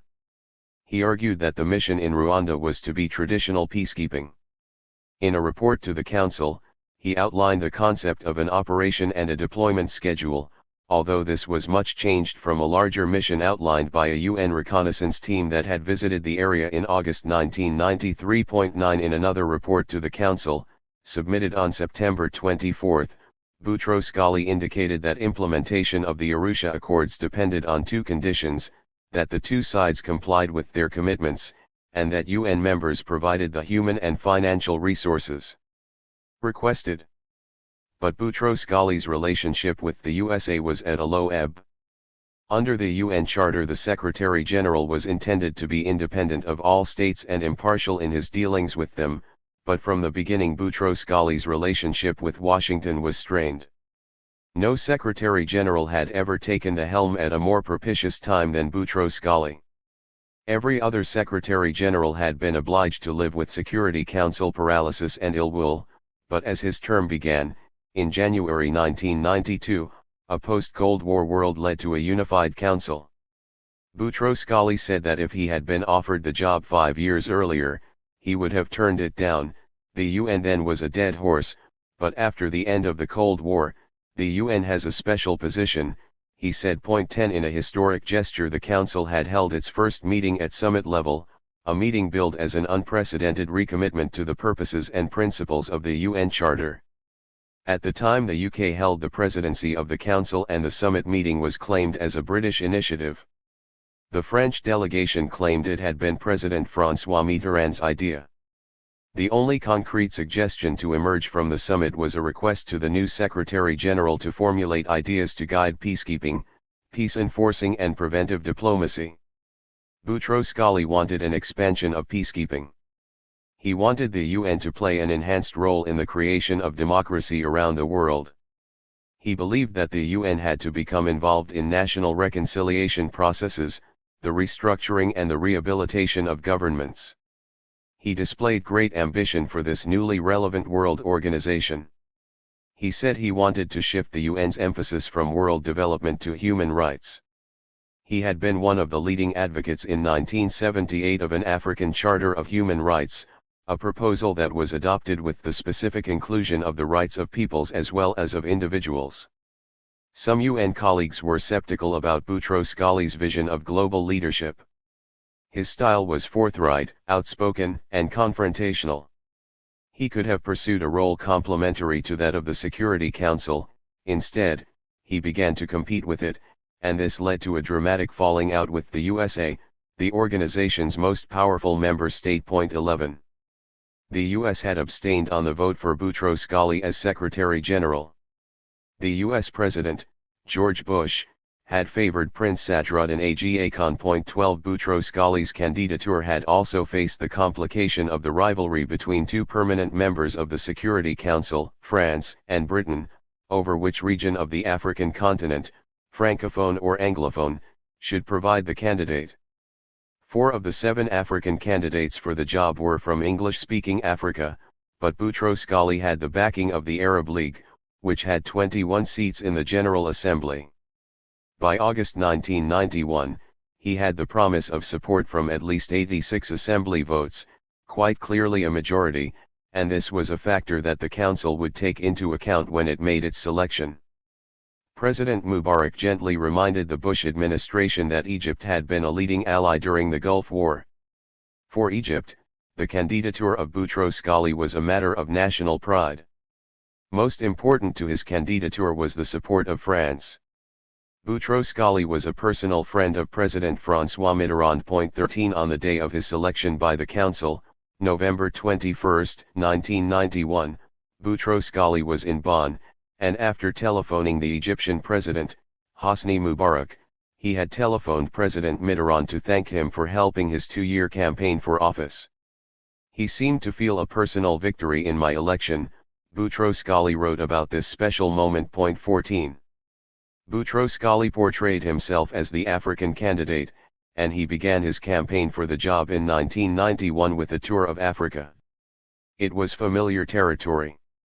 As the president of Egypt's Society of African Studies, he had known African leaders for 15 years and had created a special fund for cooperation in Africa under his direction, with a budget of millions of Egyptian pounds, which enabled him to send hundreds of Egyptian experts to African countries. 15 There was an undercurrent of resentment among some diplomats from sub-Saharan African countries because Boutros Ghali was the only light-skinned Arab African on the list of African candidates. And he lacked the wholehearted support of the Organization of African Unity, OAU, which had failed to make a choice from among 7 other African candidates. Boutros Ghali, described as a radical anti-colonialist, was a French-educated intellectual and scholar. He studied at the Sorbonne in Paris, receiving a doctorate in international law in 1949. Boutros Ghali would be portrayed as a neutral, a man of the Third World, an African Arab, a Coptic Christian married to an Egyptian Jew, a man who spoke French.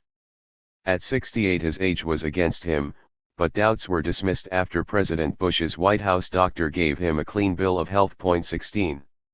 For France, there was no better outcome. French foreign policy was seeking a greater role and influence in the newly revitalized post-Cold War Security Council. Of the 5 permanent members, only France actively supported the candidacy of Boutros Ghali. It had been Boutros Ghali who had facilitated Egyptian entry into Francophonie, the worldwide association of nations that share the French language, an organization allowing France to pursue its interests and influence through culture and language. For the French, the appointment of a Francophone as UN Secretary General was something of a coup. For more than 40 years UN peacekeeping, appropriately used, had been a useful device.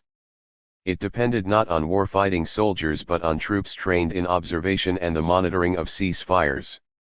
The peacekeeper's weapon was not the rifle slung over his shoulder but his credibility. The UN soldier represented a world community of states and the Security Council's will for peace. The peacekeeper was not meant to solve conflict but to monitor compliance with already agreed ceasefires. These UN operations were solely dependent on the cooperation of the relevant parties for their effectiveness. 17. A second phase of UN peacekeeping began with the end of the Cold War, when UN troops were expected to shoulder new burdens concerned with nation building. The frequency of UN operations grew steadily. Between 1989 and 1994 there were 18 new missions, more than had been dispatched in the UN's first 45 years. The Council became overwhelmed with high-cost, large-scale, and open-ended missions. In Cambodia, Bosnia, and Somalia, peacekeepers found they needed to rely on the use of limited, but gradually intensifying, armed force, and there were tragic mistakes, when the Council sent peacekeepers into situations with orders they could not follow, and which the Council refused to change. The UN's nemesis came in Somalia, a country in a state of anarchy since President Mohammed Siad Barre had been overthrown in 1991. Heavily armed gangs were preventing the delivery of food aid, and aid workers were being kidnapped and sometimes killed. An estimated 1.5 million people were starving to death, and some 4.5 million more were threatened with malnutrition. This was classified the world's single worst humanitarian crisis, with warlords preventing the delivery of aid. George Bush, in the last weeks of his presidency, decided to send troops.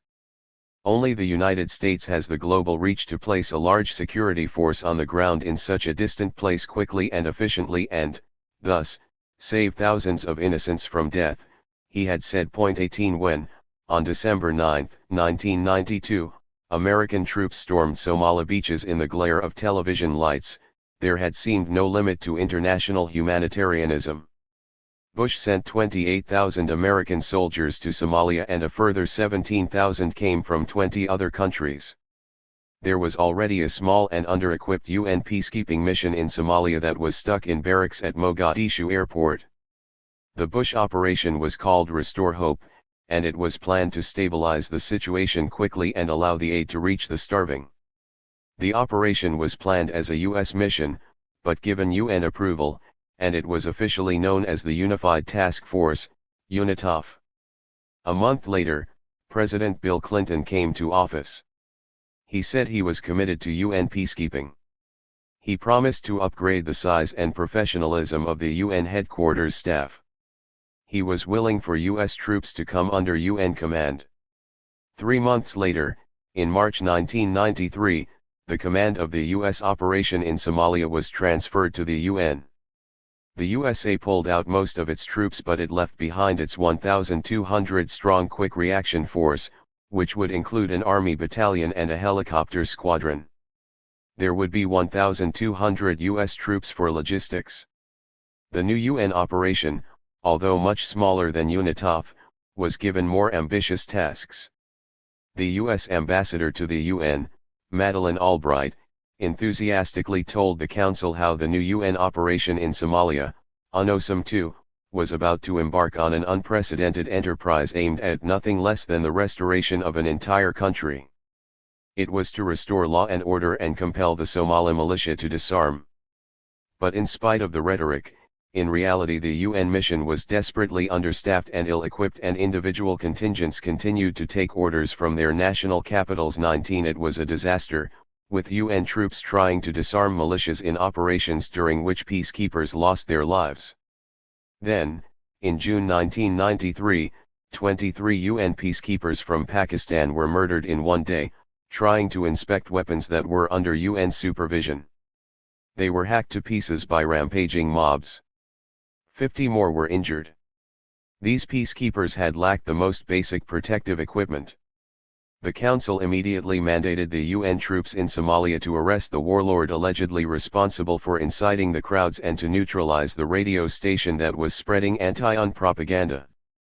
Throughout the summer months an untold number of Somalis were killed as elite US troops, under US command, in raid after raid, tried to find the warlord.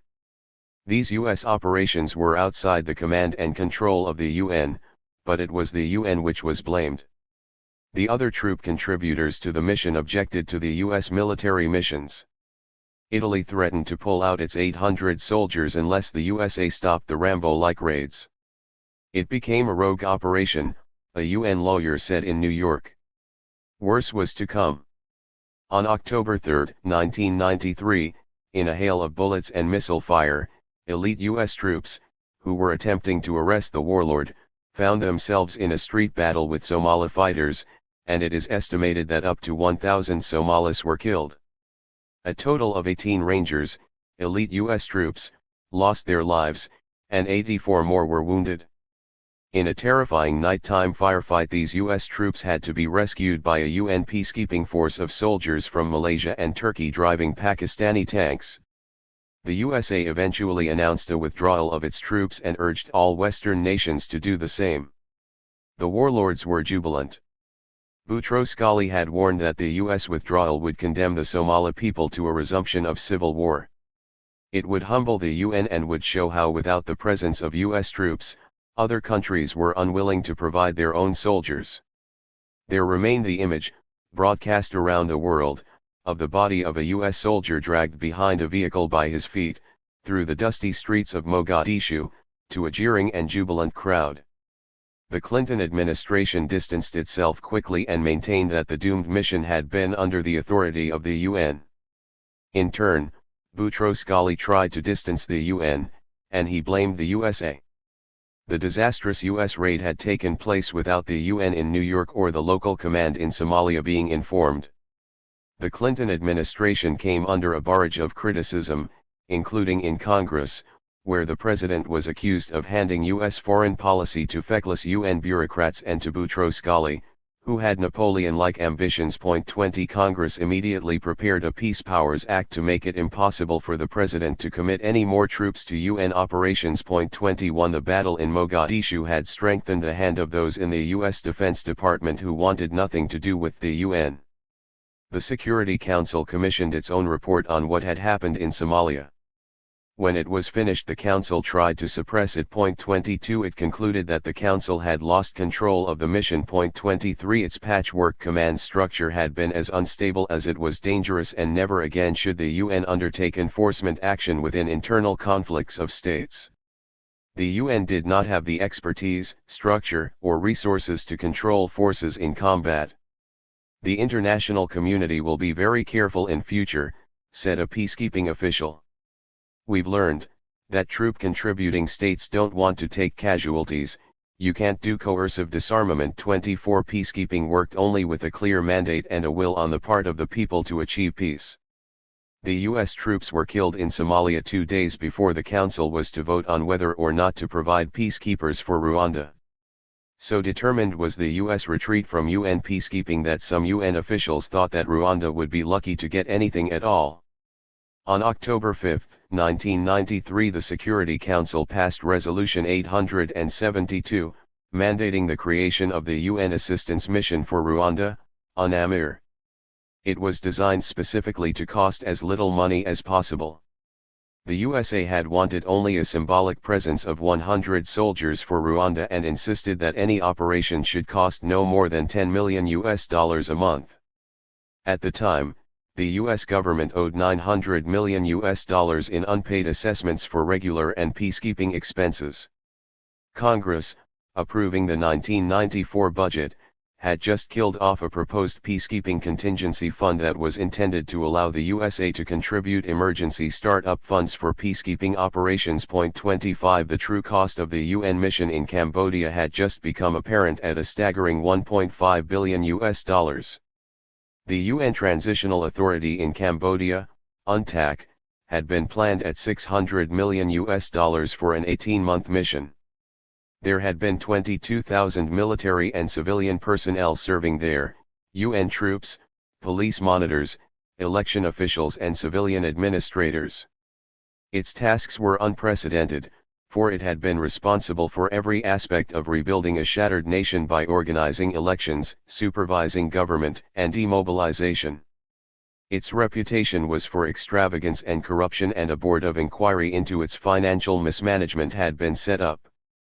The problems had been immense, with the force deploying late in a deteriorating security situation. The civilian police component was a disaster in terms of its inability to bring criminals to justice. When the mission for Rwanda was devised, in order to further cut costs, the USA argued for a reduction in the role of the peacekeepers and, with the support of Russia and the UK, substantially watered down the peacekeeping provisions of the Arusha Accords. Under the terms of Arusha, the peacekeepers were to ensure security throughout the country, but the Council decided that the peacekeepers should only assist in ensuring the security of the city of Kigali. The agreement had provided that peacekeepers were to confiscate arms, the tracking of arm caches and neutralization of armed gangs throughout the country. The peace terms also provided a comprehensive mandate calling for the collection of illegal arms, neutralizing armed gangs, and the protection of civilians at risk. The USA would have none of it. The operation for Rwanda was reduced to peacekeeping only. Peacekeepers observe, and they mediate. They do not seize weapons. The Arusha Accords specified that the peacekeepers should assist in providing the security of the refugees returning home, yet the eventual mandate for the peacekeepers in Rwanda was to monitor the process of repatriation. It would have been useless, UN Secretariat officials said later, to have tried to persuade the Council to approve a mandate more in line with the Accords. Point 26. Both diplomats and officials seemed to have convinced themselves that Rwanda would be a success. So high were their hopes that some believed the mission for Rwanda would salvage the UN's battered reputation. This optimism would eventually lead to false political assumptions and unsound military decisions. The ambassador for New Zealand, Colin Keating, with a non-permanent seat on the Council, later blamed officials in the UN Secretariat for this optimism.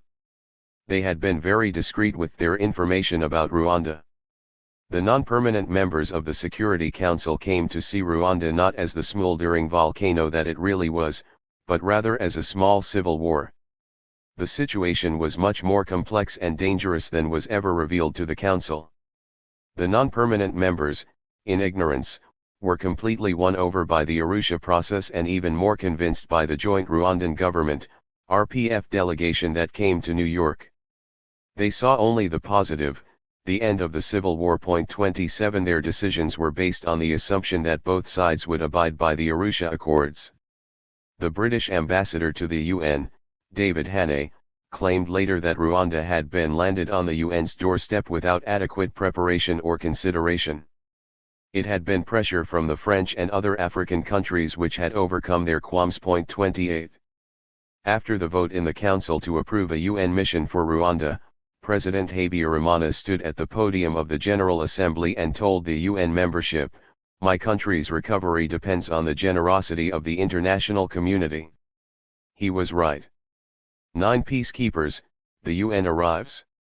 In peacekeeping, the transition from dictatorship to democracy is the most dangerous time.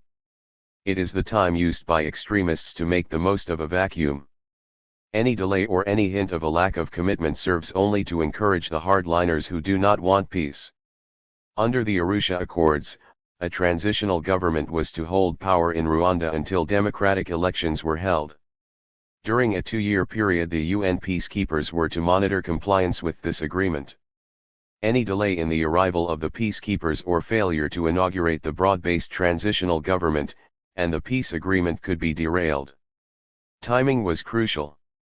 Under the Accords, a neutral force was to be established in Kigali by September 10, just 37 days after the Accords were signed. This defied all logic.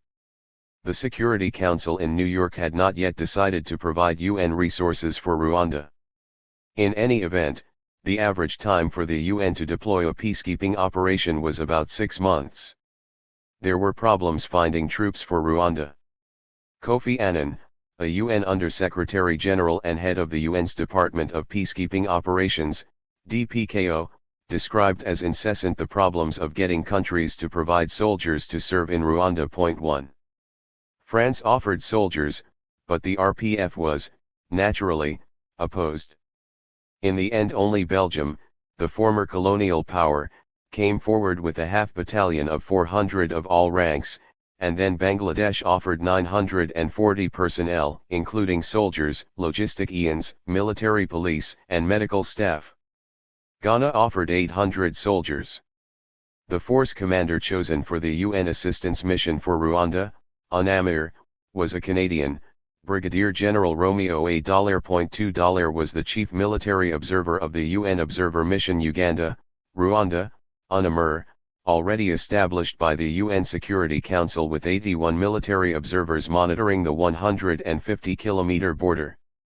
Dallaire had led a UN reconnaissance mission to Rwanda in August 1993 to examine the functions and resources needed.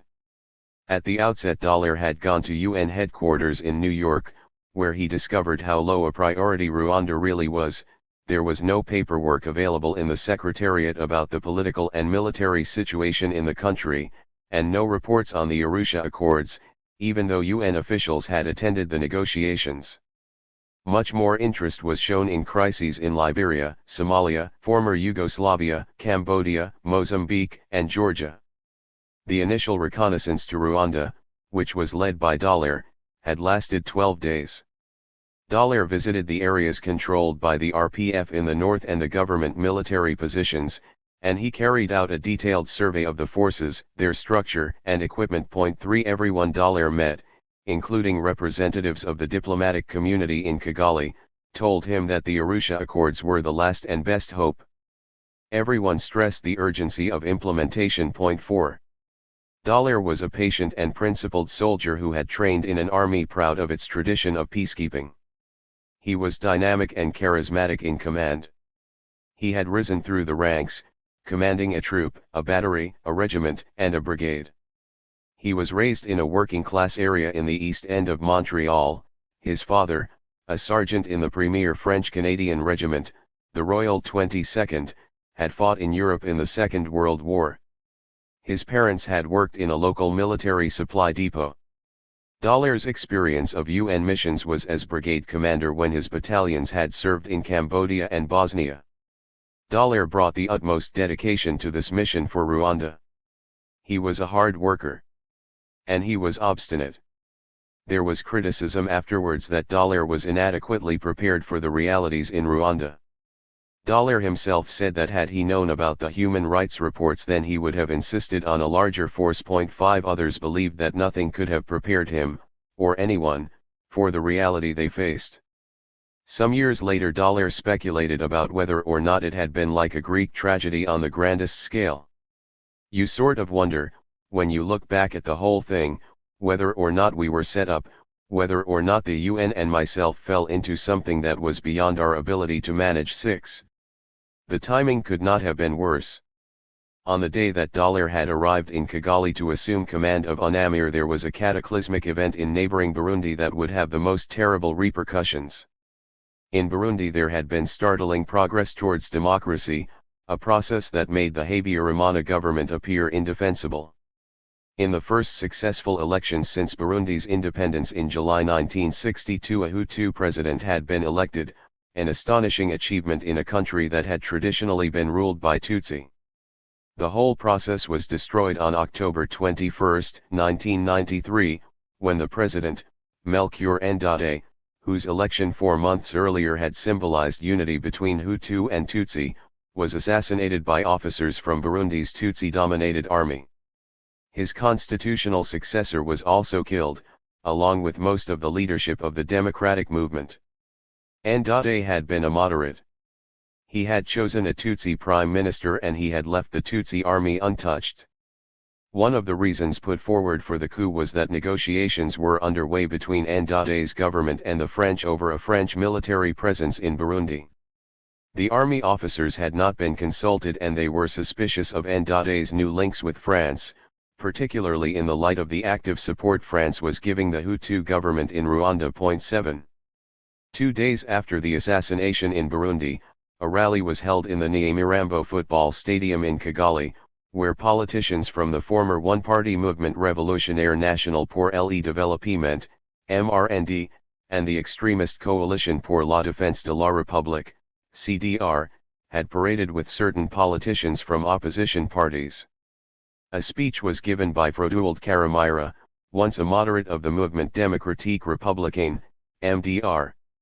This political party was a serious political threat to the MRND. 8 The MDR was the most powerful opposition party, and it had secured the control of the prefectures of Gitarama, Gikongoro, Kibai, and parts of Butare. An estimated 70% of the total Tutsi population lived in these regions. 9 The MDR support did not extend to the north. The MDR was heir to the southern MDR Parmehutu, which had ousted the Tutsi monarchy in 1959 and had first developed the exclusionist ideology underpinning massacres of Tutsi that had started in 1959. In the Nyamirambo Stadium that day, Karamira had warned that the enemy was among the people. In a rousing speech he said, "We are not simply heating heads by saying we have plans to work. We cannot sit down and think that what happened in Burundi will not happen here." Karamira shouted, "All Hutu are one power 10. PAWA, PAWA" was chanted over and over again. It was at this rally that the exclusionist ideology found a catchy name. From now on these words would be used as a rallying call. Karamira derided the president at the rally. The president was blamed for having conceded too much to the RPF. The Arusha Accords would never work, he said. He blamed the RPF commander, Paul Kagame, for the assassination of Ndate. The next day Tutsi were targeted for violence in the streets of Kigali and there were rapes of Tutsi women. 11 There was speculation afterwards that what happened in Burundi spelled the end for Rwanda. 12 Where previously the democratic process in Burundi had encouraged pro-democracy activists, a propaganda coup was now handed to the extremists. The announcers on RTLM blamed the assassination on progressive politics, and on reconciliation with the Tutsi. The broadcasters claimed that the assassination was part of a plot to eliminate the Hutu completely.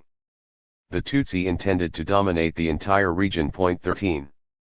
There were massacres in Burundi following the assassination and an estimated death toll put the figure at between 35,000 and 50,000 people killed. 14 The Security Council in New York decided not to intervene, a decision greeted with considerable relief in the UN Secretariat, particularly in the DPKO, where there was mission overload. 15 Nor was the Western press interested in Burundi. The story of the massacres of civilians was not given much coverage. 16 There was speculation as to how this lack of reaction had encouraged the extremists in Rwanda, who came to the view that, whatever they did, outside interference and media interest would be at a minimum. 17 One further consequence of events in Burundi was a flood of refugees fleeing the violence, with an estimated 300,000 people crossing the Burundi border. Their only future was to live in Rwanda in miserable camps where there was soon a dysentery epidemic. An estimated 9,000 people died. A doctor with MSF France, Jean-Hervé Berdal, later described a general indifference to the plight of these people among Rwandan officials and diplomats. By January 1994, 40% of children under 5 in a camp in the prefecture of Kigali, not far from the capital, were suffering severe malnutrition. 18 The camps, with their large numbers of disaffected youth, were fertile recruiting grounds for Hutu power. Another refugee crisis had been created in the north, where there were 800,000 people displaced, mostly Hutu, south of the demilitarized zone. Starting in February 1994, Tutsi refugees were coming home from Uganda, mostly men and boys of military age, and they were accompanied by large cattle herds, moving directly to the RPF zone and taking the land of the Hutus who had already fled. The RPF claimed not to be able to stem this flow of returnees, and yet it was clear that these people were being helped on their journey by the RPF.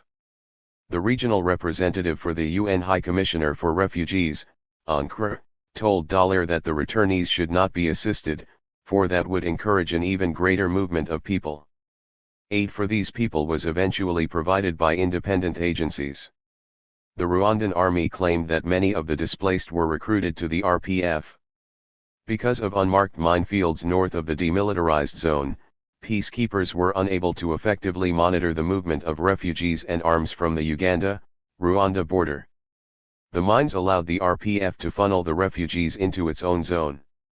The war started, Dallaire would recall, before we had fully grasped the nature of these events. Their worst and most crippling handicap was their late arrival. We were too little too late. It was a grave error, he said. 19. The extremists watched UNAMIR's slow build-up. It was soon clear that the force structure given to the force commander, in particular the equipment, and the readiness level of his force, bore no relationship at all to what was really needed. Lieutenant General Dallaire lacked the barest essentials. He was reduced to borrowing petty cash from a UN agency. He lacked everything from ammunition to sandbags, fuel and barbed wire. The mission did not have essential personnel. There was no public affairs officer, no legal advisor, no humanitarian or human rights experts. 20 When Dallaire had devised the mission, he had asked for a minimum requirement of 4,500 troops. 21 This figure had been pared down by officials in the Secretariat even before being submitted to the Security Council. In the end, a total of 2,548 personnel had been agreed. Their mission was to monitor the security of the city of Kigali within a weapons-secure area, monitor observance of the ceasefire and help with the formation of a new integrated army. They were to train local people to remove landmines, monitor the repatriation of refugees, and assist UN agencies in coordinating humanitarian assistance for the million refugees and displaced people. The military component of UNAMIR was to comprise 3 infantry battalions, 1 engineer company, a transportation section with 4 utility helicopters, 1 logistics company, 1 medical platoon, and 331 unarmed military observers, a force headquarters, a movement control unit and a field hospital. There were to be 22 armored personnel carriers, APCs, and 8 military helicopters to allow for a quick reaction capability. That was the plan. In fact, no military helicopters arrived. And only 8 APCs were provided, of which only 5 were serviceable. They did not arrive until early March 1994, without tools, spare parts, mechanics or manuals and with limited ammunition. Their main weapon had never been test-fired. They were Czech-made BTR-80s, on loan only, and worn out from use in the UN mission in Mozambique. Before long they were inoperable. Dallaire said that it was not lack of effort or dedication and zeal which prevented the mission from ever achieving an effective state of operations or gaining the initiative from the belligerents in order to advance the peace process. 22. The UNAMIR flag was raised for the first time in Kinihira, a northern hill in Ruhengeri, on November 1, when the UN mission officially integrated with the UN Military Observer Group. There was little to celebrate. Most of Dallaire's time and energy went into trying to sort out a logistics nightmare. He would spend more than 70% of his time, and his principal staff's time, dedicated to battling with the UN's administrative and logistics structure, upon which his mission depended. Dallaire considered it a major achievement that UNAMIR was conducting any operational activities on the ground even 6 months after the mandate was approved. Apart from the 450 Belgian soldiers, all the contingents came from developing countries with their own weak logistics base at home. The Ghanaian battalion arrived without a single vehicle. Other vehicles for UNAMIR were coming by sea and then being driven overland to Kigali. There was petty theft during shipment, rendering vehicles defective, mirrors, filters, and maintenance tools were missing. In Kigali, the peacekeepers had to wait for radios, tents, flak jackets, and other material coming from the UN missions in Cambodia or Somalia. Dallaire said, "I spent most of my time fighting the heavy mechanical UN system with all its stupidity. We would order torches, and after a long delay they arrived without batteries. Seeing to the most immediate needs stopped us from seeing what was reserved for us in the future." 23. The UNAMIR headquarters, in a bleak and concrete motel on the edge of eastern Kigali, were officially opened by President Juvenal Habyarimana on November 17, 1993. Habyarimana had welcomed the soldiers of peace, soldiers of hope to his country. 24 But even as the ceremony took place there was a series of killings in northern communes when 37 people were killed in 5 separate places. All the victims had just been successfully elected as members of local authorities, or were members of their families. The news of these killings was reported immediately by RTLM. At the end of the month other massacres took place. One of them was in Mutara, north of the Jishwati forest, when about 25 people were killed, including 9 children. The children were murdered separately and their bodies were found the following day by a UN patrol. A UNAMIR inquiry was established but it failed to discover who was responsible. These were the first murders to take place since the UN's arrival and, because all the victims were Hutu, the RPF was widely blamed for them. A report on these events was sent in a coded cable to New York. It described how hands had been cut off, eyes pulled out and skulls crushed. Pregnant women were cut open. The manner in which they were conducted, in their execution, in their coordination, in their cover-up, and in their political motives lead us to firmly believe that the perpetrators of these evil deeds were well organized, well informed, well motivated, and prepared to conduct premeditated murder. We have no reason to believe that such an occurrence could not and will not be repeated again in any part of this country where arms are prolific and ethnic tensions are prevalent. 25. Dollar's military assistant, Major Brant Beardsley, traveled north to investigate. The only survivor was a 6-year-old girl who had been gang raped. She lay in a local hospital in a coma and suffering spasms from brain damage. She was under UN guard. She died the following day. When Beardsley went to the place where these murders happened, he found landmines preventing further inquiry. Beardsley was suspicious about the possible role of government paracommandos from a nearby camp. These soldiers wore red cords around their waists and there had been red marks around the children's necks. It would have been extremely difficult for the RPF to have traveled from their base some 100 kilometers away to the northern stronghold of Ruhengeri. A board of inquiry was established comprising representatives from UNAMIR, the government, and from the RPF. It completed its investigation in March 1994. The UNAMIR member of the board told Beardsley that he suspected the government extremists and soldiers were responsible for the murders and that they were part of a terror campaign to blame the RPF and strengthen anti-RPF feeling. But there was no conclusive proof. 26. The culprits were never found. Every day for the next 4 months the announcers on RTLM issued a stinging rebuke to Dollar and his peacekeepers for not finding out who was responsible for the killings. Listeners were told that Dollar favored the RPF.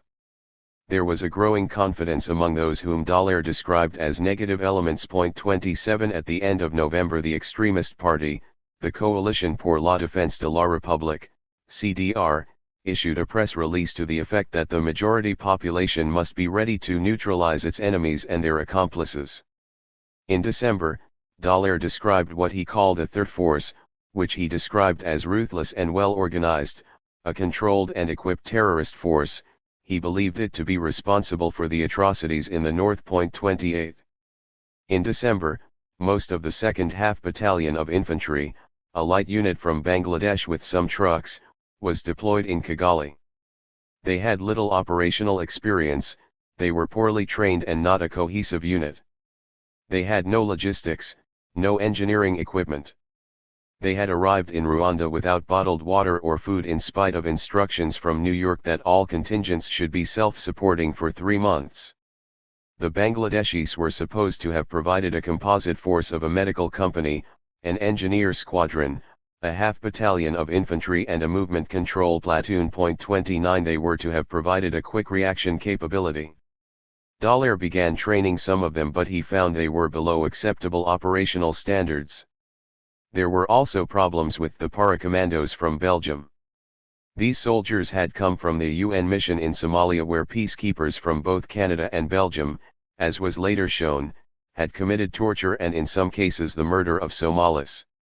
One disgraced Canadian regiment had been disbanded after the torture and beating to death of a young boy. 30 Some of the Belgian soldiers who arrived in Rwanda seemed conditioned to a peace enforcement environment and there were instances of brutal racism. They were sent home for misconduct and lack of discipline and their replacements were briefed that their mission depended on cooperation with and the support of local people. At one point Dollar contemplated the unprecedented step of recommending to New York that the Belgian soldiers be expelled from the mission. 31 Dollar was surprised that the Belgian government had sent paracommandos. Although they were suitable for enforcement operations under Chapter 7 of the UN Charter, they were not suitable for Chapter 6 peacekeeping. In Canada they would have been considered unsuitable without a mandatory 3-month training course. The Phase 1 objective of UNAMIR's mission was to escort an RPF battalion into Kigali, a move that was intended to counterbalance the Rwandan army and deter aggression against RPF political leaders. This was a major operation. It had taken a convoy of 90 buses, lorries, coaches and jeeps from the RPF headquarters in Mulindi, a journey of some 60 kilometers. There were Belgian peacekeepers providing the escort, and by the evening of December 27 the battalion was safely installed on the outskirts of the city, in a building previously housing the parliament. The extremists hated the whole idea, and the Chief of Staff of the Army, Colonel Deogracius Nsabimana, said the battalion was a Trojan horse. 32 There were accusations that the RPF had infiltrated weapons and far more soldiers than the 600 allowed under the Arusha Accords. With the RPF battalion established in Kigali, and in accordance with the Arusha Accords, the French troops withdrew. 33 French TV news crews showed an exchange of presents between Rwandan and French soldiers. Some French soldiers stayed behind. French military personnel from the Détachement d'Assistance Militaire et d'Instruction, DAMI, were recognized in civilian clothes in Kigali. And the infamous French mercenary, Paul Barrel, adept at self-promotion, was there telling everyone he was an advisor to President Habyarimana. 34 In these first months there were 3 separate incidents of ceasefire violations along the northern border with Uganda, and more than a dozen Rwandan government soldiers were killed. Rwandan army commanders told Dollar that Ugandan battalions were crossing into Rwanda, although UN observers never reported any such occurrences. The supply lines operated freely, however, one of many ways the Ugandan government quietly supported the RPF. 35 In spite of a failure to hold to the timetable outlined in the Arusha Accords, on December 10 the government side met the RPF in Kinihira, a hilltop with a magnificent view. They issued a joint declaration that peace was possible, and there was renewed optimism, and promises that every effort would be made to adhere to the peace agreement. Events elsewhere were not so reassuring. A teacher who had lived for 27 years in Rukara, a rural commune in Kibungo Prefecture, noticed how in December 1993 the Hutu youth had started to withdraw and to drink beer by themselves, and some youth wings of the political parties were being taught to shoot. They were holding rallies, speaking against Tutsi and the Hutu opposition. Sometimes they roughed up Tutsi. A nun from a Spanish order at Rukara said she believed that the Hutu had been informed that they would have to kill the Tutsi, but that they did not know when. 36 In a clear and public warning from David Waller, Oxfam's regional specialist, Rwanda was described as more violently divided than at any time since independence. The war had done incalculable damage to the economy and the environment. The country stood on the brink of an uncharted abyss of anarchy and violence. There were too many historical, ethnic, economic, and political pressures that were likely to push it over the edge. 37 The only hopeful sign was a peace march on January 1 with an estimated 6,000 people taking to the streets in Kigali, with smaller numbers in Butare, Gisenyi, Gikongoro, in Kirambo, Beniga, and Ruhuha. 38 On January 8, 1994, there was a violent demonstration by the Interahamwe in Kigali, and Rwandan gendarmes stood by helplessly in the face of a machete-wielding mob. The gendarmes had no communications equipment, no appropriate vehicles, and not even enough petrol. Nor did they have the will to act. The Rwandan gendarmerie had doubled in size in 3 years to 6,000. It had proved impossible to train so many recruits. Half of them had received only 15 days basic instruction. 39 Only 400 gendarmes performed a peacetime police role. There were 3 vehicles for them. In his initial reconnaissance mission report, Dollar had called the Rwandan gendarmes a disaster with weak discipline and poor morale. It was a military unit mainly used to defend strategic locations. A turning point for the commander of the Kigali sector of UNAMIR, a Belgian colonel, Luc Marchal, was watching the weakness of the gendarmes while they faced rampaging mobs. He said some years later that at this moment he had realized how few options there were. He had contemplated going to the rescue of the gendarmes, but there had been anti-UN slogans throughout the riot. It had seemed that the intention of the rioters was to provoke the RPF soldiers to break out of the Parliament building barracks. There was intelligence information afterwards that this had been the intention. There were grenades and guns distributed among the crowd, and a rumor had spread that Belgian soldiers would be killed. There was information that the demonstration had been pre-planned at a meeting the previous day at MRND headquarters.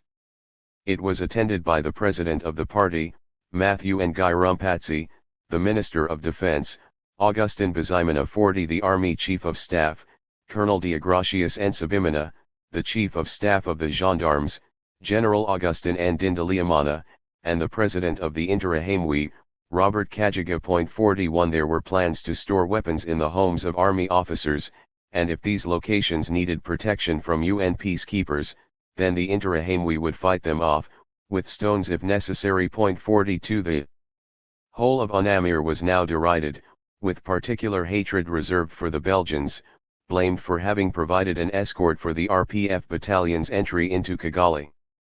3 times the inauguration of the broad-based transitional government was planned, and 3 times it was postponed. Dallaire believed it was because the presidential clique wanted to retain power. The hostility towards Belgian troops worsened, and in one incident the Interahamwe surrounded a minibus full of soldiers and chanted at them, calling them Tutsi. Threats were made against the owners of bars and shops in Kigali frequented by Belgian soldiers. A grenade was thrown into Marshall's headquarters, and one night hundreds of grenades exploded.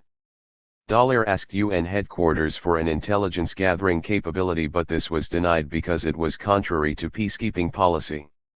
"We were blind and deaf in the field," Dallaire said later. The 5 permanent members possess high-tech information capabilities, yet the UN is expected to operate in an information void. 43. In early December, Dallaire had received a copy of an anonymous letter purportedly written by senior army officers.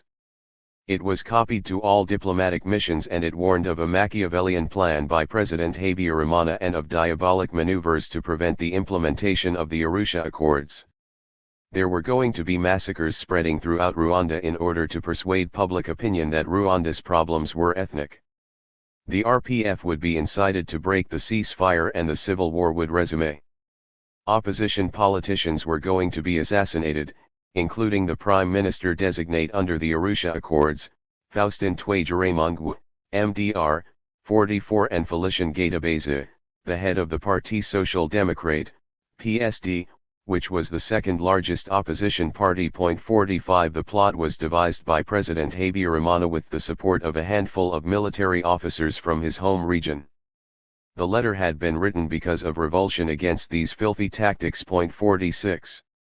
What intelligence collection there was in UNAMIR was conducted by Dallaire's own military information office, comprising a Belgian officer and 2 French African military observers. There were 81 unarmed military observers, as part of UNAMIR, whose job was to liaise at a local level, and who were posted all over the country. They were uniquely placed to gain the confidence of the local administration. They were the best informed, and their commander from Fiji, Colonel Iso Takoka, had years of UN experience. There were officers from 16 countries, and Colonel Takoka was supported by Operations Officer Lieutenant Colonel Somalia Ilya from Nigeria. Military observers consisted of commissioned officers from the rank of captain to lieutenant colonel. Their information was transmitted in the form of daily situation reports to Dallaire and then onwards to New York. It was rare for unofficial information to be given to UNAMIR by local diplomatic or governmental sources. So concerned was Dallaire about the lack of intelligence gathering that the UNAMIR command decided to bypass headquarters. Marshall appealed directly to Belgian military intelligence, the Service Général du Renseignement de l'Armée, SGR. This resulted in the creation of a 2-person cell to report to UNAMIR headquarters in Kigali as well as to the Belgian military headquarters in Évora, outside Brussels. Eventually the cell controlled a total of 5 informers thanks to a small sum of money to pay for information. 47 The network was run by Lieutenant Mark Nees.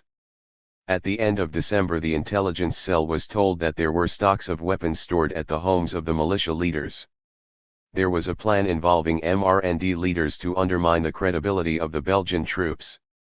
Dallaire created his own small intelligence unit using his own money. It comprised Captain Frank Claes from Belgium and a military observer from Senegal, Captain Amadou Diem. The first thing they discovered was that the northern killings had been the work of paracommandos from the nearby Camp Begagui. 48. But it was not until January 10 that a source came forward who claimed to be from the heart of a secret Hutu network.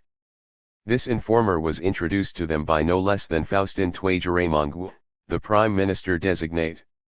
The informer was called Jean-Pierre and he agreed to meet Marshal the same night. They met by candlelight and both laid their pistols on the table.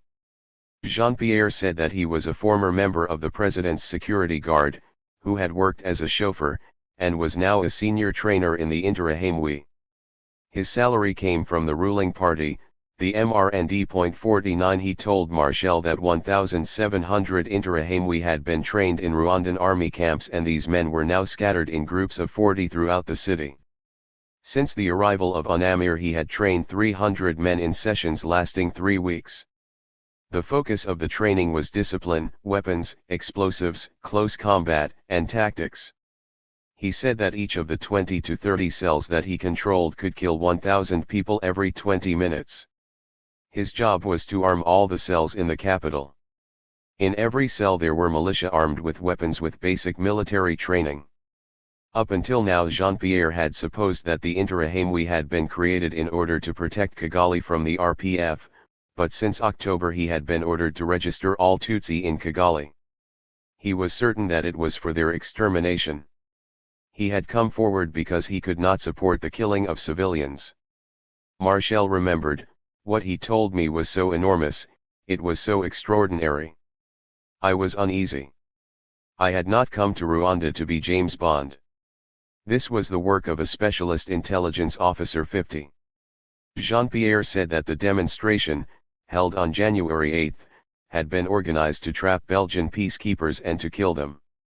There had been paracommandos and gendarmes in plain clothes in the crowd as agitators. At the next attempt to inaugurate the transitional government, opposition politicians would be killed as they entered the parliament building. If Belgian peacekeepers reacted with force, then they would be killed in order to provoke a total withdrawal of UN troops from Rwanda. The president, claimed Jean-Pierre, had lost control of the extremists, and the people involved in these plans, from the Rwandan army and the Interahamwe, were in radio contact with each other. There was a direct link between the Army Chief of Staff, Colonel Deogracius Nsabimana, and the president of the MRND, Matthew Nguyi. There were hundreds of AK-47s, in secret stockpiles of weapons, throughout the city. Jean-Pierre was willing to go public, but in exchange he wanted UN protection somewhere abroad for himself and his family. Marshal made no promises, and he went straight to see Dallaire.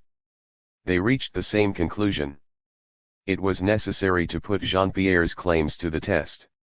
If the weapons stocks existed, they should be seized in order to expose the duplicity of the Rwandan government and reveal the political process as a sham. $51 immediately wrote a coded cable to New York to inform the Secretary General's military advisor, a fellow Canadian, Major General J. Maurice Burrill, of Jean-Pierre's claims. Dallaire wrote that he wanted to take action over the weapons cache in the next 24 hours and he recommended that the informant be given safe passage from Rwanda. Dallaire expressed reservations on Jean-Pierre's sudden change of heart, and stated that he had not ruled out that this was a trap. In the meantime they would prepare a detailed plan for a weapons raid. In New York the Dallaire cable caused the utmost consternation. A claim later that it received routine treatment is simply untrue. 52 It was not Jean-Pierre's story which caused alarm, but the idea of weapons seizures. The deaths of 23 Pakistani peacekeepers in Somalia had happened only 6 months earlier, the troops killed during a weapons inspection, and this had been the incident that had ultimately led to the deaths of the 18 U.S. Rangers in Mogadishu. There was a meeting to discuss this new development with the Secretary General's military advisor, General Maurice Burrill, the Assistant Secretary General and advisor to the Secretary General, Iqbal Riza, and with Hedi Anabi, the director of the Africa Division in the DPKO.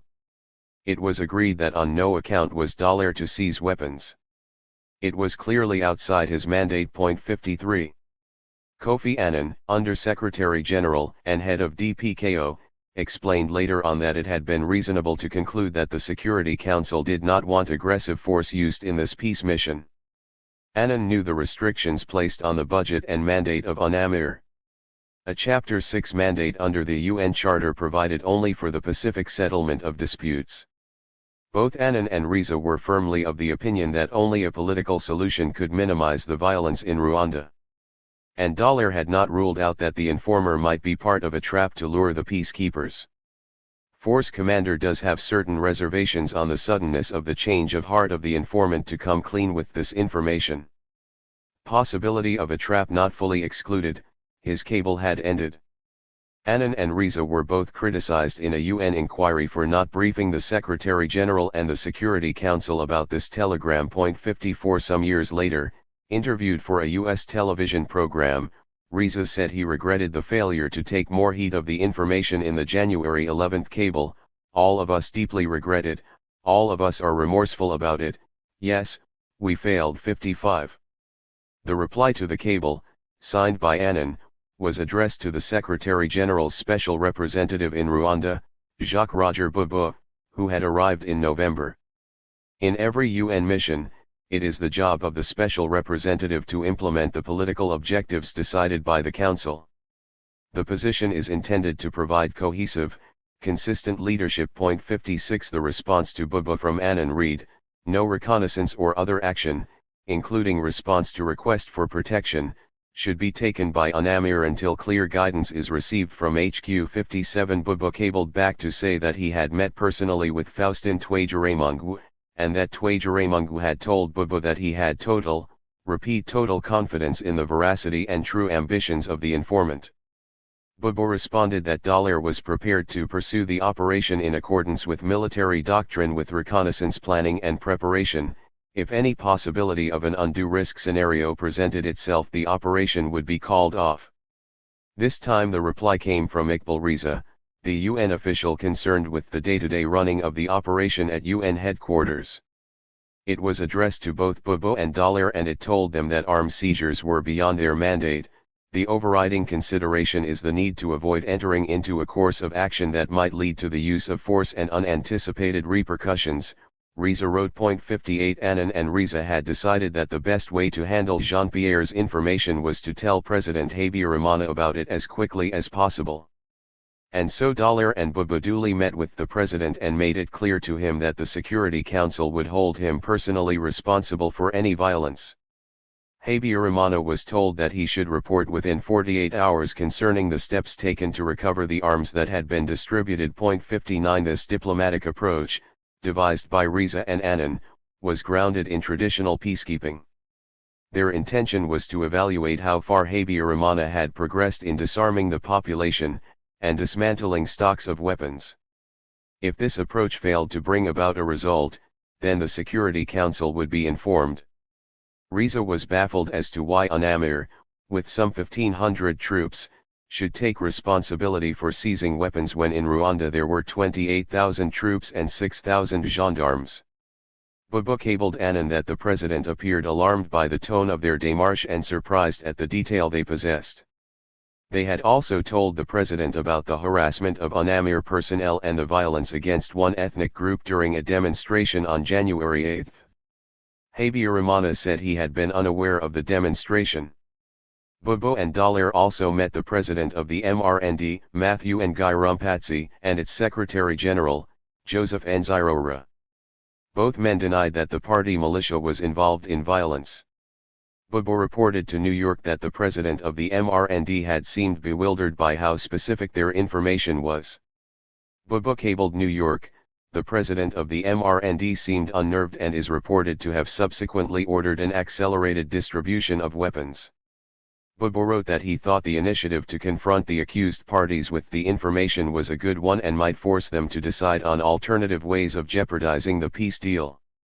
Bobo and Dallaire, also on instructions from New York, met 3 ambassadors in Kigali, from the USA, France, and Belgium, and with the papal nuncio, Monsignor Giuseppe Bertello, the dean of the diplomatic corps, to tell them what Jean-Pierre had said. The 3 ambassadors expressed serious concern about the information and promised to consult their capitals. At a further meeting with the ambassadors on January 13, Dallaire presented a letter from Jean-Pierre containing yet more information. The next day the 3 ambassadors met with President Habyarimana to express their own concern. It was left to Colonel Luc Marchal to test Jean-Pierre's credibility. He sent Captain Amadou Diem with the informer to find the stocks of weapons. Jean-Pierre went straight to the headquarters of the MRND, where in the basement were 137 Kalashnikov assault rifles and ammunition. Jean-Pierre took Diem to see smaller caches of arms hidden in bushes and undergrowth at strategic crossroads in Kigali. Marchal recalled that he was stunned at the refusal of New York to allow weapons seizures. The whole point of their mission was to secure a weapons-free area in Kigali. It was the worst thing for us, Marchal said, just to stay, and to watch, without reaction. Marchal asked himself how a transitional government could be created in a country where there was a profusion of weaponry. Dallaire tried several times to persuade New York to approve plans for the seizures of weapons. Bobo wrote to Annan to complain that each day of delay in authorizing arms recovery would result in ever-deteriorating security. UNAMIR would soon be unable to carry out its mandate. The only major weapons seizure by the peacekeepers had taken place at the airport when, on January 21, in a DC-8 belonging to East African Cargo, a consignment of 40 tons of ammunition arrived to be immediately confiscated by peacekeepers. 60 it had come from Châteauroux, France. 61 UNAMIR searched aircraft coming into Kigali and tried to monitor land routes, although this was not in the mandate. Apart from this one airport seizure, only 16 weapons and just over 100 hand grenades were seized. Marchal told both his national authorities in Brussels and the Belgian ambassador in Kigali of the importance he attached to the information from Jean-Pierre. On January 15, the Belgian ambassador in Kigali, Juan Swinen, exerted his own pressure and told the government in Brussels that unless UNAMIR took immediate action, the weapons would be distributed to the Interahamwe. Swinen believed that Dallaire's mandate certainly did provide for weapons seizures. The UN Secretary-General, Boutros Boutros-Ghali, did not agree. On January 14 he warned that arms seizures could cause serious political repercussions. 62 Habyarimana telephoned Boutros-Ghali and told him that he needed all the help he could get, from the ambassadors in Kigali and from the UN. Boutros-Ghali told him that the UN trusted his leadership but that unless there was progress towards peace then the UN would be obliged to withdraw. A UN withdrawal would be a disaster for Rwanda, Habyarimana told Boutros-Ghali. 63. On January 16 an estimated 5,000 MRND supporters held a rally at the Nyamirambo Stadium in Kigali. It was calm, as Jean-Pierre had accurately predicted it would be, for its main purpose was to distribute grenades. The following day, Marchal warned his army command in Brussels that it was imperative Dallaire be given permission to seize weapons. It was vital to support Dallaire in his request to the UN. On January 23, during a demonstration in Kigali, 47 people were killed. Dallaire appealed to New York for a broader interpretation of his mandate. 3 days later, on January 26, gunmen shot at Belgian peacekeepers, the security detail at Bobo's residence. The Belgian ambassador in Kigali told his foreign minister that either UNAMIR was given a more forceful mandate, or the troops should be completely withdrawn. At the end of the month, the Human Rights Watch Arms Project, in a detailed report, revealed that the Habyarimana regime had entered into arms deals with Egypt and South Africa and was also getting arms supplies from France. The country was awash with weapons. The researchers had obtained a secret document showing that the government had formed paramilitary self-defense groups in select communities where human rights violations took place. The report noted, "It is impossible to exaggerate the danger of providing automatic rifles to civilians. In light of the widespread and horrifying abuses committed by Hutu civilian crowds and party militia armed primarily with machetes and spears, it is frightening to ponder the potential for abuses by a large number of ill-trained civilians equipped with assault rifles. 64. 10 Peacekeepers in Trouble, February, April 1994. Major General Romeo Dallaire never gave up hoping the peace plan would succeed. Once ministers were round a cabinet table, I thought they would be able to reach compromises, he said. 1 If the broad-based transitional government was established and the moderates took charge of key ministries and there was demobilization and a national army created, the extremists would be subdued and perhaps even marginalized. Colonel Luc Marchal, the officer responsible for the Kigali weapons secure area, agreed with this assessment. Marchal liaised with Dallaire on a daily basis. There was mutual respect. Dallaire valued Marchal's experience in Africa. Marchal had served for 5 years, as a paracommando, for Belgium's technical military cooperation in Zaire. He considered there was no better solution for Rwanda than the Arusha Accords. Although much criticized, the agreement had ended the civil war. In the first weeks of 1994, however, with a series of postponements of the swearing-in of the new government, there was political stagnation. The security situation deteriorated. At the end of January, Dallaire warned New York about possible dangers to his peacekeepers and he listed alternative courses of action, including a return to Mulindi of the RPF troops in Kigali. He suggested the preparation of plans for a full evacuation of Unamir. 2 At a meeting with Major General Paul Kagame in Mulindi, Dallaire was told of the desperation of Rwandan refugees who had been promised a return home and who were being told to be patient. Kagame told Dallaire, "Very soon we are going to face the situation that someone is going to have to be a winner." 3. On February 3, Dallaire warned New York in the strongest terms, "We can expect more frequent and more violent demonstrations, more grenade and armed attacks on ethnic and political groups, more assassinations and quite possibly outright attacks on UNAMIR installations." Dallaire estimated that every day of delay in authorizing deterrent arms recovery operations would result in an ever-deteriorating security situation. If the arms continued to be distributed, then UNAMIR would be unable to carry out its mandate. If we do not take decisive action, we run the very real risk of becoming potential targets. He believed that the reluctance to allow a more proactive response was fear of creating another Somalia. 4 There were rumors circulating of assassination plots against politicians. Dallaire agreed to provide UN security for the Prime Minister, and the President of the Assembly. There followed requests for protection from other moderate politicians, human rights activists and expatriate employees in UN agencies. 5.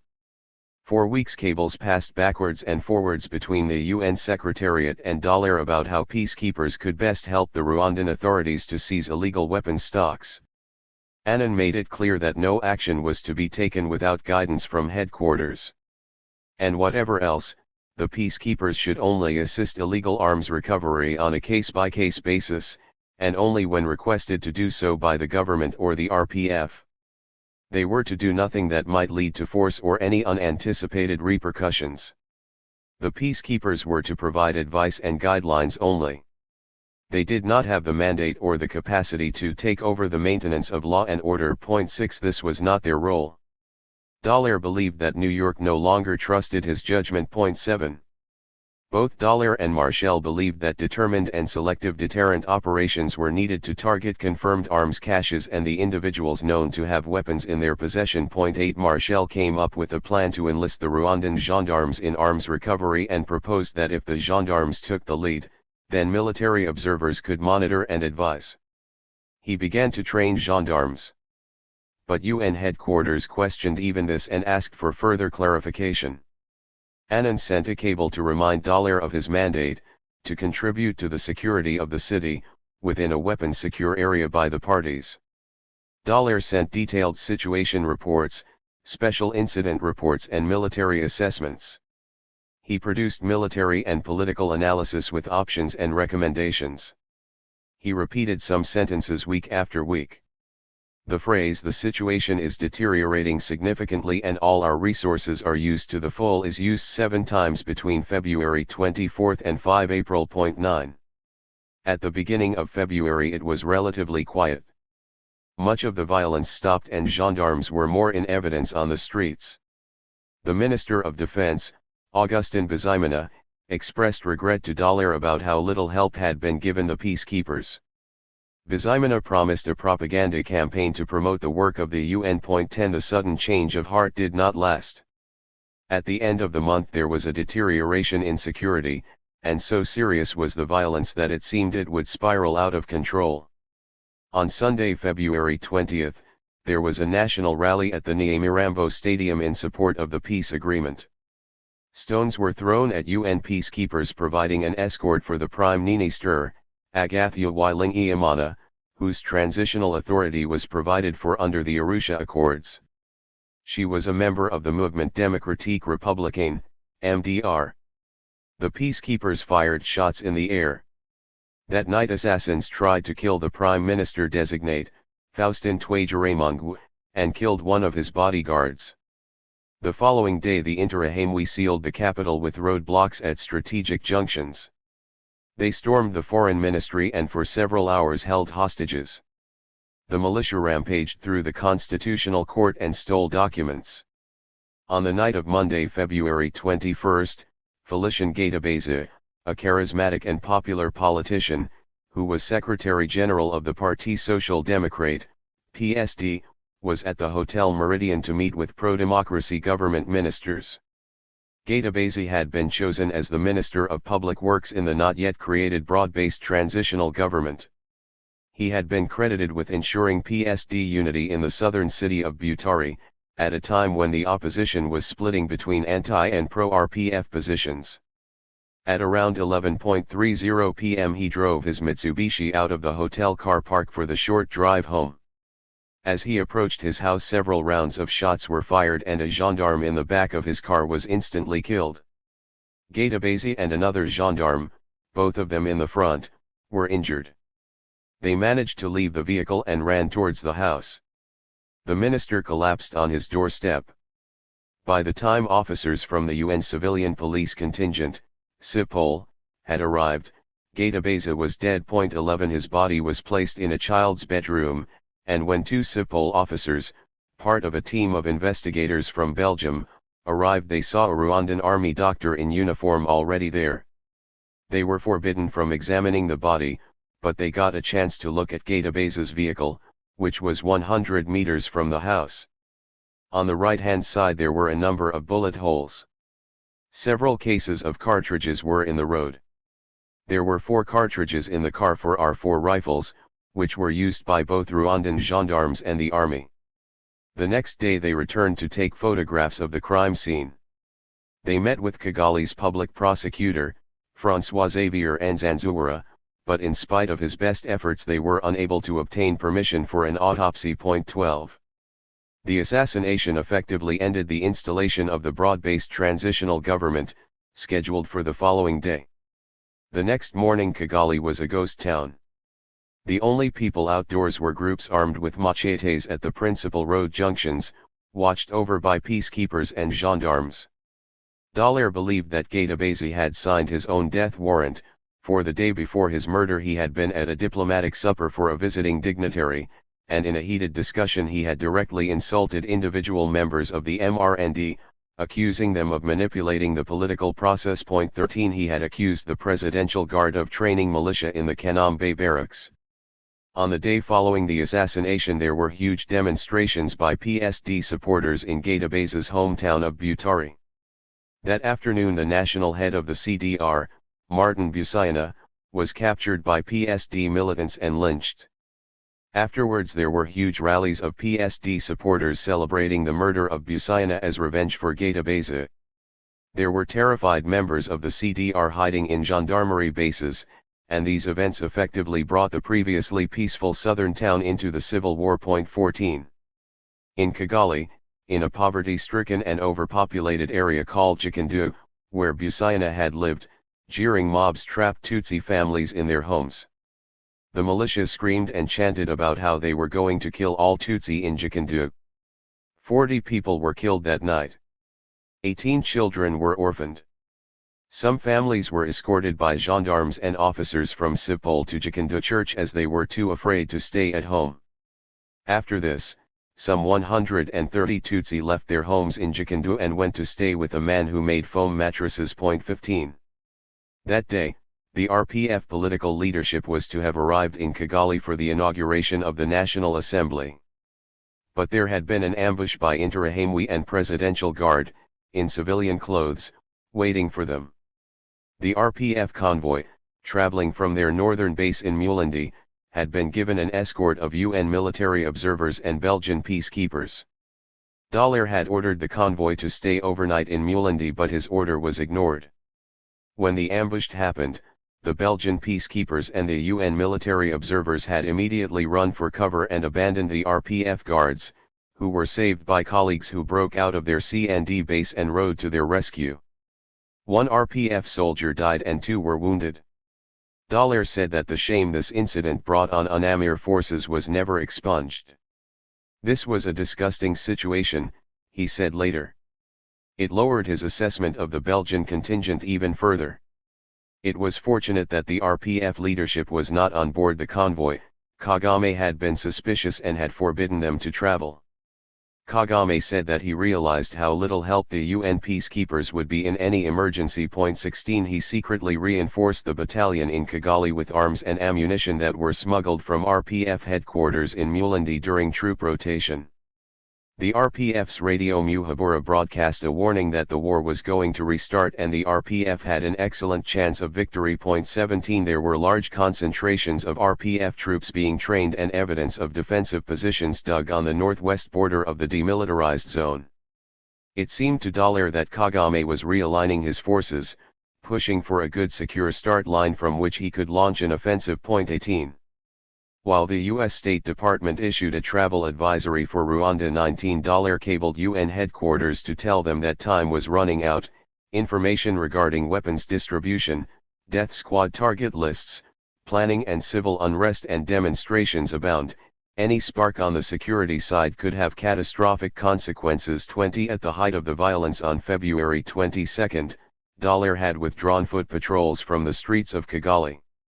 He did not want his soldiers going into those volatile and darkened streets with a forewarned threat of an attack on UNAMIR having been started and on the Belgians in particular. 21 The terror campaign seemed to be targeted at RPF supporters, and possible, unconfirmed, members of their ethnic group. Every day there were murders and banditry. The gendarmerie and communal police were handicapped in terms of personnel, equipment, and training. The attempts to persuade New York that more UN civilian police were needed were unsuccessful. Locals are begging protection for their families or guarantees from the UN, one coded cable pointed out. 22 There were 60 officers from 6 countries in the Sipol contingent from Austria, Bangladesh, Belgium, Mali, Senegal, and Togo. Originally intended to operate nationwide, there were not nearly enough of them to cover the whole country. They were limited to working with the Gendarmerie Nationale and the local police in Kigali. The Rwandan gendarmes were exhausted. 23 Even on a normal day it is difficult to know the exact number of deaths in Kigali or the cause of death. We are following this aspect with particular attention because of the potentially explosive impact that the resurgence of Hutu/Tutsi ethnic violence could have. 24 President Habyarimana, when asked about the violence and insecurity, blamed the RPF for all the crimes. 25 The UN Sipol investigators continued their inquiries into the murder of Felician Gaidabazi and eventually an arrest was made.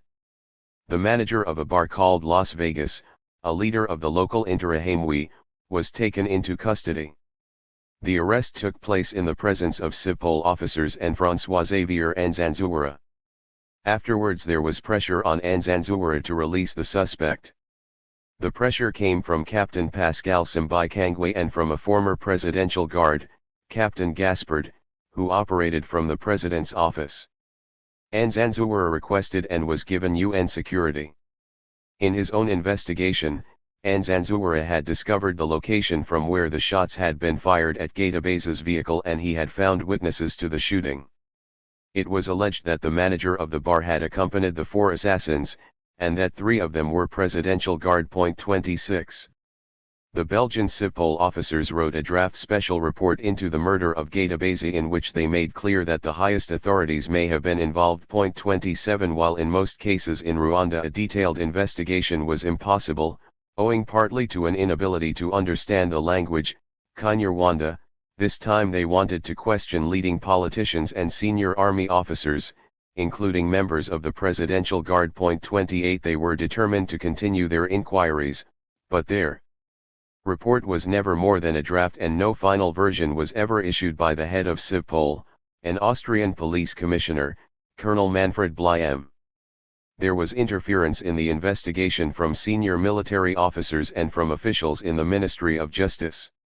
At one point the Minister of Defense, Augustin Bizimana, had advised Sipol that they needed a new orientation regarding the assassination. 29. The violence at the end of February 1994 had coincided with a visit to Kigali of the Belgian Foreign Minister, Willy Claes. Claes was shocked at what he found. The regime did not even bother trying to disguise the stockpiling of weapons, and arms were openly distributed to civilians. A Belgian photographer, Jacques Collot, who was traveling with the foreign minister, went to the city morgue and took photographs of some 120 bodies of people he found there, all of them murdered by the Interahamwe with machetes. The pictures were so horrific they were given limited circulation. 30. Claes talked with the Secretary General's special representative, Jacques Roger Bobo, and there were doubts expressed on all sides about whether or not the Arusha Accords could be implemented. Bobo emphasized to Claes the limitations of the mandate. $31 told Claes that a lack of resources was causing him serious concern, and Marshall, who had already tried persuasion with military authorities in Brussels, stressed to Claes that the peacekeepers might well have to defend themselves. In this event they would need munitions not usually supplied to peacekeepers. The Belgian contingent was spread out in 14 different locations in Kigali. Afterwards, in testimony to a Belgian Senate inquiry, Claes claimed that he wrote a warning to the UN Secretary-General, Boutros Boutros-Ghali, on February 11, to tell him that unless the peacekeepers took firmer action, UNAMIR might soon find itself unable to continue at all. 32 Before Claes had returned home, a telex was sent from the Belgian Ministry of Foreign Affairs to the Belgian permanent representative at the UN in New York to tell him that UNAMIR was in serious trouble. The peacekeepers were not capable of keeping public order. It would be unacceptable if Belgian troops were to find themselves as passive witnesses to a genocide about which the UN would do nothing. This crucial telex, dated February 25, continued, if the conditions deteriorate further, the UN and the Belgians can hardly, in reality, withdraw. UNAMIR must play a more active role, and reinforce the credibility of the international community. 33. Claes claims that he told Boutros-Ghali that Dallaire was achieving nothing practical because he continually had to await instructions from New York. Dallaire needed a stronger mandate. Claes warned the USA that Habyarimana could be playing a double game and that it was in everyone's interests to avert a resumption of the civil war. The USA was already well informed. The U.S. Embassy's deputy chief of mission, Joyce Leader, was trusted and respected by Rwandan human rights activists, and well briefed about the extremists. 34. Belgium's UN ambassador, Paul Noterdam, immediately sought a meeting with Boutros-Ghali, who told him that in the Council the USA and the UK were opposed to any help for UNAMIR purely for reasons of finance. UNAMIR was intended as a low-budget mission. Noterdam met with British and US diplomats and he found them unenthusiastic about UNAMIR. 35 He was told that at a forthcoming council meeting, the USA was going to argue that unless the peace agreement was back on track in the next few weeks, then UNAMIR should withdraw completely.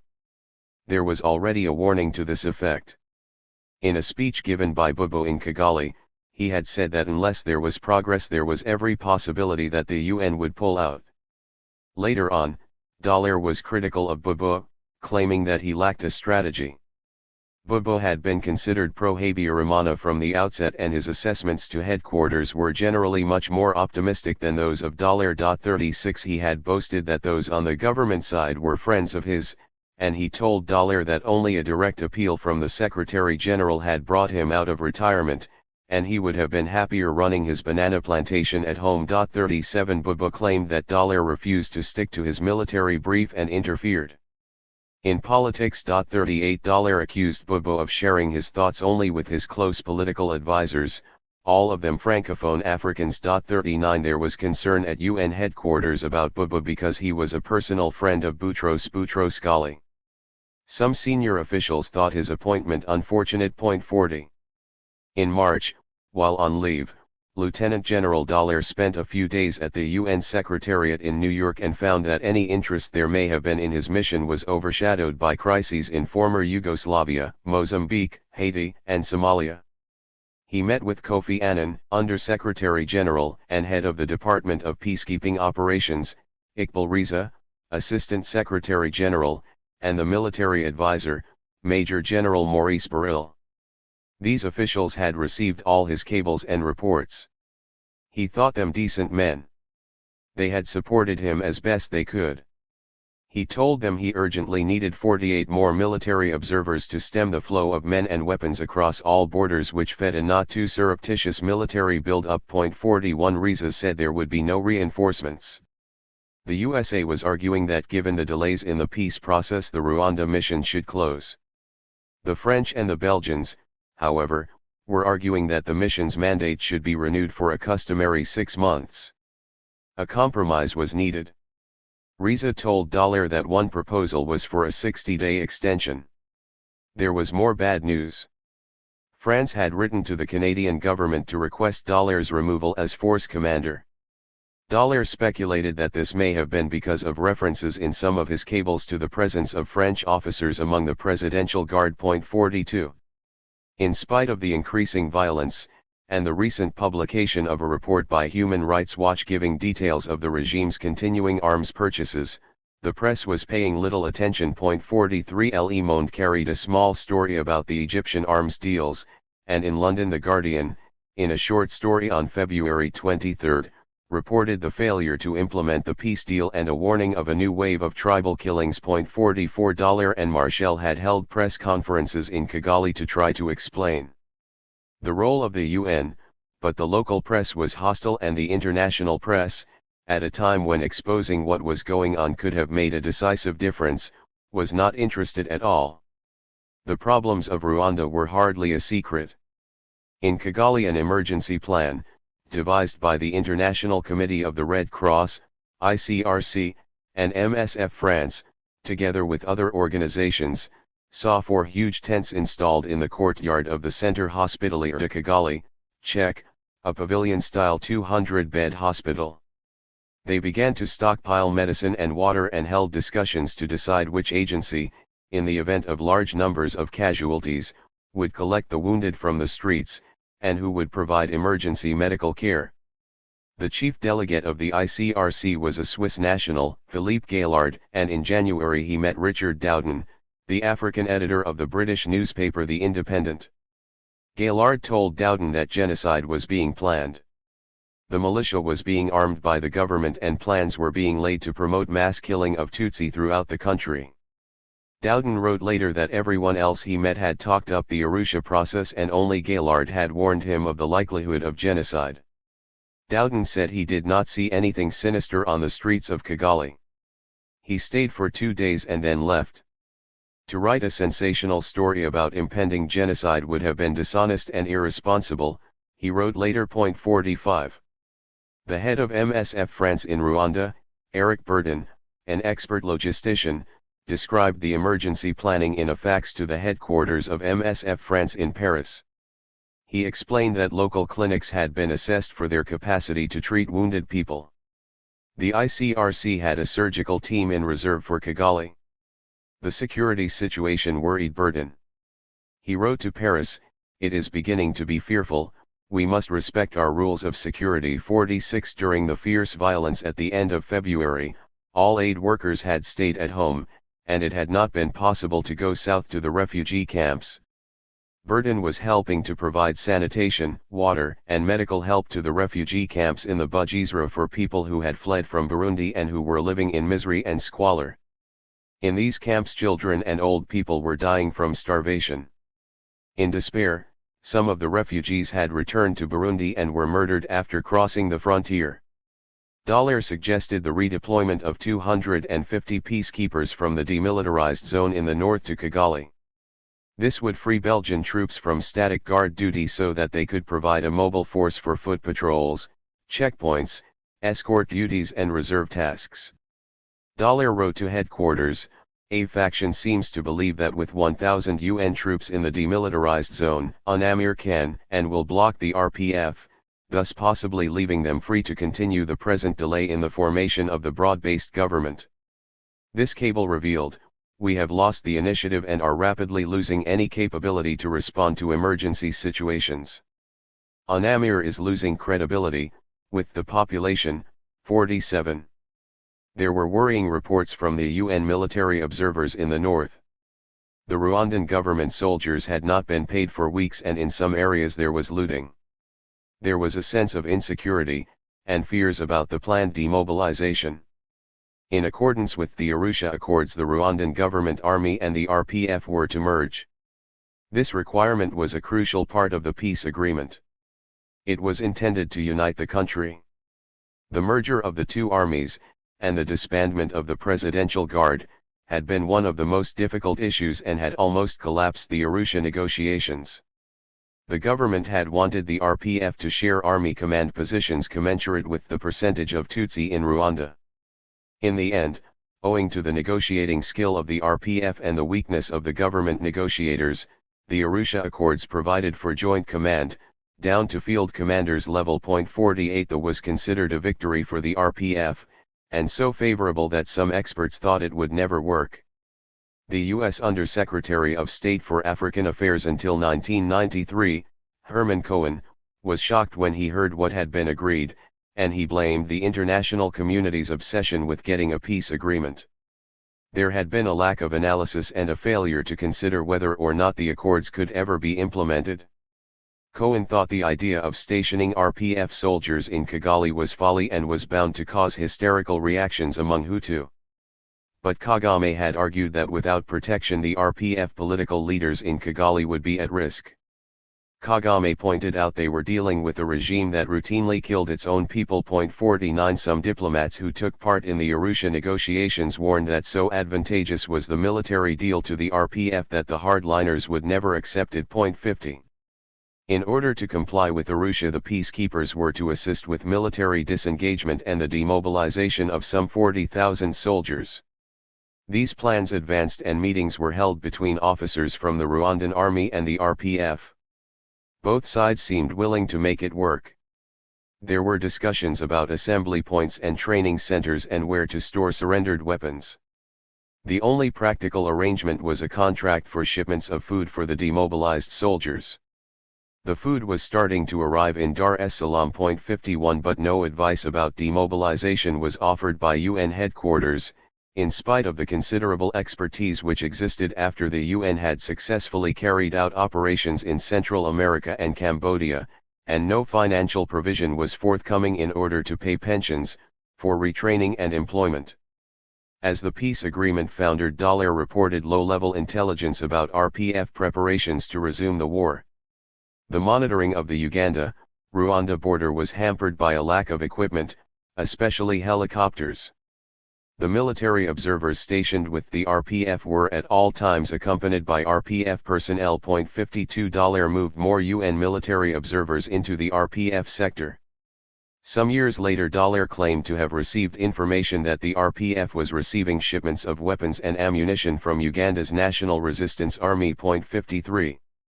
The information collected by Dallaire's small intelligence unit in Kigali was increasingly alarming. A report was sent to him to reveal a death squadron planning to murder opposition politicians. The head of the squadron was Proteus Zijaranyarazo and the second-in-command Colonel Eli Sagatwe.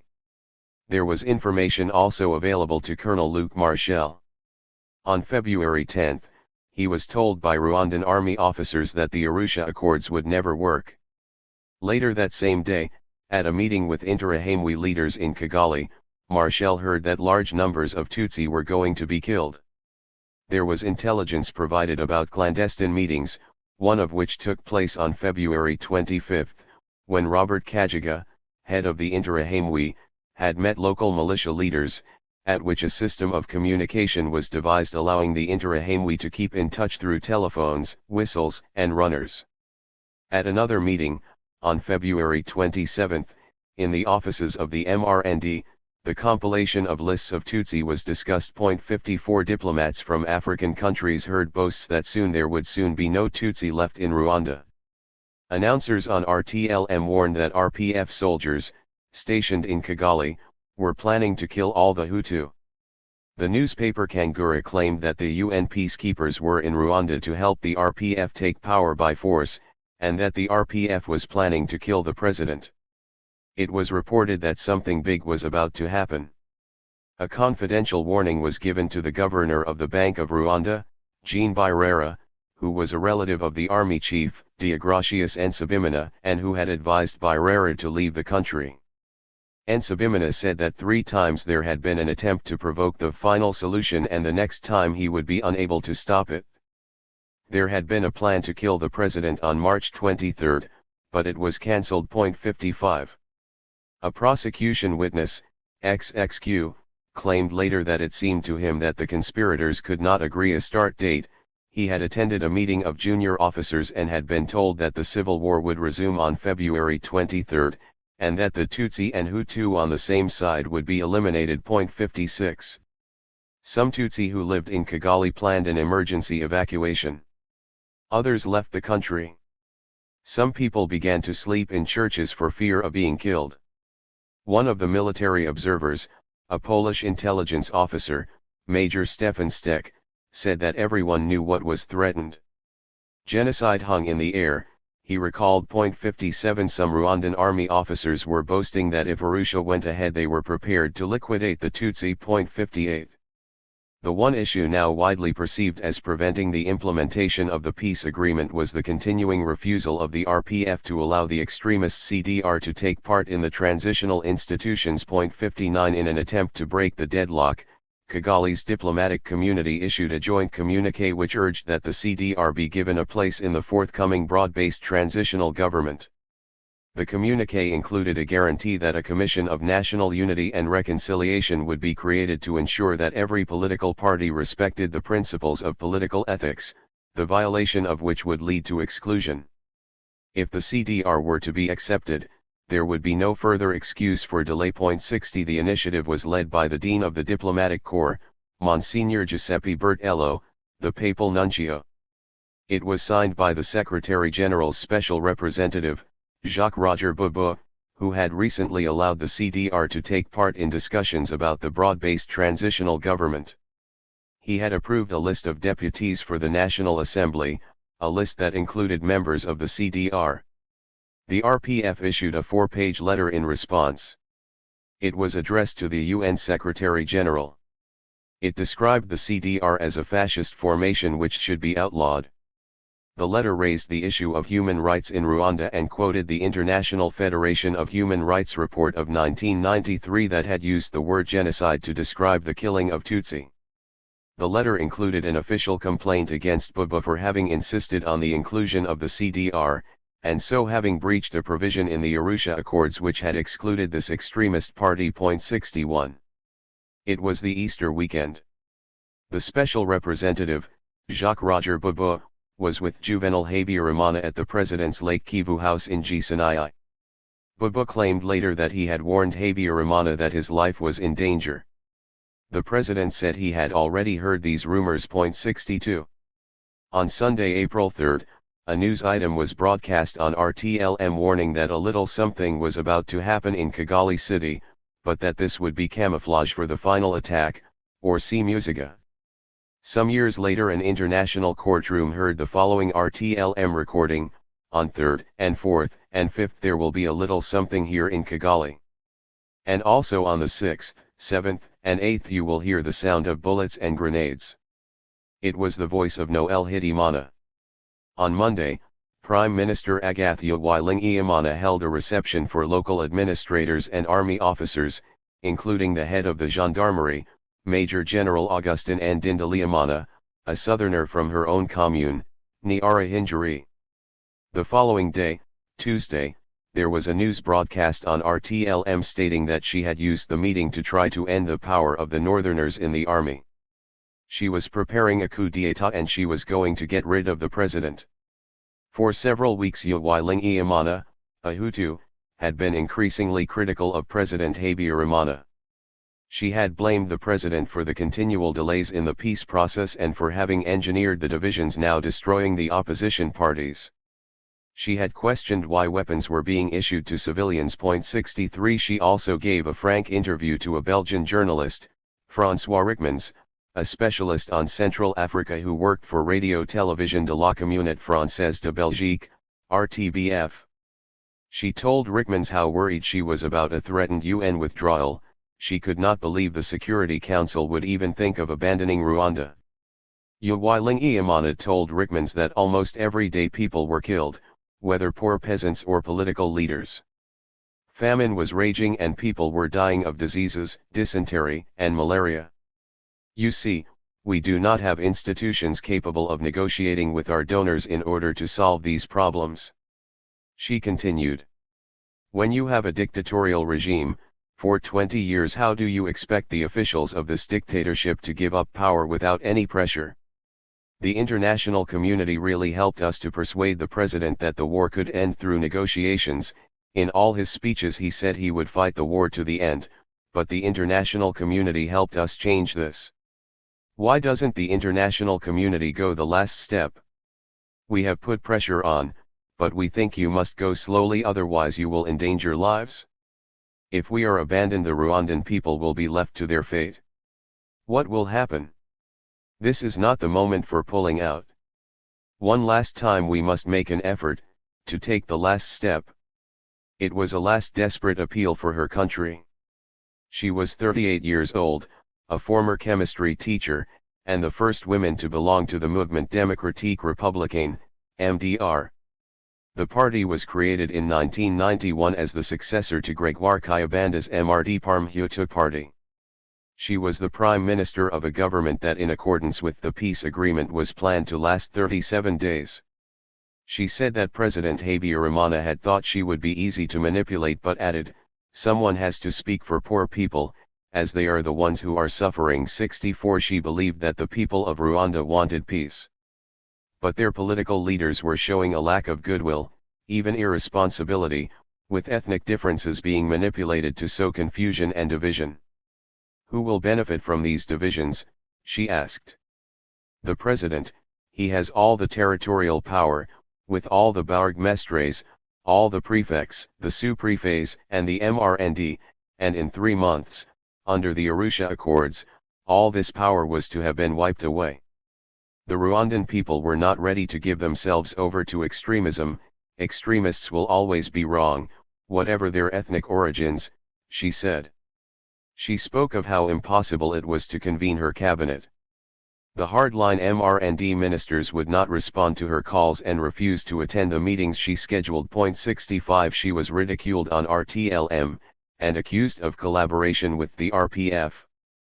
One broadcast called for her assassination. 66 She was guarded by UN peacekeepers. Wailing-Iamana knew her life was in danger, but she remained principled and determined. By April 1994 there were increasing concerns about security, and Dallaire wanted better defenses at the airport. Each week UNAMIR was carrying out 90-foot patrols, 220 mobile patrols and 20 patrols by air, and providing 25 security escorts. At this stage Dallaire had 2,539 soldiers from 24 countries. On Wednesday, April 6, early in the morning, a Belgian peacekeeper saw Rwandans and a few Europeans living near Kanombe leaving for the airport, whole families carrying heavy bags. Someone else saw the Rwandan army setting up machine gun posts at the military camp at Kanombe.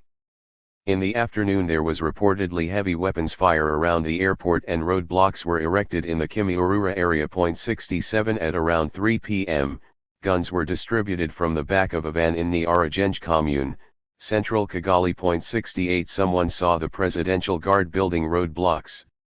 Near the Hotel Meridian, military families were being evacuated. 69 At about 4:30 p.m., according to Belgian peacekeepers, shopkeepers and traders in Kigali were told by the Presidential Guard to close their doors. 70. Colonel Luc Marchal attended the weekly meeting of the Chief of Staff of the Gendarmerie. 71 Most important now was a plan to seize weapons which had finally been approved by UN headquarters, using the Rwandan Gendarmerie with assistance from UNAMIR. A first attempt to seize weapons had been a failure and none was found. The gendarmes were inept and news of the raid was leaked. The gendarmes would have to be better trained and more use would have to be made of civil officers. At this meeting, Colonel Augustin Ndindalimana had suggested that another search take place.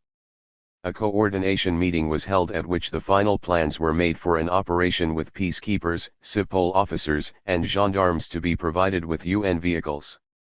They were to seal and search a specific area within Kigali and seize all weapons found there. 72 It was decided, on Ndindalimana's insistence, that the vast majority of gendarmes in the city would be confined to barracks on Wednesday night, April 6, in order to make ready for the weapons seizure the following day, the operation to begin with a 4 a.m. assembly on Thursday at Camp Kassieru. 73. In Belgian Military Intelligence, SGR, headquarters in Evere, Brussels, an official whose job it was to analyze intelligence had begun to issue warnings that if the Arusha Accords collapsed there were going to be thousands of victims. In testimony later on he said that no one, not even with all the information now available, would ever have imagined the scale of what was to come. 74. 11 The UN Security Council, April 5, 1994. On Tuesday, April 5, the Security Council met to discuss what to do about its mission in Rwanda, established under Resolution 872 on October 5, 1993. Peacekeeping operations are given 6-month operating periods, and after this expires the Security Council has to decide the conditions for extending or even ending the mandate. There are 15 members of the Security Council. 5 of them, Britain, the USA, France, China, and the Russian Federation, are permanent, and they wield a veto on all substantive decisions. 10 come from countries that are elected by the General Assembly to sit on the Council for 2 years. In April 1994 they were the Czech Republic, Djibouti, New Zealand, Nigeria, Oman, Pakistan, Spain, Argentina, Brazil, and Rwanda, recently voted a seat. This meant that the Rwandan government was well informed, with access as privileged insiders, as their UN ambassador, Jean Damascene Bizimana, sat in the Council. 1. The Council had received a report from the Secretary-General, Boutros Boutros-Ghali, in which he gave an account of the delays in Rwanda's transition. The report described how most violent incidents in Rwanda could be attributed to armed banditry. His report was optimistic in tone and claimed that through their respect for the ceasefire the parties had demonstrated that they remained committed to the peace process. The peacekeepers continued to play a stabilizing role. He was encouraged that, in spite of tensions, the parties had maintained the process of dialogue. There was a brief mention of ethnic crimes, but the report did not include critical new intelligence from the informer Jean-Pierre. The council members were not told about the January 11 cable, and were ignorant about the registration of Tutsi which the informer alleged was part of a plan for their extermination.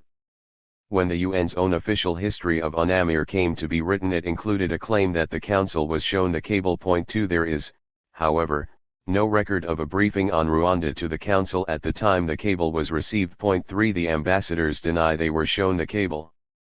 Boutros-Ghali maintained that he had been away from New York in January and not in close touch with the Rwandan situation, and that he did not learn about the informer's claims until 3 years later. 4.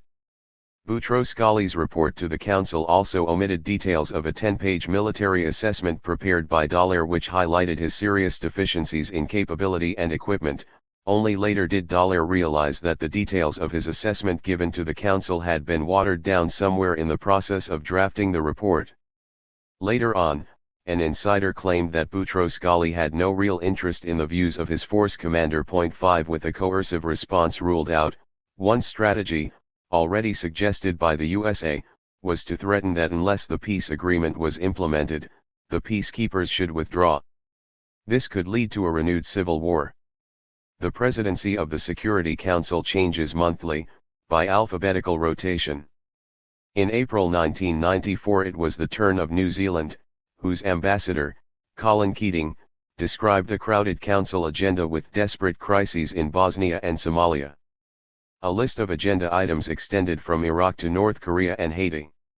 There was little time for Rwanda. 6 During the Easter weekend, on Saturday, April 2, Keating was telephoned at home to be told that Bosnian Serb troops were continuing to attack Gorazda, one of 6 designated UN safe havens. The UN commanders had requested NATO close air support. This issue alone would have dominated council discussions. Only 48 hours earlier the mandate for the United Nations Protection Force in former Yugoslavia, UNPROFOR, had been extended for 6 months, and the Council was increasing the numbers of peacekeepers there by an additional 3,500 troops. Rwanda seemed quiet in comparison. But Keating was unhappy about the U.S. idea to impose a time limit on UNAMIR. There was no evidence that this tactic worked. On the contrary, there were situations where it would be in the protagonists' interests to secure UN withdrawal. Such tactics risked playing into the hands of one of the parties and destabilizing the situation. If cuts were to be made to UN peacekeeping, they should not be made in one of the African missions. Keating said later that the Council had not been adequately briefed about Rwanda, and he complained about the quality of the reports submitted to the Council. "We were kept in the dark," he said. The situation was much more dangerous than was ever presented to the Council. 7 Unlike the permanent 5 members of the Council with their extensive intelligence-gathering capabilities, the non-permanent members of the Council were largely reliant on UN reports. The ethnic complexity of the situation in Rwanda had been significantly underestimated. Nothing was forthcoming about human rights abuses in Rwanda. No mention was made of the 1993 UN Commission on Human Rights report, which had revealed that the 1948 Convention on the Prevention and Punishment of the Crime of Genocide was applicable to Rwanda, and which blamed the Rwandan government for systematic human rights abuses. 8 The author of this report, Special Rapporteur on Extrajudicial, Summary or Arbitrary Executions Bakar Wali Ndiaye, said later that if he had been consulted by the Council he would have said that their mission for Rwanda was too weak to make any difference. President Habyarimana had no intention of sharing power. Ndiaye's recommendation would have been to take immediate and effective measures to protect civilians against massacres which, he said, had been described by the authorities in Kigali as spontaneous acts of anger and self-protection. The non-permanent council members should have been exposed to the realities. With better information, said Keating later, the council might have proceeded quite differently. It is customary for the management of peacekeeping operations to be handled by officials in the Secretariat, in the same way governments delegate responsibility to their public service. The officials in the Secretariat were certainly of the view that it was their prerogative to manage UN missions. Keating found that any request for information by a member state was resented by these officials. They seemed to be of the opinion that states should not be allowed to micromanage. 9 There was no mechanism at UN headquarters to quickly provide information to members of the Council. When Boutros-Ghali became UN Secretary General, he had tired of the informal consultations held by the Council. Still determined to control the flow of information to the Council from the Secretariat, he had appointed a former Indian diplomat, Chinmay Garakan, as his personal representative to speak on his behalf at council meetings. 10 This appointment was a significant break with established procedure, for in the past the Secretaries General had regularly attended the council informal consultations, where all the important decisions are made. Garakan wrote later that he believed that the great powers on the council must have had a much better idea than the Secretary General about Rwanda. 11 It was the member states on the council which had prime responsibility for peace and security. Some ambassadors in the council were slighted by Boutros-Ghali's failure to attend the informal meetings. He in turn became frustrated in his hopes for a cooperative and fruitful relationship with the Council. 12 In his memoirs, Boutros Ghali admits he did make some ill-judged remarks, for example when he characterized the conflict in Bosnia as a rich man's war and contrasted reaction to this conflict with an alleged indifference to the collapse of Somalia. There was tension over Boutros Ghali's determination to manage UN operations without any transparency or accountability to the Council. Somalia had shown how easy it was to lose control of a UN operation, and this had effectively eroded the Council's legitimacy and credibility. 13 The Council's own commission of inquiry into the Somalia mission was kept under wraps. It had included adverse comments about the quality of UN staff reports and a failure of leadership and little coordination at UN headquarters. 14 Keating believed that a lack of oversight was a classic recipe for disaster.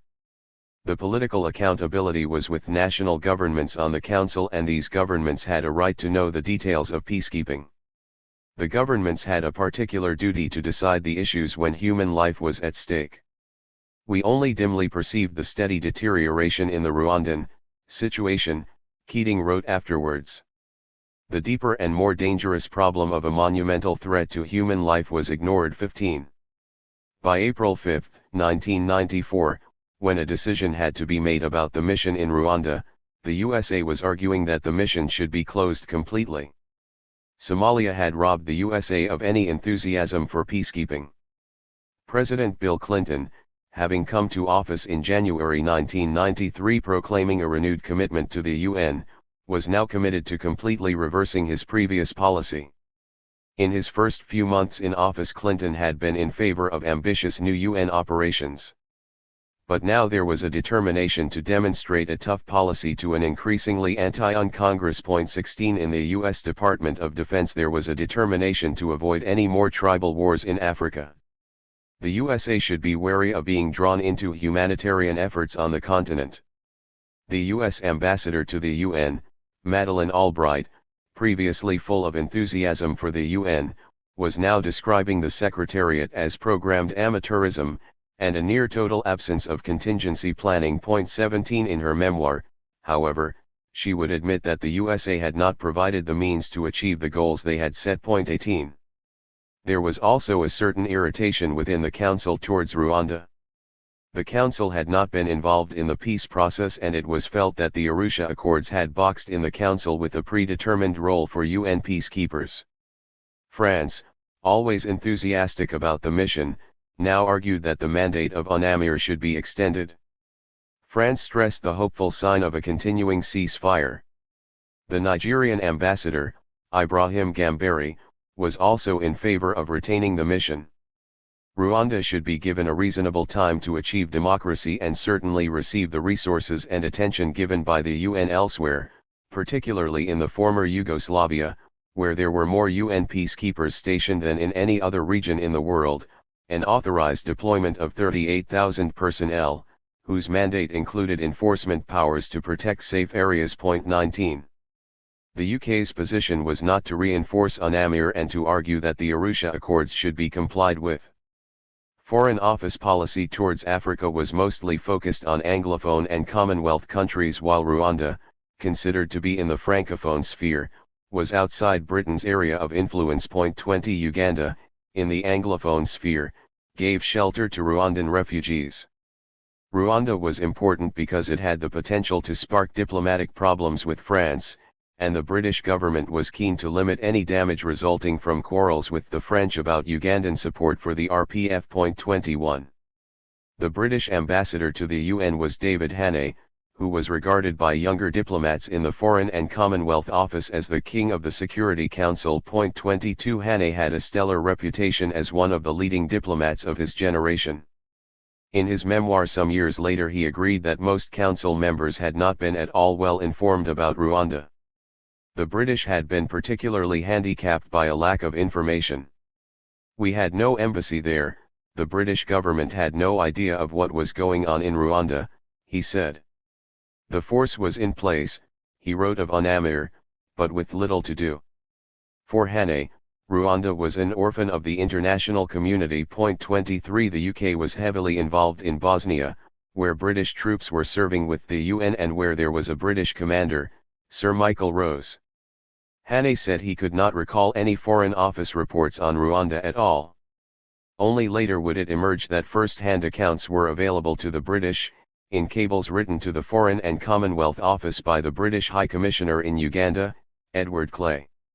Clay had visited Rwanda in March 1994. He had described Kigali as infested with armed and uniformed men. He wrote, "Over the period of our visit, individual killings, allegedly mostly of Tutsi, numbered between 30 and 50 dead. The country was in the grip of a profound political crisis and administration almost impossible. The government was begging for funds to pay salaries." Clay described the wretched conditions of the refugee camps where hundreds of thousands of people were living. He thought it would be useful to find out from Belgium how to get UK nationals out of Rwanda should the need arise. 24 The US government was also planning total withdrawal of all US nationals. The US Defense Attaché Office in Yaoundé, Cameroon, had already sent Lieutenant Colonel Chuck Fukovic to Kigali to ensure that all 257 US nationals would be rescued if necessary. At 7:10 p.m. on Tuesday, April 5, the ambassadors filed from the room at the back of the Security Council chamber where their secret deliberations are held. In a formal and open meeting they unanimously agreed Security Council Resolution 909, which gave an unusually short 4-month extension to the UNAMIR mandate, which was subject to review in 6 weeks' time. Unless the transitional institutions provided for under the Arusha Accords were established by then, UNAMIR would pull out completely. 25 The resolution also stipulated that economies be sought in the cost of the force. Moments before the vote was taken, Rwanda's UN ambassador, Jean Damascene Bizimana, told the council that, like the Secretary General, he was optimistic about peace. He praised the observance of a ceasefire by the parties, who were demonstrating their unwavering commitment to the peace process. There were diplomatic efforts elsewhere. A regional one-day summit meeting was held, attended by President Habyarimana and other regional heads of government, invited to Dar es Salaam by the President of Tanzania, Ali Hassan Mwinyi, the facilitator during the Arusha negotiations who was now concerned that the Arusha Accords were collapsing. 26 The summit was originally planned for March 29, and its focus was to have been the ongoing crisis in neighboring Burundi. The meeting, held on Wednesday, April 6, the day following the council meeting, took place in a suite at the Kilimanjaro Hotel with President Mwinyi in the chair. Also present were President Yoweri Museveni from Uganda, and the Vice President of Kenya, George Setatai. President Arap Moi had turned down the invitation at the last moment, but President Cyprien Ntaryamira of Burundi and Salim Ahmed Salim, the OAU Secretary General, were there. 27 The UN Special Representative, Jacques-Roger Boubou, had been invited but chose not to go. The meeting reportedly turned into a humiliating experience for Habyarimana, for he was told that the delay in implementing the peace agreement was threatening the entire region. A renewed civil war would mean international isolation and empty bank accounts. Habyarimana was apparently shaken and agreed that power sharing with the RPF was inevitable. He would no longer insist on the CDR taking part in government. The president was to return home to Kigali late that afternoon. He had organized a meeting with the leaders of the political opposition, to take place on his return. He had given instructions that arrangements go ahead for the swearing-in ceremony on Friday of the broad-based transitional government. 4 days in Kigali, 6 to 9 April 1994. President Juvenal Habyarimana rarely traveled anywhere at night, it was a rule imposed by security. He was kept waiting in Dar es Salaam, however, as the regional summit had been delayed, and afterwards he had insisted on flying home, although he did cancel the meeting with politicians arranged for his arrival. His jet, a Mystère Falcon 50, was a gift from President François Mitterrand.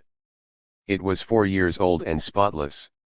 Its maintenance was paid for by France, as were the 3 crew members, who were former French military officers, a pilot, a chief mechanic and a navigator. Apparently, President Cyprien Ntaryamira of Burundi asked Habyarimana for a lift home.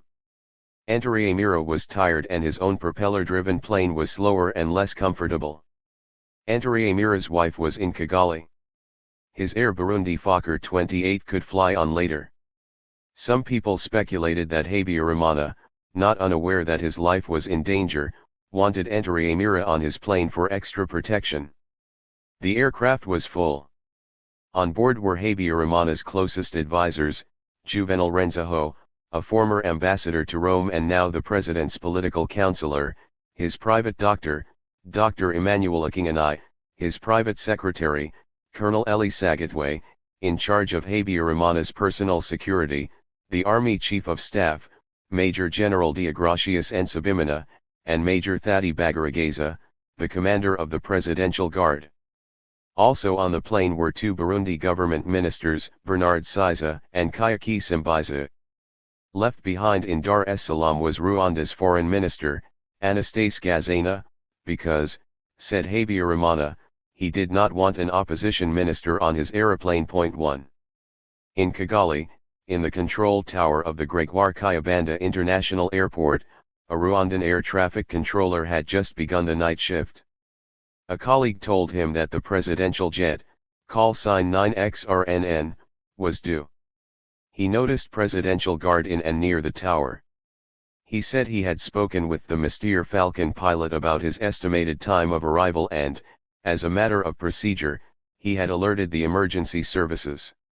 He telephoned the airport director, Cyprien Sindano. The pilot radioed that once he had landed he would be taking off again for Burundi. The traffic controller said he notified Bujumbura Airport. The Mr. Falcon was nearing the airport. At exactly 8:26 I could see the red lights of the plane as it approached, the air traffic controller recalled. He continued, as it passed over Masaka Hill I saw 3 missiles, the first went over the aircraft and the third under, but the second hit the aircraft and it burst into flames. He radioed the pilot. There was no response. He immediately telephoned the airport duty manager and alerted the fire brigade.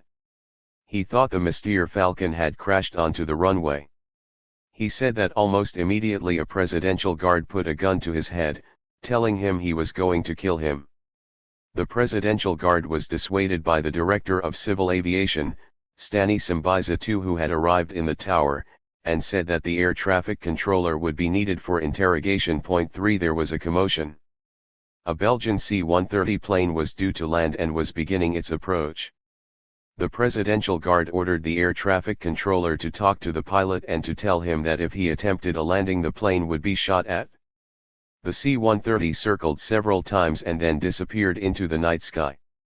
The presidential guard then left, taking the control tower logbook and the controller's personal documents. 4. There were 3 Belgian officers and 1 NCO stationed at the airport.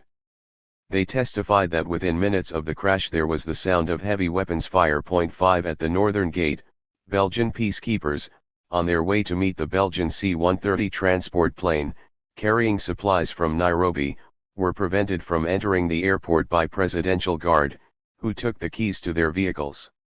They became hostages. A Belgian captain whose group patrolled the interior of the airport spoke with an air traffic controller and relayed the news by radio to his commanding officer that the presidential jet had crashed. He was told the pilot had issued a distress signal. 6. The perimeter of the airport was sealed by an impenetrable cordon of troops from the nearby Kanombe barracks. In Kimihurura, a residential area, there were roadblocks manned by presidential guard, established earlier. 7 The news that the president was due home had been broadcast on RTLM, but the radio was now playing classical music. In Kigali, a rural capital spread over many hills, a maze of tree-lined roads connects at strategic roundabouts, and some roadblocks were now in place. I ran as fast as I could, said a survivor. Even before the president died, the consciousness of the Hutus in our area had already been awakened. They had been given a very clear idea. Hutus on our hill were always being called to secret meetings with the Bourgmestre, councillors, and other officials. 8. There was sporadic gunfire and explosions. In Kikukuro, a critic of the government saw a checkpoint erected near his home. The checkpoint had been reinforced by people armed to the teeth. Cars were passing by full of people with machetes. Some even had guns. My telephone was cut shortly after midnight. It was clear massacres were about to begin. The Ghanaian deputy commander of UNAMIR, Brigadier Henry Kwame Eniadoho, made his way to headquarters at the Amahoro Stadium, a short distance from the Hotel Meridian. He took a circuitous route because of roadblocks.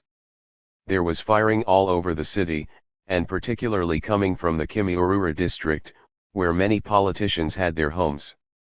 Things happened very rapidly, as if they had been rehearsed, he wrote later. 9 At Kigali's five-star hotel, the Hotel de Mille Collines, owned by Sabina Belgian World Airways, the night staff discovered that roadblocks prevented them from going home. They stayed put. 10 Lieutenant General Dallaire was at home when a military observer told him there had been an explosion at the airport. Soon afterwards he was told the president's plane had crashed. He called Colonel Luc Marchal to send a patrol to the crash site. A group of Belgian soldiers set out but were stopped at a roadblock. It was 9:35 p.m.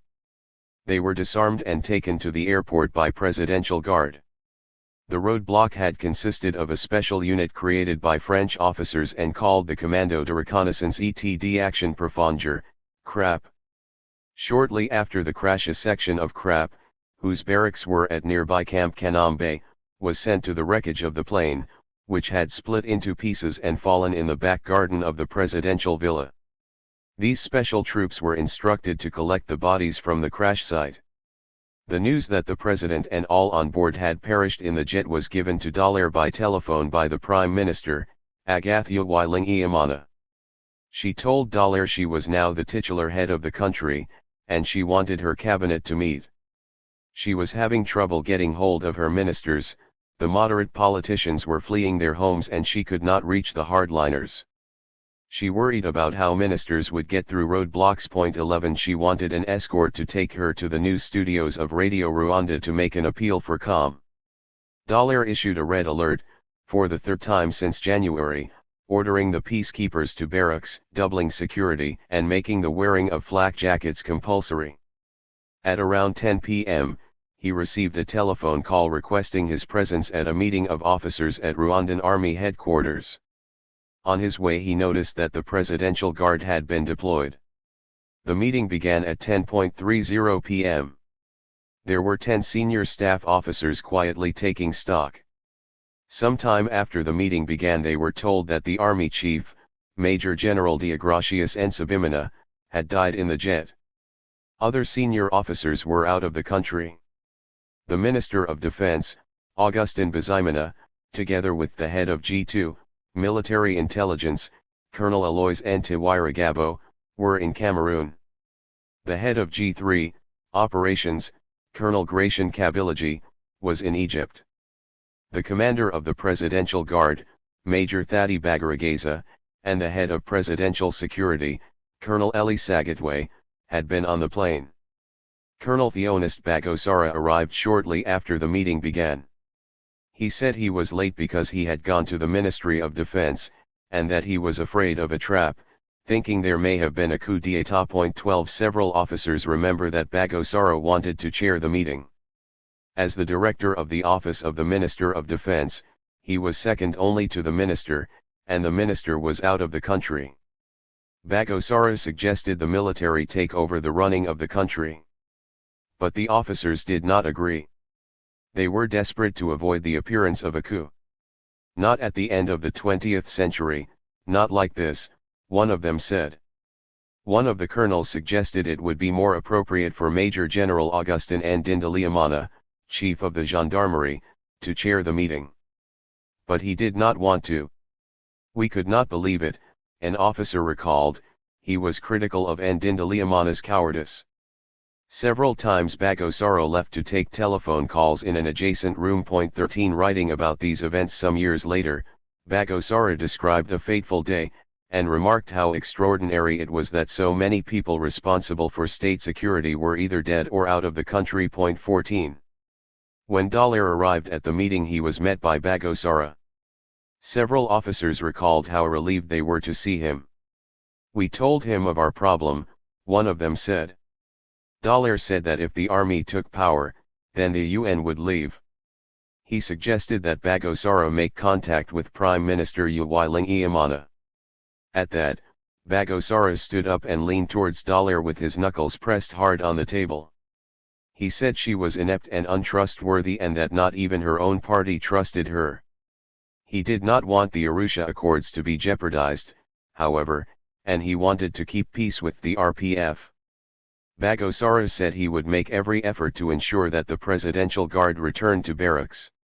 He readily agreed that UNAMIR should have access to the crash site. Dallaire did not believe him. 15. Several officers suggested that Bagosara ask the MRND for a suitable candidate to replace the president, and it was agreed to appoint Colonel Marcel Gatsinzi as interim chief of staff, a known moderate. He was a member of the High Council of the Army Command, established under the Arusha Accords. They would all meet again in the morning. Before the meeting ended, Ndindalimana assured Dallaire that this was not a coup d'état. The military was keen to get the Arusha Accords back on track and ensure the creation of a transitional government. Dallaire suggested that peacekeepers patrol the streets accompanied by gendarmes, and that these patrols be allowed through army roadblocks. Dallaire was assured of cooperation, and was asked to keep watch on the RPF battalion housed in the Conseil National pour le Développement, CND, the Parliament building. Colonel Luc Marchal, who was trying to get to the meeting, crossed the city east to west and was delayed at a roadblock manned by the reconnaissance battalion. An hour passed before he managed to negotiate his way through. When he arrived, he thought Bagosara was quiet, guarded and genuinely shocked by the death of the president.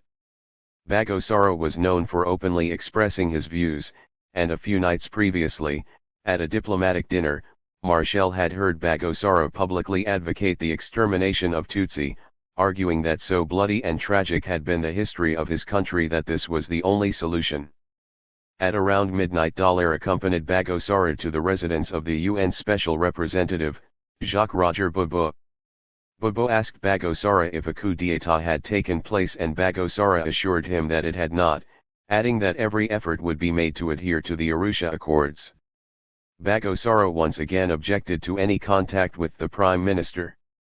Bobo said that he would arrange a meeting for 9 o'clock the next morning with the US, French and Belgian ambassadors.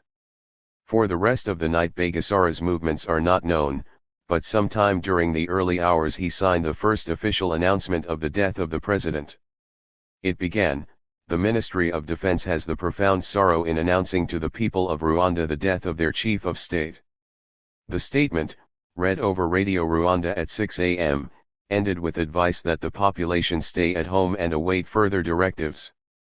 On RTLM, the news was broadcast that Belgian soldiers and the RPF were responsible for the death of the president. The news was announced by Valérie Bimeraki, who claimed later that she was told this after telephoning the Army Command. 16. At 1 a.m. on April 7, Marchal drove through Kigali. He said it was quieter than some other evenings at this hour. Some of the roadblocks had been dismantled. Marchal did not think there had been a coup d'état. There was no great military presence on the streets, nor did it seem as though the reins of power had been seized in a carefully planned military operation. At 2:38 a.m., Colonel Luc Marchal ordered Lieutenant Colonel Joe Dues, commander of the 2nd Battalion of Belgian Commandos, to send peacekeepers to the studios of Radio Rwanda, where the Prime Minister was to broadcast her appeal for calm. A detailed chronology of these events was compiled later by Colonel Dues, who used the battalion log and other military records. At 3:10 a.m., a group of Belgian peacekeepers was ready to depart, but the center of the city, known as the Presidential District, usually protected by numerous Rwandan army posts, was sealed by strategic roadblocks with light tanks. Another group of peacekeepers was ordered to escort the Prime Minister, Agathia Uwiling, from her house to the radio station. 10 Belgian paracommandos, double the usual escort, traveling in 4 jeeps, set out. These peacekeepers had been in Rwanda for 10 days. The rumor was spreading that the Belgian peacekeepers had been responsible for shooting down the president's plane. At 3 a.m., a Belgian peacekeeper, stuck at a roadblock, and trying to negotiate his way through, was told that the Belgians were going to help Tutsi seize power. Marshall heard this rumor 3 hours later. 17 At the airport, the rumor was circulating about an hour after the crash. By 6 a.m., through the UNAMIR radio network, a warning was given to all units about the rumors circulating that there had been Belgian involvement in the president's assassination. 1 kilometer away from the Prime Minister's house, at the intersection with Avenue Paul VI and the Grands Lacs, a short distance from the Saint Michel Cathedral, the Prime Minister's UN escort was stopped at a roadblock. In accordance with peacekeeping policy, the escort radioed for gendarmes to come to help negotiate their passage. No gendarmes arrived. A Belgian peacekeeper, a captain, intervened and took the escort via a back road, farther up the hill. As they neared the Prime Minister's house, there was the sound of intense gunfire. Agathia Wilingiamana was with her husband, Ignace Barahira, a lecturer at the University of Butare, and their 5 children. She was being interviewed by Monique Moss of Radio France Internationale. There is shooting, people are being terrorized, people are inside their homes lying on the floor. We are suffering the consequences of the death of the head of state, I believe.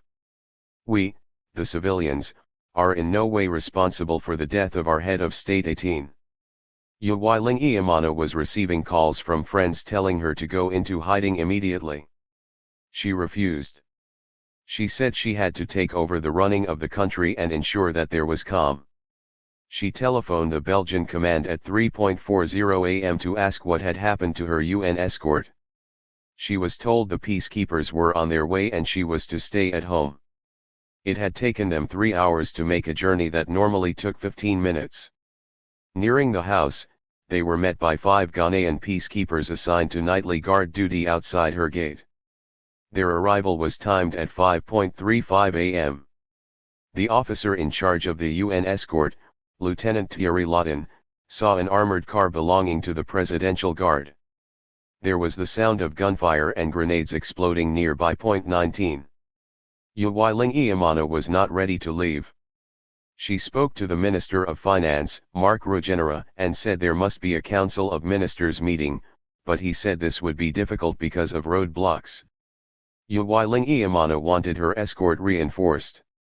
She tried unsuccessfully to get hold of the Rwandan Army Command. 20 A call from Bubo told her that the army commanders would not talk to her. One of her gendarmerie escort remembered her saying that the situation was dangerous but that she felt protected by UNAMIR. 21 Lawton wanted her to hurry. He could see armed men crouched on rooftops. At 5:49 Lawton radioed that shots were being fired at the Prime Minister's house. He was told to take cover near their vehicles. 2 jeeps were parked in the front garden, 2 more parked outside. In a radio message just before 6 a.m., Lawton was told to abide by the rules of engagement, to fire only if fired upon. If incidents arose, the peacekeepers were to demonstrate non-aggressive and cooperative behavior. The Belgian peacekeepers nearing the offices of Radio Rwanda were stuck at a roadblock manned by gendarmes with armored vehicles. They decided to park in a side road to sit it out, and the Rwandan gendarmes put planks full of nails in the road to prevent their departure.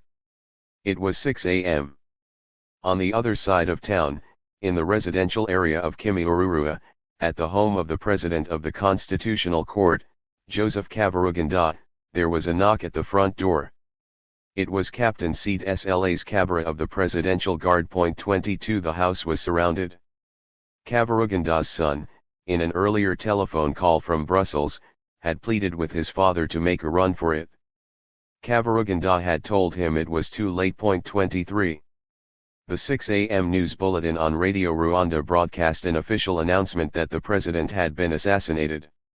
At that moment, a paracommando company left barracks with orders to kill anyone who had an identity card proving them to be of the Tutsi ethnic group. 24 Immediately afterwards, in Kasiruru, the area was crawling with Interahamwe.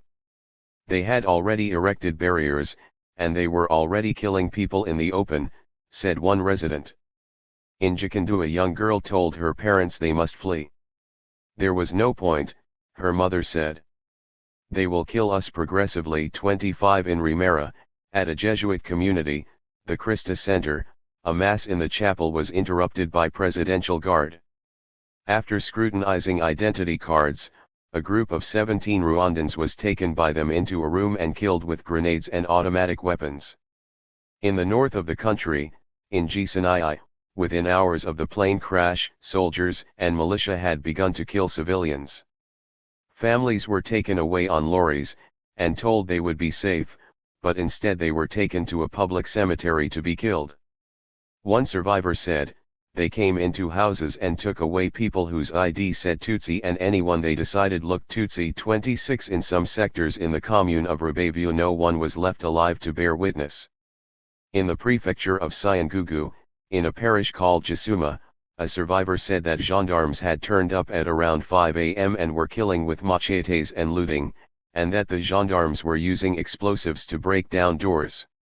At 6:10 a.m., at the home of the Prime Minister, Lieutenant Thierry Lawton noticed that a tank had been parked outside in the road.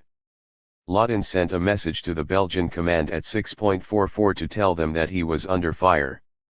Inside the house, Yawilingiyimana was trying to contact ministers in the government, but most of those she managed to reach feared for their lives. She learned that the Minister of Information, Faustin Rakagaza, had been taken away by the Presidential Guard. Her escort comprised 15 UN peacekeepers, 10 Belgian, 5 Ghanaian, together with 10 Rwandan gendarmes. In such situations, a directive provided for the Belgian officer to take command. Lawton radioed at 6:50 to say that there were explosions and the sound of grenade launchers. 27 The Prime Minister's house was surrounded by perhaps 20 soldiers armed with guns and grenades. There were presidential guards on the roof of the house next door. There was a sudden explosion outside, and at 8:20 a.m. Yawilingiyimana told Lawton that she wanted to run. Lawton radioed for advice and was told that if he followed her he would lose radio contact. Their only communications equipment was in the jeeps. Lawton tried to persuade Yawilingiyimana to stay with them, but she took flight with her husband and the children. 28 The youngest was 3 years old. Yawilingiyimana tried to climb a fence to reach her neighbor, the counselor of the U.S. Embassy, Joyce Leader. She had already called Leader for help. But the fence was too high and shots were being fired. Leader urged a peacekeeper who was trying to help to abandon the effort. 29 Instead, the family clambered over the bamboo fence at the back of the house, the children still in their pajamas.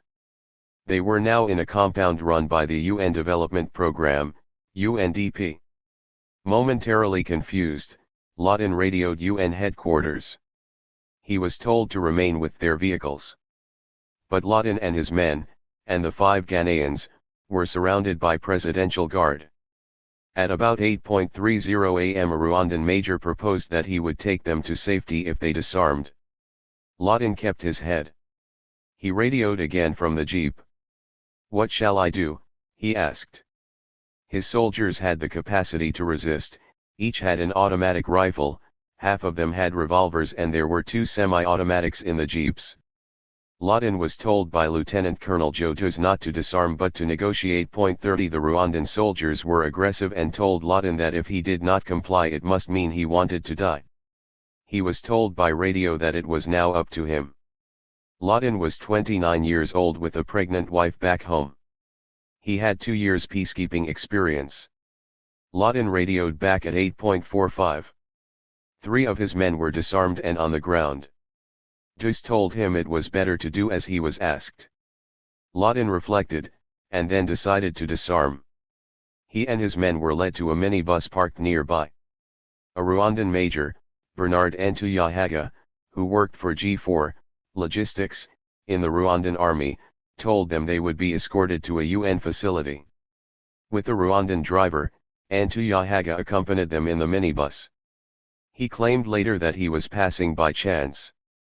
The peacekeepers were taken a short distance to the Camp Kigali Army barracks, where there was a UN military observer post at the entrance.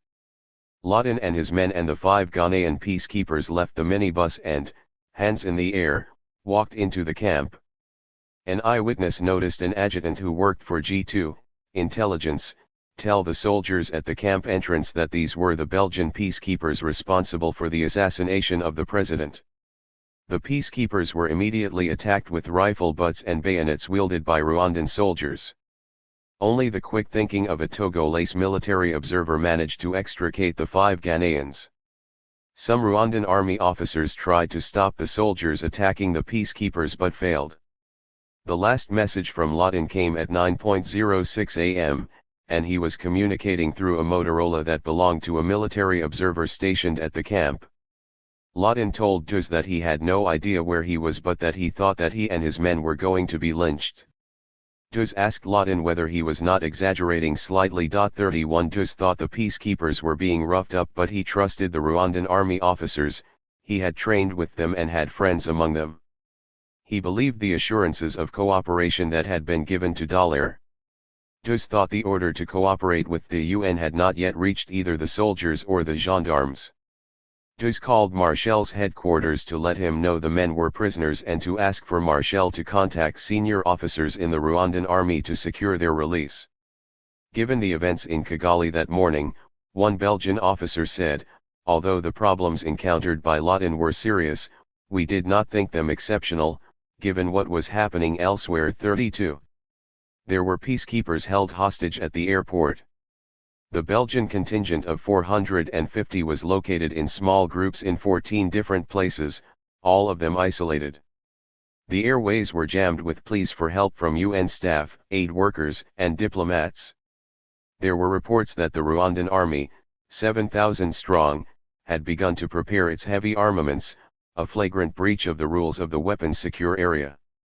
There were 600 Presidential Guard, some of them on the streets. The only hopeful sign came later that morning from the airport, where, after the intervention of the Belgian ambassador, the peacekeepers at the perimeter fence were released. They had been surrounded by Rwandan soldiers and had sat it out, refusing to leave their vehicles. At 7 a.m., Colonel Luc Marchel met with a senior officer in the gendarmerie, Lieutenant Colonel Innocent Bavugamanchi, who had come to tell him that a systematic search and kill operation was underway aimed at opposition politicians.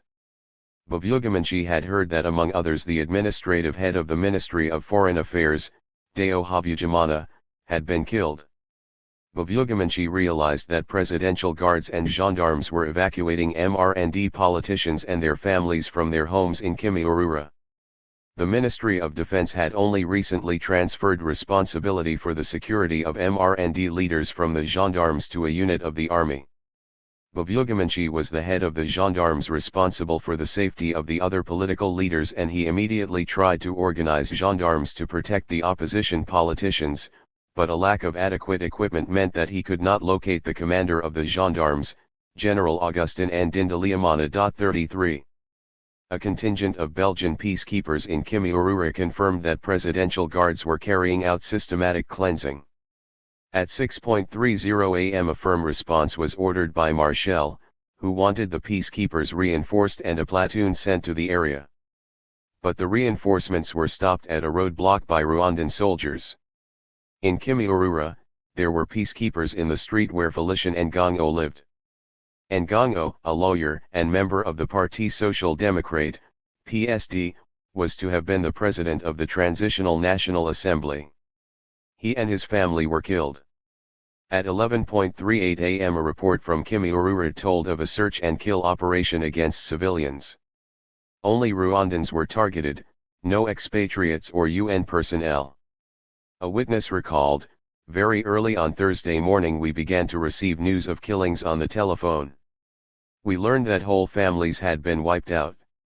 At mid-morning on April 7, Marchel received a desperate call from the Canadian wife of an opposition politician, Lando Ald Ndasingwe, known as Lando, a prominent member of the Parti Liberal, PL, the first vice president of the party and Minister of Labour and Social Affairs. Lando was at home with his 2 children and his mother. 5 Ghanaian peacekeepers were protecting him. 34 Lando's wife wanted extra protection. Marshall doubted he could get any reinforcements because of the roadblocks. Then Lando himself came on the phone. 15 presidential guards were about to attack his home. Marshall heard a loud explosion and shots. "It's too late," Lando had said to him. 35 Later on, when Marshall was called to account for the death of Lando and his family, he had quietly explained to the interviewer, "We were a minority on the ground." 36. Dollar was told that the Prime Minister had taken flight at 9 a.m.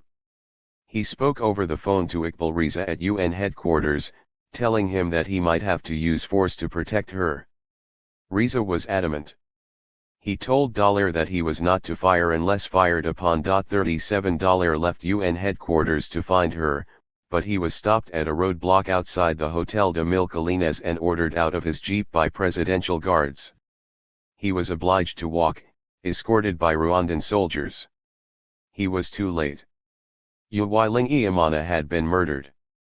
Her children were gone, rescued by a UNDP employee, MLE Mole, and a Senegalese military observer, Captain Baydiagni, who had taken them to the Hotel de Mil Collines where presidential guards would later come looking for them. 38.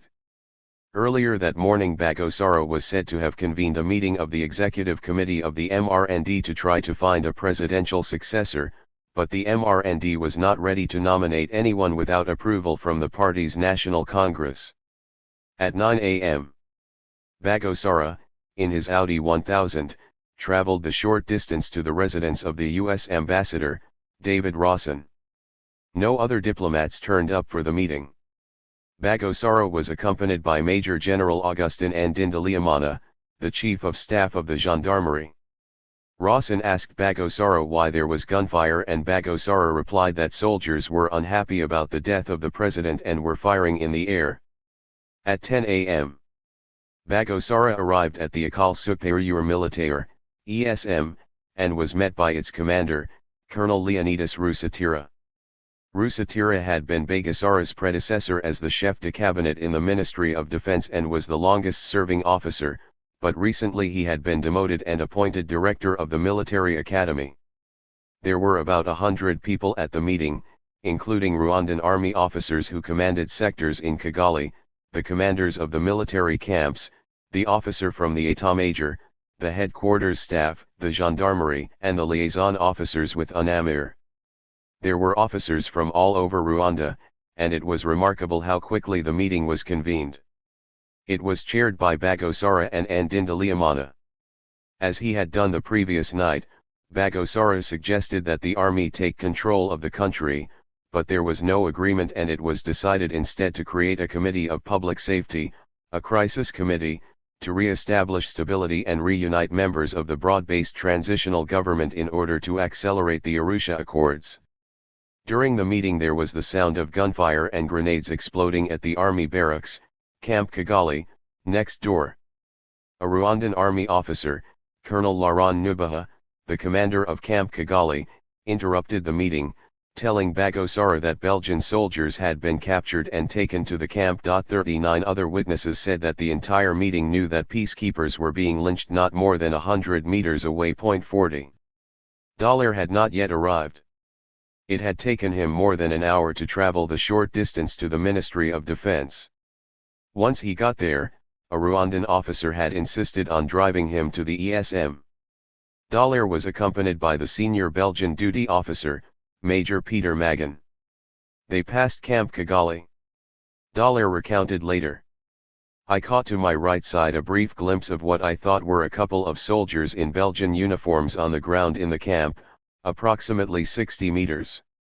I did not know whether they were dead or injured, however, I remember the shock of realizing that we now had taken casualties. I ordered the RGF Rwandan army officer to stop the car. The officer refused, saying that the troops in Camp Kigali were out of control and it was not safe for even an RGF officer to go into the camp. 41. Camp Kigali was a fortress. There were more than 1,000 Rwandan soldiers there, plus several hundred soldiers in the reconnaissance battalion. As Dollar arrived at the meeting, a Togolese military observer approached him in a nervous and excited manner and told him that a number of Belgian peacekeepers were being held at Camp Kigali and that they were being beaten up. After the meeting was over, and still under Rwandan army escort, Dallaire returned to the Ministry of Defense to speak to Bagosora. Bagosora had made a brief visit to Camp Kigali and Dallaire had repeatedly and insistently asked to go there himself. Bagosora refused. He said that it was unsafe, the soldiers were rioting because, he claimed, the Belgian soldiers had fired on Rwandan soldiers. He promised Dallaire that he would ensure the camp was secure and would obtain the release of the peacekeepers. He also suggested that it might be advisable for the Belgian troops to be withdrawn from Rwanda because of rumors that they were to blame for the president's murder, hence the violent reaction in the army camp next door. It was difficult, Bagosora told Dallaire, because he was not in command of all the elements in the army. Dallaire wanted Bagosora to talk to the RPF at the CND to preserve the peace and prevent a resumption of hostilities. Dallaire remembers Bagosora briefing a senior officer about the release of the peacekeepers. That afternoon Bagosora spent time in his office in the Ministry of Defense writing letters, answering the telephone, signing documents. He was behaving as though this were a day like any other. Dallaire thought the peacekeepers were being kept in the barracks, and that they would soon be released, like those at the airport. His duty was to the ministers who were to form the broad-based transitional government. But the roadblocks prevented peacekeepers moving about the city. Dallaire wanted something done about the roadblocks, where people were at the mercy of the Presidential Guard. Sometime that afternoon Bagosora wrote a communiqué that was broadcast on Radio Rwanda at 5:20 p.m. It announced the creation of the Crisis Committee and assured the people of Rwanda that the situation would rapidly return to normal. Calm would be restored and they must reject hate and violence. The young must guard against vandalism. The communiqué emphasized the necessity of accelerating the creation of transitional institutions in line with the Arusha Accords. The weaknesses in UNAMIR were now terrifyingly obvious. At 8:50 a.m. on April 7, UNAMIR's Quick Reaction Force, QRF, with Bangladeshi soldiers and 3 armored personnel carriers, was turned back from a roadblock, having been threatened with anti-tank weapons. Marshall and Dallaire had talked about the weakness of the QRF, wanting its soldiers to be replaced with troops from another country. Bangladesh was one of the UN's most important troop contributors, with 15,000 soldiers serving worldwide. Dallaire knew that in New York officials in the Department of Peacekeeping Operations, DPKO, had tried to obtain more soldiers for Rwanda but no one had offered anything. The Tanzanian contingent had never been deployed and Belgium had provided only half those requested. The 60-strong Tunisian company, which was well-led, well-trained, and disciplined, possessed no integral vehicles, communications equipment, or logistics. The entire force lacked logistics, equipment, defensive stores, and vehicles. The Belgians, already weakened by being scattered in 14 different locations, had only light arms. The UN guidelines for the mission, written in the UN Secretariat, had clearly stated, mortars and other heavy crew-served weapons are not required. The Belgians had ammunition reserves 40% or below that required under standard military procedure. For weeks Marshall had been sending requests to Brussels for anti-tank weapons, heavy weapons, and mortar bombs needed, in a worst-case scenario, to defend the airport. Belgium was the only troop contributor to UNAMIR to be able to provide this equipment rapidly. Marshall had never received a reply. Had these weapons been provided, the situation in which the peacekeepers now found themselves would have been entirely different. But they did not even have enough Motorola radios. Dallaire found Lieutenant Thierry Lawton and his men that night, at the Central Hospital, the Centre Hospitalier de Kigali, Czech. In the gloom of a 25-watt bulb he just made out a pile of bodies, the 10 peacekeepers in a heap, piled up like sacks of potatoes. 42 At first it seemed as though there were 11 of them. 43 Dallaire ordered photographs to be taken. He negotiated with the Rwanda gendarmerie for the bodies to be laid out with more dignity. A Rwandan colonel went to Camp Kigali and took money from the cash register behind the bar to pay somebody to wash the bodies. Major General Augustin Ndindalimana, chief of the gendarmerie, loaned his escort to return to UNAMIR headquarters. Ndindalimana claimed afterwards he did not dare go home and spent the night at the Hotel de Diplomates. It took 2 days to get the bodies of the 10 peacekeepers back to UN custody, where they remained, under guard, in a lorry in a hotel car park. Then a plane came to take them home. The autopsies showed that 4 of them died from weapons fire, 3 of them from blows to the head with a machete, 1 was stabbed with a bayonet, 1 died from a fractured spine due to a severe blow with a blunt object and 1 from injuries to his throat. 44. It would take 13 years for a trial to account for their murders. In 2007, in a courtroom in Brussels, a Rwandan army officer, Major Bernard Ntuyahaga, stood in the dock and pleaded not guilty, denying their deaths had been planned. Ntuyahaga had taken Lawton and his men in a white minibus to the army camp, and he said he spotted them, by chance, on the side of the road. His trial lasted 11 weeks and included testimony from the then Prime Minister of Belgium, Guy de Verhofstadt, who in 1996 had headed a Senate inquiry into events in Rwanda. Verhofstadt told the court that he believed a plot had existed to kill Belgian peacekeepers. 45 For the prosecution, a Rwandan soldier, Lieutenant Gregoire Munana, said that Ntuyahaga had been ordered by superior officers to go to the Prime Minister's house to collect the peacekeepers and that he had known the fate awaiting them. There was evidence given in court that rumors had been spread beforehand that Belgian peacekeepers were preparing to assassinate the president. There were rumors that Belgian soldiers were to be killed. A Belgian lawyer who acted for President Habyarimana had been told by an MRND official in Brussels that Belgian peacekeepers would die. 46 4 months before, in December 1993, the Prime Minister, Agathe Uwilingiyimana, had told a Belgian journalist, Colette Brijkman, that she had heard 10 Belgian peacekeepers were going to be killed in order to get the UN out of Rwanda. Brijkman said that on the night of the president's death, the wife of one of the French crew members had called the French embassy to be told that Belgians were responsible for the attack on the plane. The morning after the assassination, in the Rwandan embassy in Brussels, there was a claim that Belgian peacekeepers were implicated in the death of the president. The defense in the Ntuyahaga trial argued that Habyarimana's jet had been brought down by the RPF and that the 10 peacekeepers were suspected of being implicated in the assassination. This had been the accusation leveled against them at Camp Kigali moments before they were killed. One of the defense lawyers, Luc de Temmerman 47, raised questions in court about the activities of the peacekeepers on the morning of Wednesday, April 6, when Lawton and his men had gone to the Akajra National Park. Their mission, it was suggested, was to smuggle a missile for the RPF. Temmerman called this a mysterious mission which had led to suspicion falling on them for complicity with the RPF in the assassination. 48 In court, a Belgian paracommando who had accompanied Lawton to the Akajra that day denied this was the intention. 49 The court found Ntuyahaga guilty. He was sentenced to 20 years in prison.